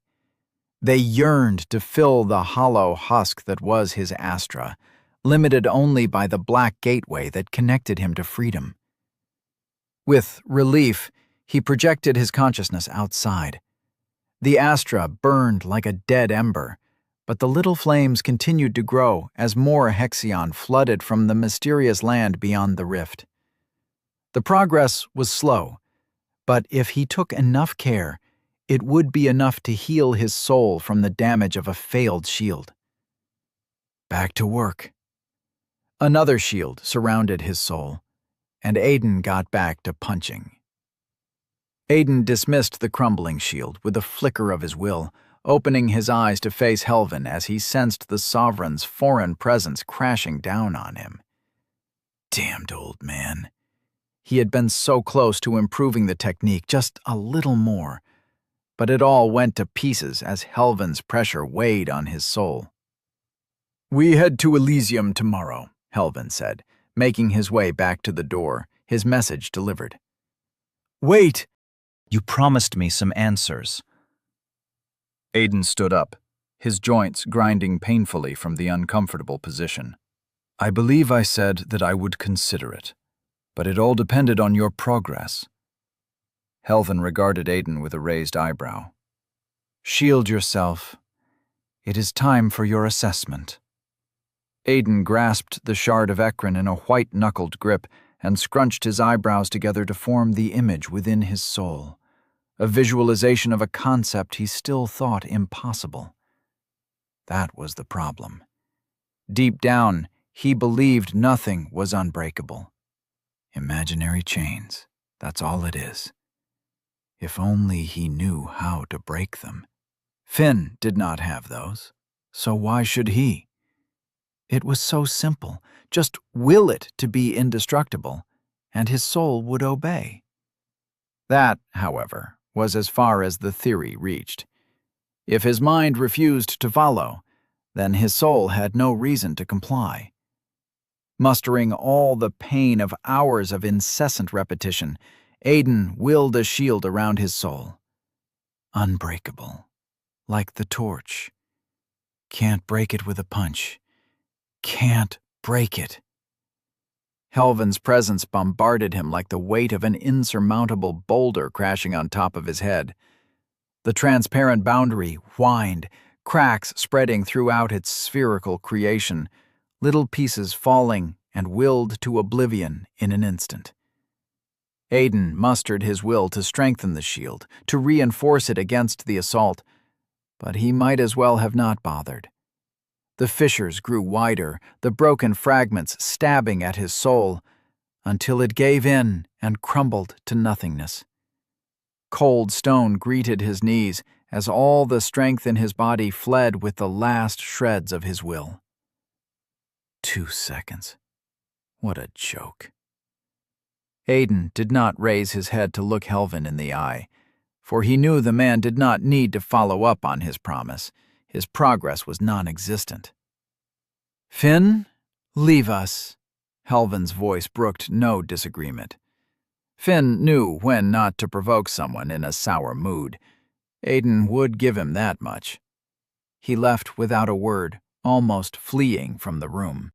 The silence stretched between the two of them until Helvin broke it. "Your soul is undamaged. A ridiculous notion after how reckless you have been." Aiden looked at him and saw no disappointment, but acknowledgement. There is only one way to accomplish that. You have channeled Hexion, if only a measly trickle. But that is not all. You have commanded it from beyond the rift. So what? Aiden crawled to his bed, and exhaustion hit him like a hammer. It's not possible with an unheightened soul, Helvin said without hesitation. Or it should have been. Perhaps the core of the hemomorph is at play again. Say, have you perhaps felt an instinct you couldn't quite explain? No, Aiden lied. It matters not. Helvin sighed. But I will grant you one answer for that feat alone, if it makes you stop frowning. Really? Aiden stammered. Helvin moved his head in a minute nod. There was so much Aiden needed to ask. Runes and his ability to see them were out of the question. He did not trust the man enough to reveal something that could get him killed. He wanted to ask about his family, how they were doing, but wasting this opportunity on insecurities did nothing but keep him away from the power needed to protect them. Aiden needed to know more about his path, a clear road to tread forward in search of power. But Helvin was not the best person to teach him about the blood path. The man was a wielder of time. Myra had the knowledge and experience to guide him, much as he dreaded the idea of spending time in her clutches. How do I make my providence stronger? Aiden asked. It was the best use of Helvin's reluctant concession. Use your providence on me. Helvin nodded, as if expecting the question already. Are you sure? You might piss yourself, or worse. Aiden's voice carried a mocking tone, but he still remembered Helvin's previous threats to kill him for this very reason. Do it. Say less, you shitty old man. Aiden grabbed his hand and unleashed 1/3 of Dyad Vessel's stored power. Helvin's eyes widened, but not a whisper or grunt escaped his mouth. Quite the bite, he merely said. That's it? Aiden remained still, stunned into silence. Helvin withstood a moderate amount, given that Dyad Vessel had not been full, with nothing but mild surprise. Whoever he truly was, Aiden knew the Sovereign was not someone to mess with. Perhaps even a full release would not hinder the man for more than a second, which meant little to those who embarked on the time path. You haven't made your abilities a secret, Aiden said. That whole thing about making things appear out of nowhere to spook folk is not very subtle. Unless you're wielding time to run around and bring things from a safe, then what you have is a providence. That's what your broad knowledge of the Empyrean arts tells you? Helvin turned from Aiden and ran his hand over the opened books on the table. You've read one of these, yet the shallow wisdom it provides is enough for you to be certain. Laughable. You are not denying it. Fancy as his words might be, they were only the elusive dance of someone avoiding questioning. And if you have one, you know how to use it better than me, Aiden said. Helvin stared at him with obsidian eyes that devoured all light in the room. I want you to teach me. Aiden stood up, taller than Helvin by a hand, and forced himself to meet his gaze. Very well. Helvin sat down with a sigh. I did promise one answer, and this is certainly a stretch, but I will entertain it. Now reveal your scripture to me. The word rang with a tune of hollow incomprehension, but Helvin had to be referring to the blue screen and its mysterious text. Aiden summoned it with a nudge of his will. This? What do you think? I am thinking it is impossible to read your mind or see through your eyes. Helvin shook his head as Aiden frowned at his words. Unless you will it to be shared, I will not be able to see it, Aiden. Start with that, then, you shitty geezer. Aiden bit back a reply, but did as Helvin said. The screen flickered from blue to green, and he felt the attention of somebody else on it. The connection was one-sided as far as Aiden understood, its existence based entirely on his will, so he let Helvin read it, Dyad vessel, Helvin muttered the words with a pensive frown. A two-way passage, if I'm not mistaken, able to store and release. Interesting. And you have made quite a bit of progress in ascending your providence. Median corruption already in only a few weeks. You will have Myra to thank for that, I suppose. Aiden's decision proved fruitful. With only a few meaningless words woven into the ethereal light, Helvin could dissect all the known information about Aiden's providence. It also confirmed Aiden's theory of Helvin possessing a similar remnant of his own. There are realms of power, Aiden, each one providing a qualitative increase in the capabilities of your providence. The first one, as you might have noticed, is the corruption realm, followed by refinement and purity. Each realm has 3 stages, lesser, median, and greater, which provide a quantitative increase in the providence's capabilities. You will not learn new abilities, but you might understand how to use it in a better, less intuitive way. Helvin paused for a moment, letting the words sink in. If you want to get stronger, advance through the stages and break through to the next realm. That's a whole lot easier said than done, Aiden chuckled, at undergoing an abyss worth of pain to make the providence stronger. It did not sound appealing. Sure, just call some guys to beat me up. Oh, and make sure to bind them with oaths so they can't run when I use the providence on them. Why would I do that? You have the perfect, most interested candidate at your disposal, Helvin smiled. Who's that? Aiden blinked in confusion. Yourself. Helvin nodded, as if the suggestion was entirely mundane. It will be more efficient, as you can reabsorb a portion of each release back into the providence. Probably, you will not know until you try it. What? I believe you heard me. Helvin cut through Aiden's voice with determined callousness. Unleash your providence on yourself. Reabsorb it. Repeat. But that's painful? Insane? Helvin chuckled. The road to power is trod in blood and pain, Aiden. If you're not willing to do it, others will. And when you face those whose resolve trumped yours, you will die. Simple as that. A gaping hole carved itself in the bottom of Aiden's stomach. The idea sounded plausible, as Helvin explained, but it meant experiencing the same excruciating pain more than once. It was possible, yet insane. What kind of person willingly underwent such torture? The regimen would shave away all that was left of him. Once it was over, would anything remain? Aiden did not know, but that did not stop him. Remember, Aiden, those who flinch at every hardship usually die without even noticing. Helvin departed, his words echoing in the empty chamber. Aiden sat on the mat, killing his hesitation by bringing the image of his family to the forefront of his mind. He felt his providence, its well of pain missing 1/3 of its capacity. With a shuddering sigh, he rolled up his pants, exposing the skin underneath. Dyad vessel opened, unleashing its ferocious bite upon Aiden. Pain stole his thoughts. Everything went blank. Chapter 17. The Sight of Elysium. Aiden gritted his teeth as his fingers broke under calloused hands. The bone snapped like a rotten piece of wood, its pointy, shattered ends piercing his flesh in a torturous cycle that dried the well of tears in his eyes.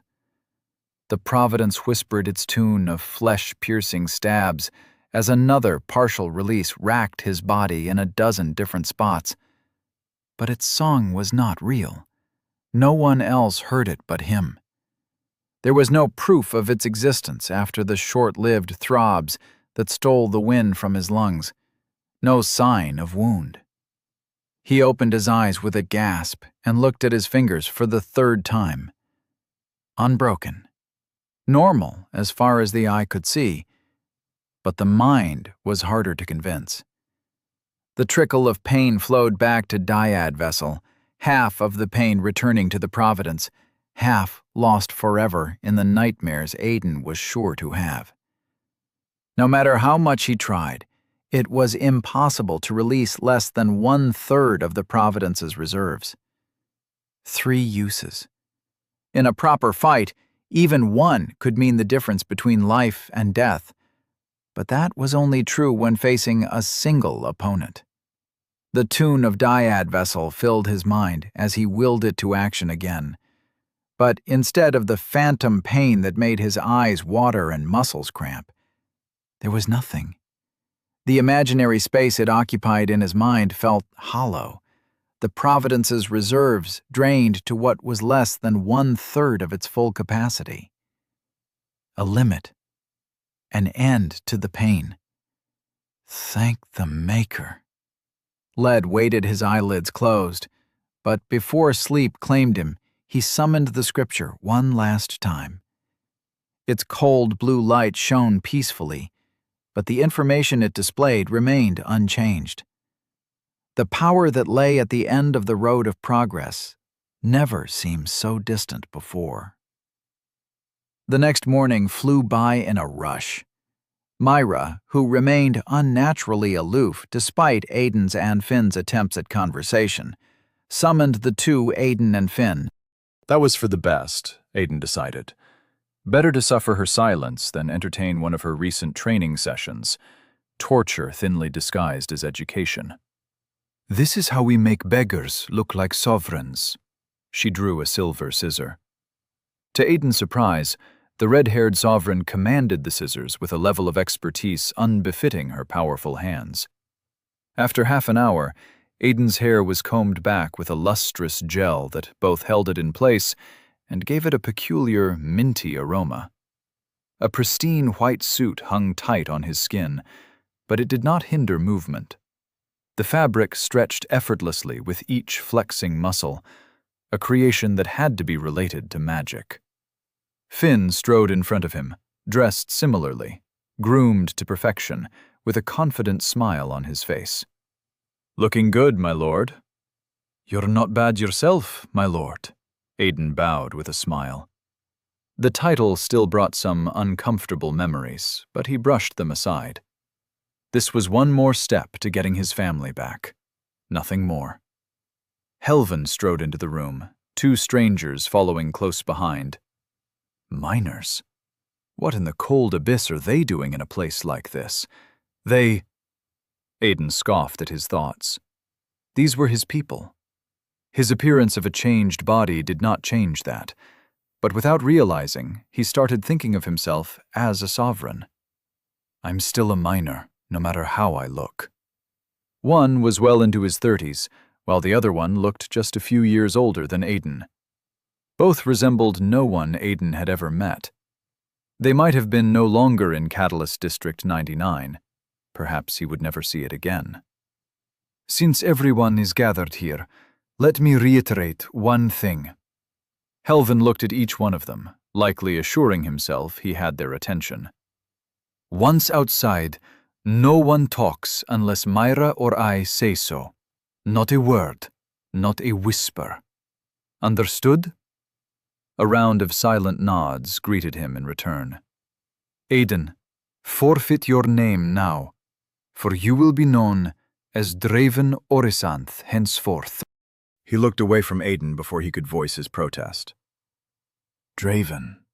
Aiden knew there was more to that name than met the eye, but he had more important things to worry about. Still, he could not shake the feeling that Helvin knew it from before he saw the scripture, before he saw what it called him. Finn, you will be Aemon Orisanth.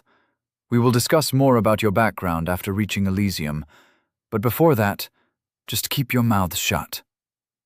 Aemon? What the abyss kind of lame name? The withering look Helvin threw at Finn made him stop in his tracks. They gathered around in a circle, hands linked as instructed. Myra held the hands of both strangers, while Finn, or Eamon, closed the circle on each side. Helvin stood at the center, eyes closed, the perpetual frown making a home of his wrinkled forehead. "Close your eyes," he said. "It is done." Aiden opened his eyes to see familiar ruins stretching to all sides, an ominous grave tune resonating in his bones. The gate stood behind him in all its dreaded glory, the blue light of shining runes whispering its dangerous tune. He looked away before anyone questioned his resistance, adding a dizzy stumble to avoid undue attention. "Shit!" Eamon gasped and wiped the tears from his eyes. "What kind of thing is that? Is that a door?" "Silence!" Helvin snarled. Catalyst District 99, or what used to be Aiden's home. It felt hollow with no one waiting at the shoddy house he once lived in, an empty husk that brought nothing but painful memories to mind. They made their way deeper into the district, in silence and nerve-wracking tension. Instead of heading to the center of the district and the platform that stood under the torch, they headed to the opposite side of the gate, the Overseer Tower. Aiden did not know which one was more dangerous, the gate and its forbidden nature, or the place the Overseers called home. But he was about to find out. The streets became empty, as word of their arrival spread unseen from one miner to the next. The Overseer Tower, a piece of solid stone magnificently sprouted from the earth, rose from the ground and connected to the ceiling in a seamless proof of Empyrean craftsmanship. It had no windows on the lower floor, only a gray metal door. No guards patrolled the outside, for there was no need to stay vigilant against the so-called ratlings. If they threw their bodies mindlessly at the door, the only result would be the unpleasant sound of bones breaking, nothing but an inconvenience. Helvin stood at the front, the two miners behind him, Myra at the back, Eamon and Aiden flanking both sides. A peculiar formation that resembled prisoners being escorted, and perhaps that was the intent. The elderly man raised his hand and knocked on the door once, a simple nudge that carried no genuine force at first glance, yet the iron dented under his wrinkled knuckle, and the whole tower seemed to vibrate. Abyss take me. How could someone be so strong? Is this the result of commanding Hexion? It has to be. The door opened, and Overseer Corvanus, the bastard who killed Aiden's father, greeted Helvin with his impassive face. "Eminence Caramanda, a pleasure to meet you. Do come in and make yourself at home." Aiden took a step back, the fear of being recognized fresh on his mind. But the Overseer did not even glance in his direction. Corvanus's face was as punchable as ever. He wondered if a punch with all his strength would be enough to kill the Sovereign in one shot, but he knew that for the fantasy it was. Without Dyad Vessel, the Overseer would make quick work of him. Helvin stepped inside without a word of acknowledgement. Eminence, the second stage of power an Empyrean could reach, was enough to command respect even from an Overseer. The room put Aiden's definition of the word luxury to the test. Bookshelves spanned the entire sides of the room, tomes crafted in leather and metal linings shining under the amber light of an assortment of light spheres that hung from the ornate ceiling in an intricate pyramidal design. 4 red couches made of dark wood surrounded a table of a similar look, a set crafted with luxury as the foremost aim, and comfort as a sweet aftertaste. The 4 of them sat, the 2 miners standing behind Helvin, sweat dripping down their necks, while Corvanus strode up the stairs in the center of the room to the higher levels of the tower. The blonde-haired man came back a few minutes later with a silver tray and 4 porcelain cups with steaming, fragrant liquid. Poison, if Aiden had to guess. Not even Helvin's glare made him touch the thing. Corvanus looked at Aiden, his eyes examining him from top to bottom with worrying scrutiny. Myra's experiment had made it impossible to recognize him. The idea of a miner walking in sovereign skin was ridiculous, even if he stood as living proof. Yet Corvanus's eyes lingered on Aiden for an uncomfortable minute. "Is everything ready?" Helvin said, as he took a sip. "The remnant requires time to power up. Nothing but a few minutes, I assure you." Corvanus stood with his hands crossed behind his back, no couch left for him to sit on. Serves him right, Aiden thought, savoring the only petty revenge he could reap. One day, Corvanus would pay for what he had done, but Aiden refused to let hatred compromise the safety of his family. "Not today, Corvanus. Not today." "That's acceptable." Helvin put the cup down, its contents drained. "Your fellow overseer?" "Away on patrol, as reported." It was clear Helvin knew the man, perhaps using his network of connections befitting the witnesses of the beyond. But was he so well known that an overseer had to give him reports? Aiden found it suspicious. There has been an uprising in violence and resistance ever since the last ascension, but we are acting to ensure it settles down with minimum bloodshed, the overseer sighed. Travor's actions raised a lot of questions in Elysium. With the prices to procure catalysts as high as they have been, people start to question the wisdom in wanton slaughter. Helvan raised an eyebrow at the blonde-haired man, who winced and looked away.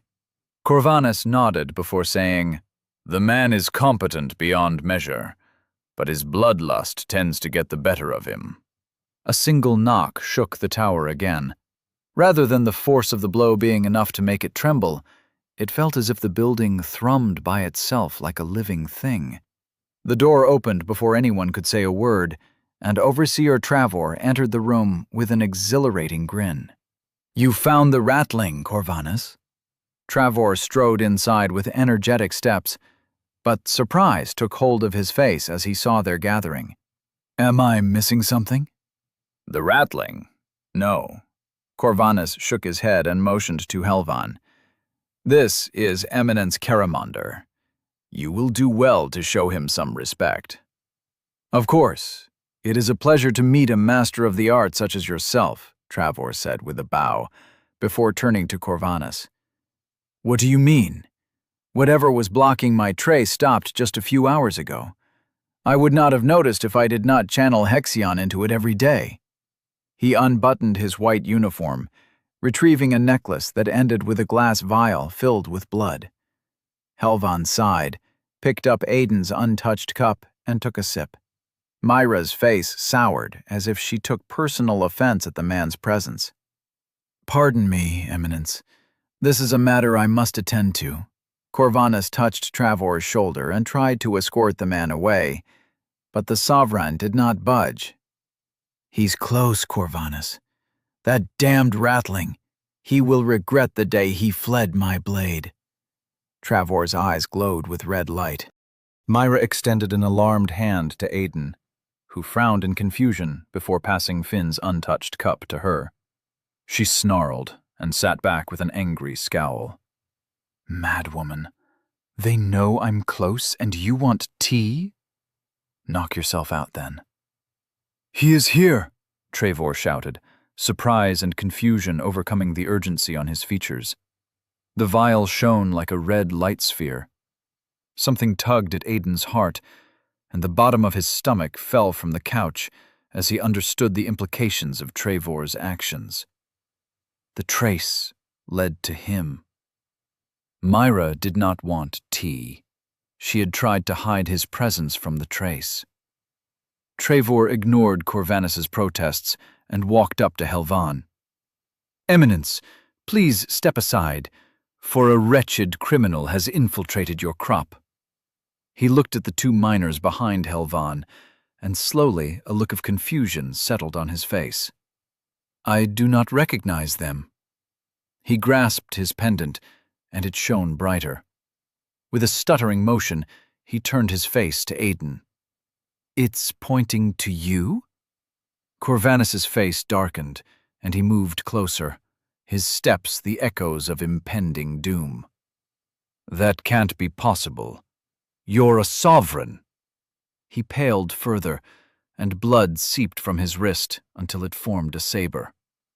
"Eminence, what did you say your path was again?" "I did not." Helvan sipped the tea, uninterested. Overseer Trevor drew his blade and pointed it at Helvan. "By the power invested upon me by the Maker, I demand you answer." Helvan laid back in the seat, refusing to answer. "Corvanus, assist me. He is the one who aided the Ratling's escape." Crimson veins stood under Trevor's skin, and his muscles bulged with sheer strength. A veil of power spread out from him as he unfolded his presence. Shit. Aiden brought Dyad Vessel to the forefront of his mind, but it was of no use. The Providence was all but empty after his training. Corvanus's blue eyes turned into amethysts. "You truly are competent, Trevor." Light shone from under his uniform as he raised his right arm, fabric tearing under his changing flesh. His skin turned a deathly shade of white, tensing until it strengthened beyond cured leather and iron. Black lines ran along his fingers and on the back of his forearm. Sharp obsidian claws sprouted from his fingernails, as if born from the marks. A nasty spike pierced out of his flesh, adorning his elbow with another weapon. Save the compliments for later. Trevor took a step back. Release your presence already. We can't let him use Kronos' domain. This traitor is dangerous. Blood splashed on Aiden's face. He tensed, ready to engage, but the sight in front of him made him hesitate. Overseer Corvanus's clawed hand impaled Trevor in the center of his chest, a beating heart clenched in his grip. What? Trevor looked down at his heart. Corvanus? Why? To fulfill my duty. The heart exploded under Corvanus's strength. He pulled his arm out from the man's chest, the metamorphosis fading with flashes of purple light. As always. Traitor! Trevor collapsed in a puddle of his blood. You will need to come with us now, Corvanus. Helvan stood up, walking beside the body of Overseer Trevor, and with one glance, his head exploded in a shower of gore. Though Aiden saw no motion, one of the old man's boots was now soaked with fresh blood. Helvan continued to talk to the remaining overseer as if they knew each other. They are working together. It was easy to deduce, but the implications of that revelation shook Aiden to the core. Did Helvan know that man's hands were drenched with his father's blood? Did he even care? Aiden knew he could trust no one, especially not Helvan, but seeing proof still hurt. Like it or not, he had started to see the old man as an ally. Anger boiled inside of Aiden. I had hoped it would not come to this. With my position compromised, the Golden Flame Inquisition will send evokers, perhaps even dreamers, Helvan. Corvanus wiped his arm with a cloth, knelt, and retrieved the pendant from Trevor's corpse. You knew him. Aiden directed his words to no one, standing up with a boiling rage that scorched his soul. He killed my father, Helvan. Helvan did not turn. Your father's fate was never Corvanus's to decide, Draven. He almost killed me. Damn it, Helvan! The man killed my father and got me whipped half to death! Aiden shouted at the elderly man, destroying the couch with a backhanded blow. The miners stepped away with horror on their faces. They were scared not of Helvan or the others, but of Aiden. The realization broke his heart. I dealt no sentence to you. That sin died with the last breath of Overseer Trevor's passion for violence. Corvanus pointed at him, his impassive facade crumbling to frustration. I gave you a way out, you cretin. An apology was all it would have taken for me to fake your death. yet you chose to run your tongue. You fucking dare! Shut your mouth! The overseer's face was red with anger.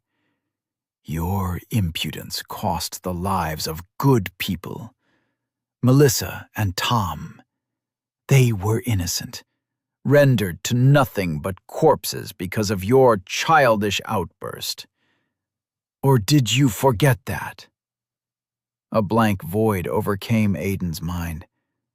The sovereign, Overseer Corvanus, the man who killed his father, the man who did nothing as both Mel and Tom died, screamed with an anger he had no right to feel. The emotion that flooded his voice was real. He took their death as a personal failure. You tied my hands, made me watch like a powerless bystander as those people were slaughtered. Enough, Corvanus. Helvan patted him on the shoulder. So much for staying silent. Eamon winced. Myra is the quiet one now. Is it just me, or is that weird? Shut up, Eamon, the red-haired woman snarled. Of course, Master. My apologies. Corvanus, will you please lead us to the remnant? I might remember insanity if I remain here 1 minute longer. Helvan walked up the stairs, accompanied by a grim-faced Corvanus. Myra was the next to follow, ushering the miners to hurry in front of her. Eamon approached Aiden with silent steps, his smile gone. You good, Draven? I don't know. Aiden sighed and let a new breath wash away the dark emotions inside him. You want to jump that sovereign? He nudged Aiden with an elbow, his smile tentatively returning. We're probably going to lose, but I'm down if you are. I'm not sure that would do any good. Corvanus's words rang deeply in Aiden's soul, their echoes demanding he face his actions. I thought all the wrong that happened to me was because of them, because of him. But I have to stop denying my part in it. I'm as guilty as him, maybe more. Aiden walked up the stairs alone. When he looked back, the expression on Eamon's face made him wince. It resembled his own, for reasons unknown. The windows of the Overseer Tower were a portal to a view few had the privilege to witness. The wide expanse of Catalyst District 99 stretched in all directions, sprouting from under the torch and ending once it touched the forbidden surroundings governed by the gate and its ruins. Everything looked so small from up there. A circular plate hummed with the melody of the runes behind them, its intrusive noise a challenge to ignore. It was something Aiden got better at with each passing day, pretending he did not hear it, averting his gaze as if the sight caused him pain. Pretending, averting, lying. It's ready, Corvanus said, his voice sullen. Gather around then, hands linked. Helvan chimed in with the instructions. Aiden walked to the center of the barren room, stepped onto the rune-inscribed metal, and ignored the sight of several runes he had never seen before. The low noise increased to an overbearing thrum that echoed inside his bones, rushing alongside his blood, throbbing painfully in his eardrums. Everyone else displayed no reaction other than an averted gaze, so Aiden did the same. Or tried to. Sweat dripped down his neck in concerning rivulets. You all right, man? Eamon nudged him with a confused frown. Aiden nodded out of instinct, too fast. If Eamon noticed, he let the matter rest. Eamon at one side, Corvanus at the other, Aiden took their hands and ignored the dark thoughts that plagued his mind. Bile rose in his throat as the blood on Corvanus's hand melded between his fingers, but he swallowed it and closed his eyes. Remember, once we step foot into Elysium, not a whisper. Aiden felt the old man's gaze on him, but that too he ignored. The remnant whined an acute screech, enough light bursting from the runes inscribed on its surface to blind any curious glances Aiden might have tried to steal.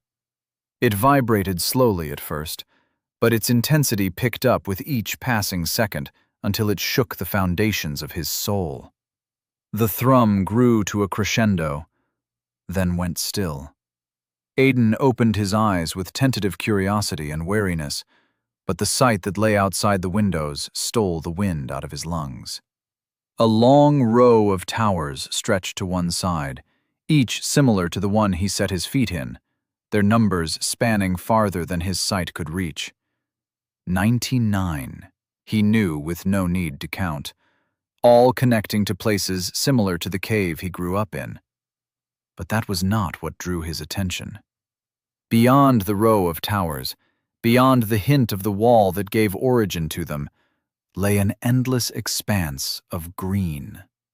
His eyes searched for an end, his soul craved the comfort of the known, but his heart beat with excitement as he gazed deeply into the horizon that stretched without limit. The ceiling lay in the distance, the light of countless torches decorating it like precious gems floating in vibrant blue water. Helvin walked beside him and placed his hand against the window. Shoulders sagged like he carried an unsurmountable weight. After a silent, deep breath, he turned around, his obsidian eyes showing not a hint of joy or wonder. Welcome to Elysium. Chapter 18. Shared Scars. The novelty of vast unknown horizons and chirping birds was lost somewhere along the trails carved in the emerald hills surrounding the 99 Overseer Towers. The amazement at discovering where wood came from stilled to a somber silence as Helvin's rigid frown ushered them forward with uncaring practicality. "Look at that one," Eamon whispered, his eyes filled with the same excitement Draven tried to hide. "These tree things are not just green. That one has some pink parts on it." "With so much wood, we'd never need to sleep in the cold again," Draven said without thinking. "Damn it, man," Eamon sighed. "Do you need to be this gloomy all the time?" After one day of walking in the wilderness, laughter came easier.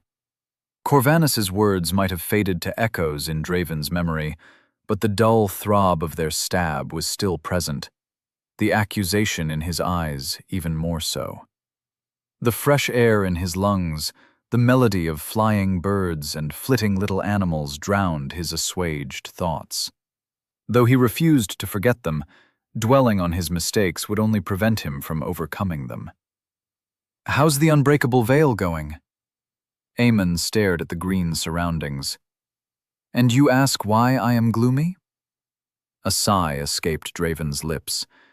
Shattering and remaking the veil each time improved its integrity, but the process was slow and mind-numbing. But to drain the darkness, to weave it into the making of the shield that protected his soul, was a different task altogether.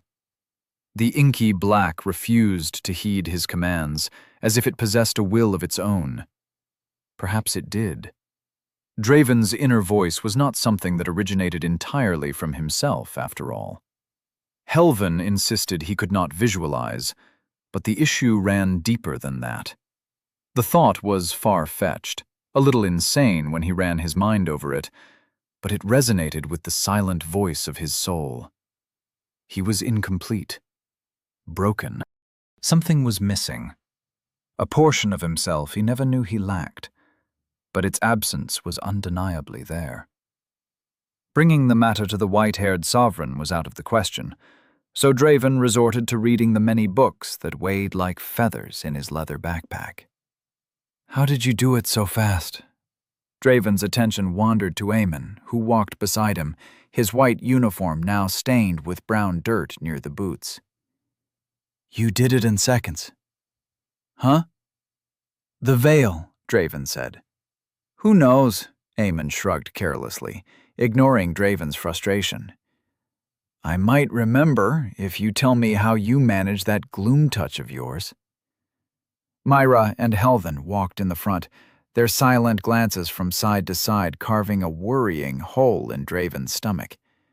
The two miners, Ed and Kane, walked a few paces behind the two sovereigns, with a quiet exchange of excited whispers. None listened to their conversation, but Draven did not trust appearances. After what happened in the Overseer Tower, he was certain he could trust none of them. Not here. The Providence was not a secret at this point. Both Myra and Helvin knew about it. Among all of them, Draven trusted Aemon the most, but not enough to disclose the limitations of Dyad Vessel. Some things were better kept unspoken. Come on. Dyad Vessel, Draven said, shaking his head at the surprise in his friend's face. Drop that gloom touch or whatever. Dyad Vessel, Aemon repeated the words, as if trying to memorize them. Gloom touch sounds cooler, but you're not ready for that. No, it doesn't. It sounds like I'm passing some kind of disease to somebody. Draven lowered his voice, suppressing the defensiveness in his tone. It's gross. Buddy. Aemon's hand fell on Draven's shoulder, mock pity on his face. I'd say that's a pretty good name for what that thing does to people. It gives me shudders just thinking about it. He retracted his hand, looked at it for a second, then sneakily wiped it on his pants. It's not that bad. Draven remembered the eyes of the masked instructors, pushed down the memory of their deaths, and swallowed his words. A deal is a deal, though. But you'll probably be disappointed. Aemon hummed, a frown overtaking his features in a whispering tune of consideration. I mean, it just sort of happened, you know? I did as Gramps said, and everything followed suit. It can't be that simple. Draven shook his head and pressed him. You just will the changes to take place, right? I'm doing that, but the blasted darkness barely moves. I've been trying to drain it for a day now, and the shield, which can barely be called that, as that thing breaks with the mildest breeze, is only a little foggy. I don't know what to tell you, man. Aemon shrugged, but the hint of a smile annoyingly crept its way into his mouth. But it does feel good to know I am better than you at something. It's almost like the feeling you get when you fill your belly. Get what I'm saying? He slapped Draven on the back and laughed, a contagious sort of merriment that sneaked its way into the dark mood both felt deep down and made it lighter. The day before faded with the dimming brilliance of the countless torches in the ceiling, some even obscured by floating masses of white helvan called clouds. The night welcomed them, bringing them together as the warm campfire chased away the tiredness of a day spent walking. The miners had the worst of it, their short legs and small stature making the trek a challenge to be met with utmost focus, even when the rest of the group actively slowed their pace to accommodate the two short men. Draven sipped a hot drink and watched the flames dance in front of his eyes. Images formed in the silhouettes of the ever-changing ethereal orange of the fire, gone as soon as they appeared. He tried to fix their image into his mind, to visualize them in clear shape, but his thoughts were a mess of chaotic black. Aemon claimed to recall images in his head as clearly as he saw them in reality, but the feat seemed unreachable, no matter how many times Draven tried. He did not know if Empyrean art or personal talent aided the man's ability to instantly dive into the land of dreams. Not there, Aemon muttered in his sleep, something that was becoming more and more frequent ever since he walked the six-fold corridor. He moved them. Draven contemplated waking him up, but let the matter rest. If Aemon was so eager to sleep, then the dreams he must experience might also be at least somewhat enjoyable. It's sooner, Draven. Chills ran down Draven's back at the mention of his name. The dream seemed to fizzle out as he looked at Aemon's sleeping form. Sweat drenched the man's forehead, even though the climate was comfortable. To the abyss with this. He said my name. Draven stood up, walking closer to his friend, intending to wake him up and inquiring about what he saw. Dreams often meant nothing, but those had by a dreamer were different. They carried meaning, often glimpsing into fate itself. Draven. Myra walked out from behind a tree that marked the perimeter of their watch. Draven turned his attention to the red-haired woman. Myra. Follow me, she said, walking away from the fire and into the clear night.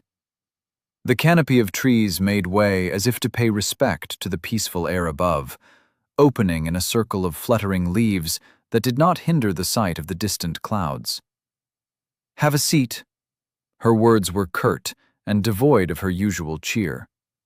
There was nowhere resembling a chair, so Draven sat on the ground, assuming a cross-legged posture out of habit. The sovereign kept looking at him in silence, her eyes scanning him from top to bottom, her presence brushing against his shield and undoubtedly seeing through the poorly implemented technique. It's true. Your Astra has grown a bit. The glint in her eyes became filled with accusation, the dry rasp in her voice bordering on anger. You can channel Hexion. So? He said. She laughed at his question, but there was no mirth in her chuckle, only resentment. You take everything for granted, don't you? Even what should be impossible. Irritation stewed under his skin. I take everything for granted? Draven gritted his teeth at her expression, at her words, at her demeanor. Fuck off, Myra. Who do you think you are? He stood up, not sparing her another glance. Why don't you go solve your own shit before shoving your problems on me? You? I didn't say you could leave. She snarled, and the air surrounding her gained the metallic tang of blood. To the abyss with this.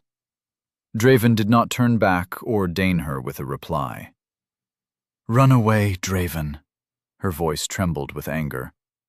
Like the rattling you are. Draven's foot stood frozen in midair. Something primal roared within his chest, and it yearned for blood, for violence. He was facing her before the realization even dawned on him. Say that again, he snarled. Myra crossed her arms, her caramel eyes bursting with crimson light. You came from nothing. You were nothing before I put my hands on you, a sniveling little boy on the verge of wetting himself. And you have my gratitude for that. The sound of rushing blood pounded in his eardrums. But I suggest you stop thinking you own me. You don't. No one does.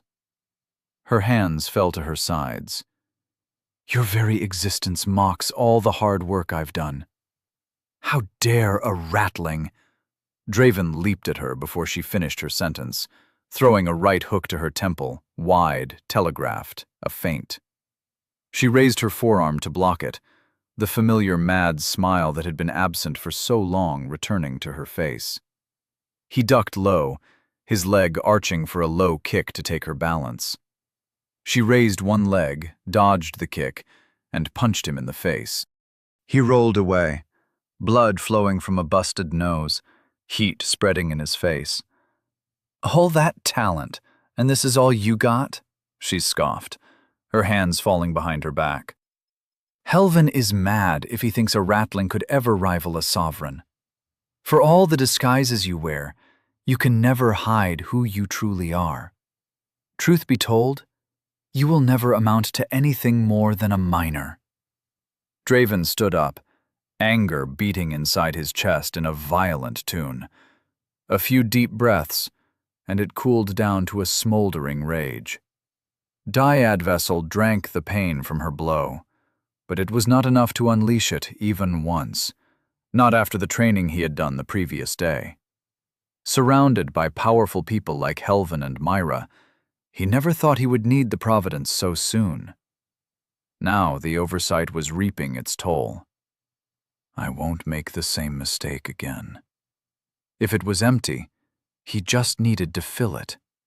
Closing the distance, he swung at her, leaving himself open for a punch in the ribs. The blow came as expected, the explosion of pain cracking bone. Not enough. He stumbled back and sent a high kick at her, slow, predictable. Myra grabbed him by the leg, lifting him with dangerous ease and bringing him down. The ground rushed at him, but instead of protecting his face, he smiled as it came closer. He opened his hand wide and let his fingers spread. It took all his will not to flinch as 3 of them broke under the impact. That's all you amount to. You can shove all the talent in the world inside a rat, but it will never make for the fundamental difference between it and a superior species. Why can't you understand that? She released Draven's leg, a parting kick aimed at his ribs. He grunted in pain, in annoyance. It's not enough. More! He bit his tongue until his mouth filled with blood. Then, supporting himself on his forearm, he slammed it down.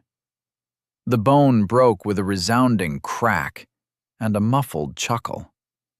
Dyad vessel tinkled in his mind. Are you mad? He grabbed her leg with his unbroken hand and let all the hurt inside his providence flood into her. All the misery, all the resentment he had been bottling down after her teachings, during her torture. He let it all out until Dyad vessel was empty. Ugh! She trembled under his grasp, stumbling back. Taste it, you fucking mad woman. That stings! She pulled her leg effortlessly out of his grip. Did you have to break your arm? Are you stupid? You are stupid, she sighed. This is why I didn't want to do this. I'm just not cut out for it. Makes me feel bad. Huh? Draven pulled himself up, confusion killing his will to fight. Cold abyss, Myra. Can't you do your job properly? Helvin appeared in front of them out of nowhere. I told you the importance of your role in this. I know, but I can't. I just can't be all, you ratling. You are beneath me, puny ratling. She knelt next to Draven, the anger in her eyes gone, as if nothing had happened. Are you okay? What's going on? If he had ever doubted, now he was certain. Myra was mad. Someone not doing their job as they were supposed to. The old man shot an accusatory glance at Myra. I was hoping the stress and insults would be enough to trigger an advancement to your providence. It was a mistake. Helvin vanished. Yep, not cut out for this at all. Myra helped Draven to his feet. Hope you didn't take those things to heart, Draven. A pink blush spread over her cheeks, and she looked away. I had to at least try it. Draven snatched his arm away from her. Fury, shame, betrayal, it all clashed inside his heart. Disdain, hate, oppression, those emotions he could handle. It was all familiar where he grew up. But playing with people's feelings like this was cruel. Give me the cold treatment, call me in the night for a talk, and beat me up? I mean, you started it. Just saying. She winced. Just leave me alone. Draven picked himself up. He was done involving himself with sovereigns. He tried to stumble away, the few broken bones steadily filling Dyad vessel, but Myra held him back. Cool hexion flowed from her fingers into his flesh for the first time since he walked the six-fold corridor. It was soothing, full of life, warm. I didn't mean the things I said, Myra pleaded. Most of it, anyway. I was annoyed after seeing the level of affinity you had with blood. It made me look like a joke. But I was also thrilled. That was before Helves came to me with his plan, though. Draven refused to look at her, It's cruel, Myra. He gave up trying to convey why. She was a sovereign, someone who would never understand what it meant to be raised in a catalyst district. Forget it. You wouldn't get it. I know. The grip on his arm tightened. Believe me, I understand. How could you? Draven turned to look at her, and her sad face only filled him with fury. Your people will never get what it means to be lesser, to have your life decided as an afterthought, to be worth less than dirt. She met his eyes with a steady gaze. Where do you think Helves found me, Draven? Draven's eyes widened. He was living proof appearances could deceive, but the idea was still hard to grasp. Before him, his father had undergone a similar process, if Helven's words were to be believed. I'm a half-miner, too, she whispered in a broken tone. But, the words abandoned him alongside his anger. I owe Helves a lot. He rescued me from a life. Well, let's just say your district is one of the fortunate ones. So if he asks something, even if I don't like it, I'll at least give it a try. She took a deep breath and blinked away the memories. You and Eamon are like me, but you guys haven't seen the world. I tried to prepare you for what's ahead, but I failed. Myra took Draven's arm again, channeling the Hexion to mend his bones and wounds. You gave me the body to fight, and taught me the skills to use it. But I'd be lying if I said I don't resent you for that. It was hard to meet her gaze, to utter aloud the words she undoubtedly already knew. But it was necessary. Draven had enough of bottling things up. I know, she smiled sadly. Put me beside the people I once hated, and the past me could not tell the difference. Draven wondered how the boy who once sneaked out to see the gate would react if he saw him now. Resent her as he might, her smile resonated within him, for he knew her pain all too well. I can't help you with your providence. Her eyes wandered from side to side, as if looking for an elderly man in the shadows. But I can teach you what I know about the path of blood. The light drifting from the torches far in the distance illuminated her hesitant face. For the first time, Draven saw Myra not as the unstable sovereign he had assumed she was, but as a broken woman, doing her best to hold all her fragments together. In her eyes, he saw his own reflection. Chapter 19. The Resolve to Break Barriers. The forest seemed to part before Draven's momentum. The night was the only time when sitting down to eat and rest was allowed. Helven made sure any delays were swiftly dealt with. The fast pace was not enough to shave away the stamina of Draven's Hexion-forged body, but it sure took its toll on the miners. Ed and Cain were still reluctant to start any conversation other than amongst themselves, yet Eamon had a way of drawing people out of their shells. The exhaustion probably aided in overpowering their fear. Cain, are you good? I already told carrying you for a bit is no big deal. Eamon slowed his pace to check on them. No, Lord, that's not... Cain, their youngest, stammered between breathless gasps. Drop the Lord thing, man. Eamon shook his head, frustration at repeating himself apparent on his face. Eamon is enough. Yes, Lord Lord Eamon.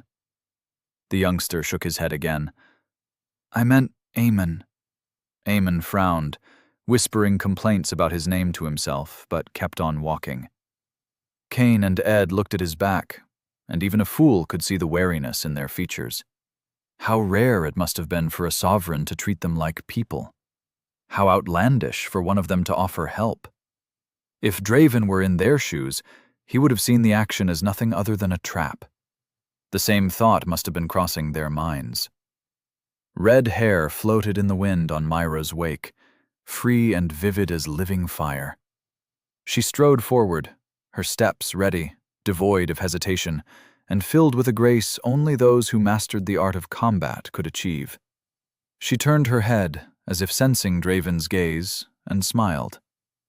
Draven looked away faster than a child pulling his hands away from a hot piece of coal. What's her deal? The conversation they had the previous night was still clear in his mind, but he struggled to make sense of her words, or the offer she made. Was it a trap? He laughed as soon as the thought came to mind. Of course not. But maybe she had another motive, a hidden goal or a mission that Helvin ordered her to follow. A plan within a plan. Even so, a chance to learn about the Empyrean arts, to use Hexion in ways other than to heal the damage he consistently dealt to his soul, was tempting enough to make the possibility of refusal a fool's choice. I wouldn't recommend it, man. Eamon winced and shook his head as if trying to shake some fleas loose from his hair. Huh? Draven said, drawn out of his musings. She's pretty. Nobody can deny that, but come on. Eamon came close enough to make his whisper secretive. She is not right in the head, my guy. And not in a cute sort of way. More like I'm gonna kill you in your sleep sort of crazy. It's not like that. Draven's voice came out louder than he intended. Myra and Helvin looked back. A ripe blush spread through Draven's cheeks. Can't fix crazy, Draven. Eamon patted him on the shoulder. Why is it that only you got the cool name? He whispered to himself again, his face souring. The wind blew gently against Draven's back as the trail into Elysium deepened amidst the cover of trees and life. Mountains speared the air in the distance, small silhouettes of flying animals casting shadows on those who walked below. Yet only one thought occupied Draven's thoughts, a single-minded aim that he could not afford to forget. Get stronger. Dan and his mother depended on him. Helvin's vow was not enough to inspire confidence in their safety. Their well-being, their very life and future, lay in his hands, and Draven knew his strength was lacking. He could not save himself, much less other people. It was time to change that, even if that meant abandoning the warning that blared in his mind. He did not need common sense. It was power that he needed. Myra, Draven forged ahead, ignoring Eamon's misguided whisper of encouragement. Draven? The name is still a bit weird, not gonna lie. It's not too bad, though. Almost sounds like driven. Or craven. Oh, forget that last one. She motioned to her side, her figure falling behind Helvin. So? That thing you said last night? I'll take it. Draven met her eyes and forced himself not to look away. Please teach me about the path of blood. Took you long enough. Her pure, sincere laughter did not fit the twisted smile on her face. The first thing you gotta know— I'm not done, Draven interrupted. I need your help with something else. Offer a hand and you take the whole arm, The smile fell from her face as she examined him closer. Why do you look so pale? Overseer Trevor did something to me before. The memory of that still sent waves of phantom pain crawling beneath Draven's flesh. It was like something chewed my body from the inside. I don't know how to explain it. She whistled and looked away. Yeah, I got the gist of it. Sovereign's hard at work. Can't say I'm not familiar with the concept. They slowly drifted apart from the group, and her voice fell into the comfort of secretiveness. But there shouldn't be any damage left after your heart procedure. I've checked. I feel fine, and that's the problem. With a sigh, Draven braced himself and took a step toward a path of no return. I want you to do the same to me. Worse, if you can. No. Her voice was clear. Her answer brooked no disagreement. The refusal caught Draven off guard. It did not fit the image of the red-haired sovereign he had in his mind. Myra, as he knew her, would have delighted in causing others pain. But the twisted smile he had grown familiar with was nowhere in sight. Instead, she looked like she was about to vomit. "I won't do this sort of stuff." When she looked back at him, there was fury in her caramel eyes. "What kind of person do you take me for?" It's not like that." Draven tried to find the right words to salvage the situation, but the damage was done. Still, like a fool who did not know when to cut his losses, he insisted. "I need to train my providence, Myra. It's my best chance of saving my family. If you need it that badly, Draven, do it yourself." Her anger was silent, her tone unaltered, but her face was stone cold. "I'm not taking this on my consciousness. I'll teach you how to channel, weave, and emit Hexion, but I won't walk around torturing people." "Myra, listen, we're done, Draven. Find me when the torch is dim, not a second before." Her mind was set as she rejoined Helvin at their silent pace. Draven's steps carried him to Aemon's side, a gloomy expression no doubt plain for all to see. He took the hint and asked no questions, a small mercy after what had just happened. Draven was noticing just how much he had misjudged Myra, and how little he knew of the person who made him what he was. "You won't help? Fine. I'll take your advice." Draven took a small knife from his backpack. Aemon's eyes took on a dangerous glint. He plunged the metal into his left forearm, ignoring the hot sting and the blood that dripped around the knife. His hand refused to move, though his mind ordered it to twist the instrument of pain. Something instinctual stopped his muscles. The primal need for survival, the fear of pain, kept his hands frozen as he walked. With a grunt, he tore down the restraints. Tears stung his eyes as the knife slowly twisted, carved, stung, and bore down into his flesh. The white uniform's sleeve took on a healthy crimson hue. Dyad vessel drained the pain away like a bottomless pit of hunger unending. "Dude, what is wrong with you?" Aemon gripped his hand, stopping the blade from cutting further. "Did you completely lose it? Snap out of it!" "I'm fine, Finn." Draven looked at him and blinked away the tears. "I'll do what I have to do." Aemon's eyes widened, his grip on the knife's handle loosening. Draven took the handle once again and began methodically inflicting agony on his arm. Pain was not torment. It was the shackles the strong used to imprison the weak in eternal servitude. Draven refused to remain a prisoner of himself. Pain was the stone that would pave a way to the power he needed, and he would forge each brick in blood. Bandages wrought his arms in blood-stained patches. The terrified glances of the miners dissuaded any notion he had of making conversation with them, but the looks from Myra and Helvan regarded him with no hint of surprise or disgust. Aemon had fallen silent for once. It had become a habit to unleash the dyad vessel in short bursts against himself. Even as he walked, it took only a nudge of his will to make the providence comply. It had become an instinct deeply engraved in his body and mind, something akin to the movement of a limb. His steps faltered with each release, but Draven got better at handling the pain. Draven von Astreus dyad vessel. Corruption, greater. Blood path, reverence, lesser. The reward for Draven's efforts, another stride in the path to power. Greater corruption. Helvan had said advancing past greater was a threshold hard to break through, for it required something other than routine and diligence to be surpassed. Yet there was only one way to know for sure. He felt dyad vessel within himself. It was nearing full capacity after an entire day of cold knives carving against his arms. 2 uses.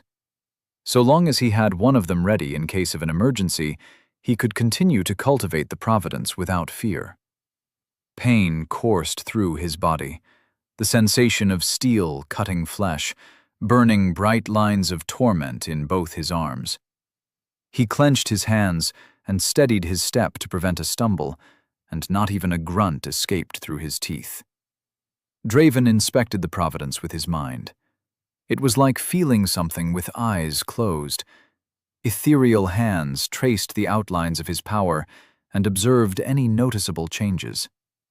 It remained the same. The geezer was telling the truth. What he faced resembled a bottleneck, a barrier that prevented progress, a tier of power that required something else to cause growth, something Draven had not experienced before. Pain. Different pain. The answer came easily, though it was nothing but speculation at the moment. The Providence had fed on broken bones, wounds caused by blunt bruises and cuts. But there was so much more when it came to getting hurt. Fire, needles, poison. They all approached the body with a distinct touch, and he had to become familiar with all of them. The thought was enough to make him shiver, but not to falter his resolve. Draven rummaged through the contents of his backpack and retrieved a needle. Its original purpose was to sew, but the stiff piece of metal would know a new role today. "Abyss take me, man," Eamon whispered at his side. "Did that woman's madness pass over to you?" Draven ignored him and got to work before his mind conjured up excuses to make him stop. The Providence drank greedily as the needle pierced his skin, sharp stings sending cramps forming around the wound. Under his nails, between the joints of his fingers, through the stringy tendons of his clenched fist. He could not hold down the grunts after minutes of the gruesome task, but he could feel it was working, and that alone drove him to seek more.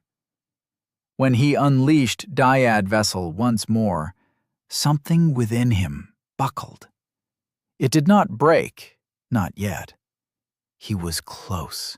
A vast collection of injuries caused by distinct methods, the only ingredient missing to fuel his breakthrough. Draven did not look forward to it, or so he told himself. But something within him craved the power pain offered. If enduring it was its only price, he would pay it gladly. Chapter 20. The Three Tenets. The darkness of the night fell as the torches above dimmed to a silvery hue. Myra sat across from him, the dissatisfaction on her face clear, even in the absence of light that had once hindered his sight in a time long past. "Care to explain what about all this self-mutilating you've been doing all day?" she said, with a bite in her voice. "Not really." Draven shrugged. "Just took your advice to heart. That's all there is to it." "I didn't mean it that way. Are you a fool?" She fumed, made as if to stand up, then sagged back to the ground. "You are a fool. The least I can do now is try to mend what's broken." She untied the bandages around Draven's arms, the red cloth falling to the ground with the weight of dried-up blood. Her eyes widened at the sight of the wounds. Cuts. Punctures. Draven shied away from looking at them. Their throbbing alone was enough to tell him he had done a thorough job. "This," she gripped his arm tightly, "is amazing." "What?" "The minor cuts are almost fully healed." Myra twisted his arm, the droplets of blood pouring out of the deeper wounds, falling unnoticed by her eyes. "Only the major wounds are yet to close. You didn't learn overnight how to weave Hexion, did you?" Her eyes fell on him with the intensity of a child gazing at their new toy, full of curiosity and dangerous ideas begging to be tested. "No?" If Draven had done something of the sort, it was not intentional. Myra breathed out, a relieved yet disappointed sigh that echoed with conflicting emotions. Good to know even someone with as much affinity as you can't go around breaking common sense. I guess we just gotta add quick healing to night vision. Perks of having a core inside your heart. So, you know. Draven looked down with a sigh. I'm not a genius or anything. There's plenty I can't do, no matter what Eamon goes on spouting. The unbreakable veil around his soul was one of them, for it was only indestructible in name. All his attempts, all the damage and healing to his soul, and the shield had only gotten a little more durable than stone. As for absorbing the darkness into it, he would have a better chance at plucking out a torch from the ceiling. About the night vision? Of course! The revelation seemed to fill her with enthusiasm. You just gotta learn how to cover your weaknesses, that's all. Speaking of which, what do you say about learning how to become a true Empyrean? A smile took over Draven's face by instinct. Sounds good. Let's cut to the chase then. Her face became serious, her voice beckoning his attention. Every Empyrean worth their Hexion must learn the 3 tenets: channel, imbue, and emit. Sounds simple enough. To channel is to will the Hexion to heed your call, wrenching it away from one of the 6 realms through your astra and into your soul. The strength of your will and the structure of your astra will determine how well you perform it. Think I got that one down. The description of it sounded familiar. It was what he had been doing every time he needed Hexion to heal the tears in his soul. I'm not surprised.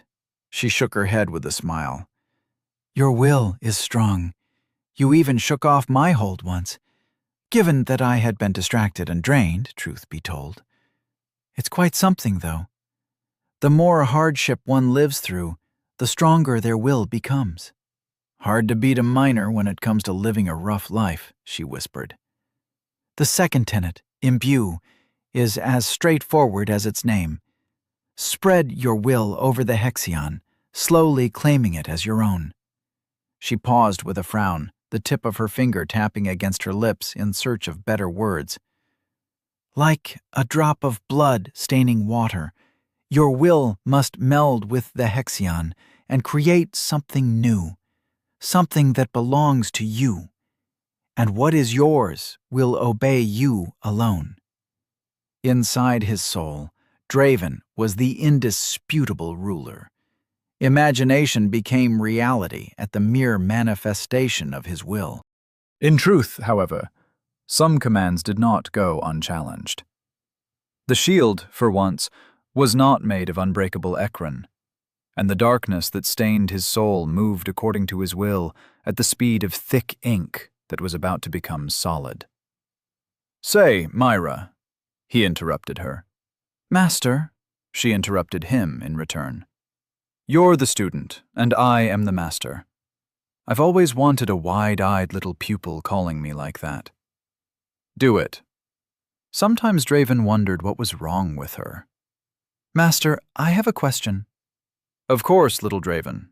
Anything for my student. She nodded in satisfaction. Be quick about it, though. Master dislikes interruptions. Whatever.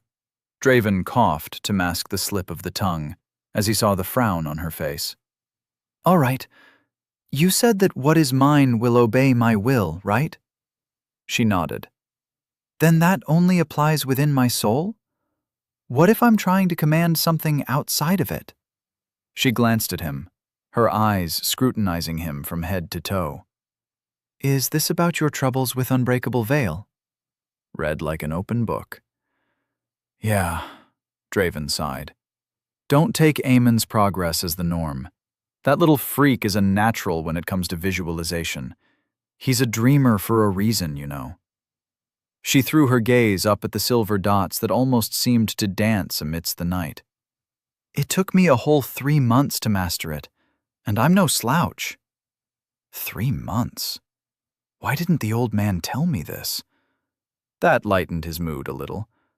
At the pace Draven progressed, it would be lucky if mastery of that technique came after years of practice. but it was reassuring to know that he was not expected to learn it in one go. The third tenet, emit. Well, you just blast people with Hexion molded into arts. Her muffled laughter echoed in the clearing like a breeze of fresh air. It's the most fun part, truth be told. Of course, to know how to mold the Hexion into arts is a different beast altogether. A globe of blood formed above her hand in a flash of crimson light. It bubbled, then its shape became that of a leaf. The details mimicked to such a degree that it would be impossible to tell the difference were it not for the unusual color. The leaf changed into a small mouse. The little critter raised both hands, innocent eyes of red staring directly at him, and then disappeared in a cloud of red that melded with Myra's skin. That's amazing. Can you teach me how to do that? Draven bit his tongue and added, Please, master. I'm afraid that is beyond my pupil's comprehension. She whipped her hair back, and her shoulders rose high with pride. In time, you will learn all the secrets of the blood manipulation art. She switched her imperious voice to a casual tone. Might be safer to start at the beginning, though, don't you think? There was truth in her words, and the skill displayed with such ease added a layer of authority to her wisdom that had not been there before. Whatever Myra was, whoever she was, it did not matter. Before Draven stood a master of the blood path. I want you to dive into your soul. Myra's voice became a trance-inducing melody that filled Draven with concentration. Should be easy enough for you. Don't think I haven't noticed you doing it while you walk. Draven appeared in front of his core effortlessly. You commanded Hexion before, so you've been using your will by instinct, which is pretty good. Her voice reached him even though his eyes were closed, his awareness focused within. But grasping the full extent of your will is a different matter, and you'll need to do that if you ever want to go beyond the second tenet. Myra's presence surrounded him. Draven's shield cracked, the crooked lines of fractures spreading through its entirety until not a single spot remained untouched. It shattered into countless pieces after 4 seconds of enduring the ethereal weight. How is this possible? Draven willed the Hexion to heal the wounds in his soul before they stole his focus away. Even Helvin's presence wasn't this strong. That made little sense. How could Myra be stronger than him? The look of respect in her eyes whenever Helvin came along was clear as day. She looked up to him like a kid admiring a hero. The old man was holding back. The realization put a bitter smile on his face. The unseen pressure wrapped around the sphere that was his soul and squeezed. Suddenly, it became hard to breathe, impossible to even move. This was the difference between those who mastered the unbreakable veil and those who did not. It decided who lived and who died. In the gasps of pain, he understood how lucky he had been, how shelter had softened him. If Draven faced an Empyrean in battle, Dyad Vessel would be of no use. Nothing short of a shield would help him. If his opponent could suppress him like this, then his life was theirs for the taking. Like the abyss it is. He refused to have his life at the mercy of others. With a roar, Draven let go of thought and pushed back. The entirety of his being condensed in front of him, and a cloud of ethereal red solidified in the recesses of his soul, his will. It poured out from the projection of his awareness like water leaking out of a broken bucket, but the flow did not lessen or weaken. It only grew stronger. With a roar, Draven directed the cloud at the pressure that strangled the breath from his lungs, and he willed it to get lost. Ah! Myra's muffled grunt brought him back to reality. Rage fled him, and the cloud of red disappeared without a trace. But he did not despair, for Draven knew where to find it. It lay sleeping inside his being, eager to hear the whispers of his thoughts, ready to burst into action. It was a piece of him. Cold abyss. Draven, are you even a kid? The red-haired Empyrean looked at him with surprise written all over her slack jaw. Of course not, I'm 16. Or am I?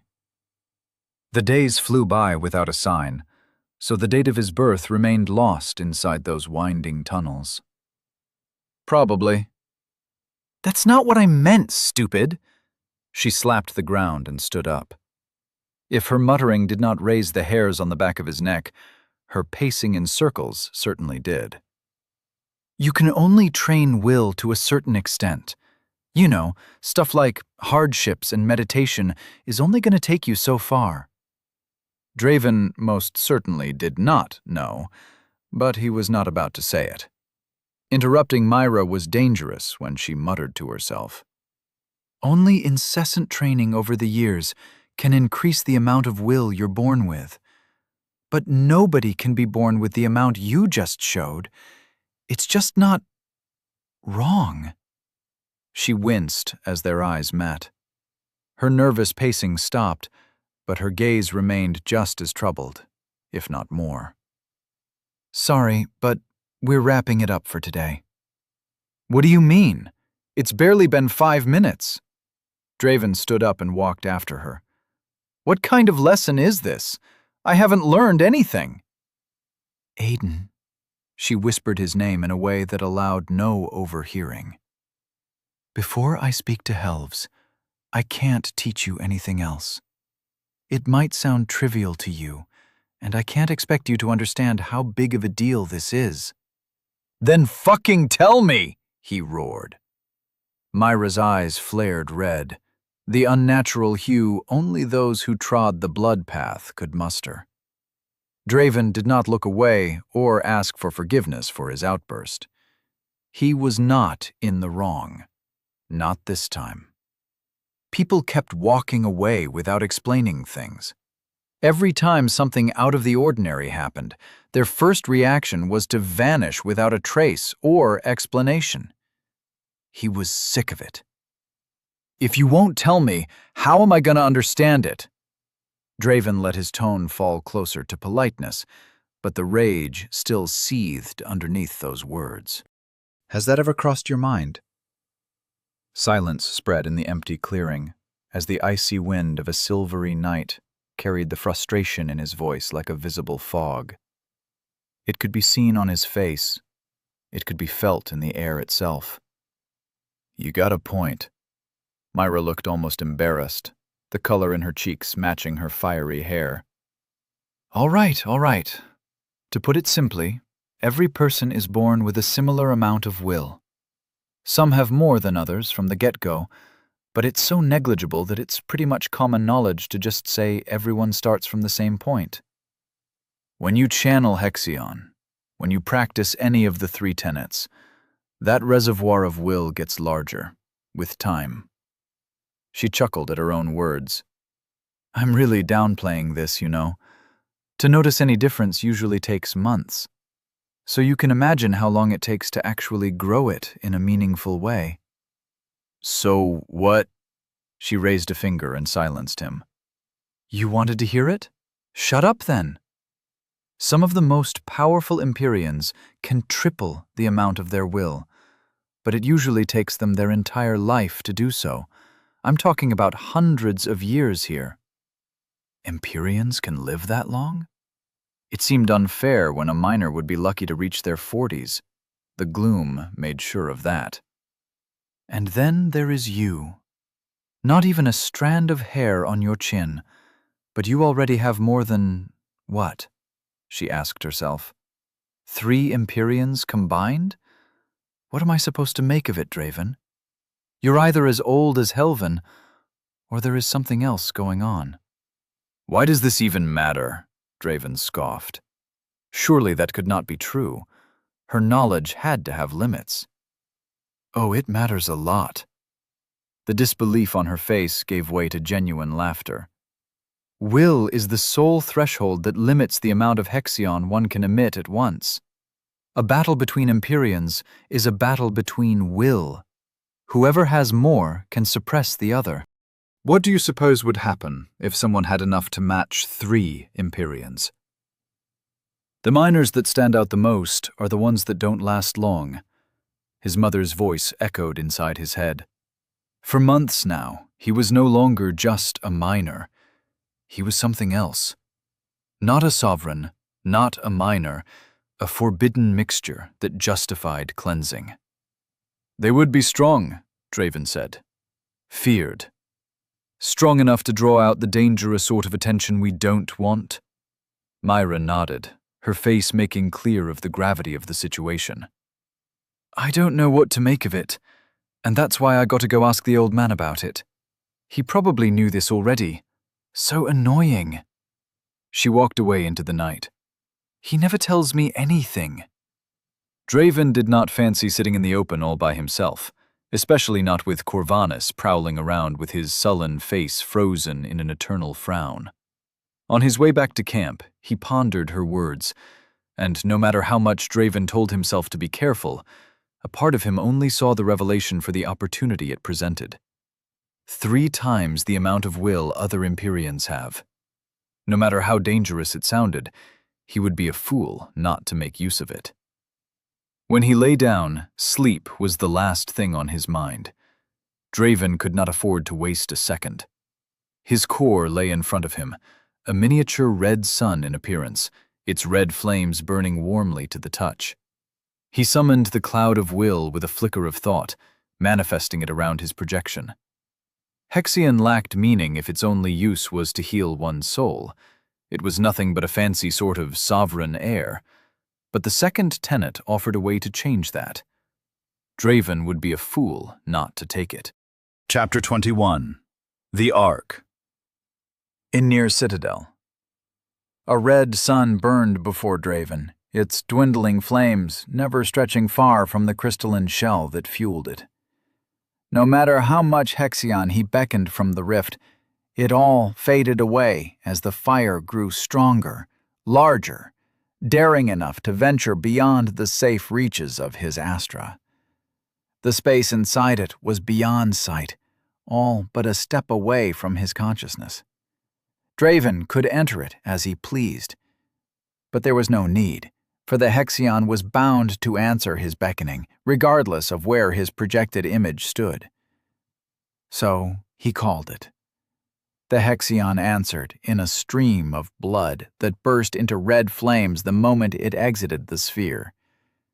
What had once been a small sun expanded to 3 times its original size, its flames roaring and stretching their bright tendrils inside it. Some strands of Hexion touched his cloud of will, but they recoiled at the contact, refusing to mix like water and oil. A thought set his will into motion. If the second tenet meant melding the 2 forms of energy, then the feat was possible. Draven refused to let the nature of Hexion dictate the course of his life. It would bend to his will, one way or another. Its power was his, and it was time to take it. The blood mist attacked the flickering flames, its intent directing each movement with a mixture of primal instinct and calculated decision. The ignited Hexion recoiled, fled, and shied away from the contact. It did not want to submit, yet, oddly enough, it did not flee through the rift. If you want to stay, you will submit. If you choose to heed my call, then become my weapon. The Hexion whistled a tune that resonated with his soul, a melody that conveyed more than mere words ever could. Draven smiled as his will surrounded the burning sun until not a speck of light escaped through its thick veil. He closed his grip around his Astra, and his will clashed with the Hexion's flames from all sides. This time, it did not recoil. It did not reject his intent. The crimson fire of the small sun consumed his will, used it as fuel to burn brighter, to condense. The flames diminished, though their hue only grew stronger. A burst of irrational fear made Draven question if he screwed up, but the answer lay just in front of him. He did not need eyes to see, for he felt it with his soul. What had once been scarce and transient became abundant and everlasting. The roaring flames of his astra melted into a deep crimson liquid that was neither Hexion nor will. Perhaps it was both. Its glow revealed the true might that lay hidden inside every Empyrean soul, the strength that the Sovereign used to reign unquestioned. The liquid revolved around Draven's astra, as if exploring every corner of the perfect sphere, its new home. Satisfied, it pierced the crystalline red shell without difficulty and entered the astra, where it lay dormant, like a puddle of shining blood. This is just the beginning,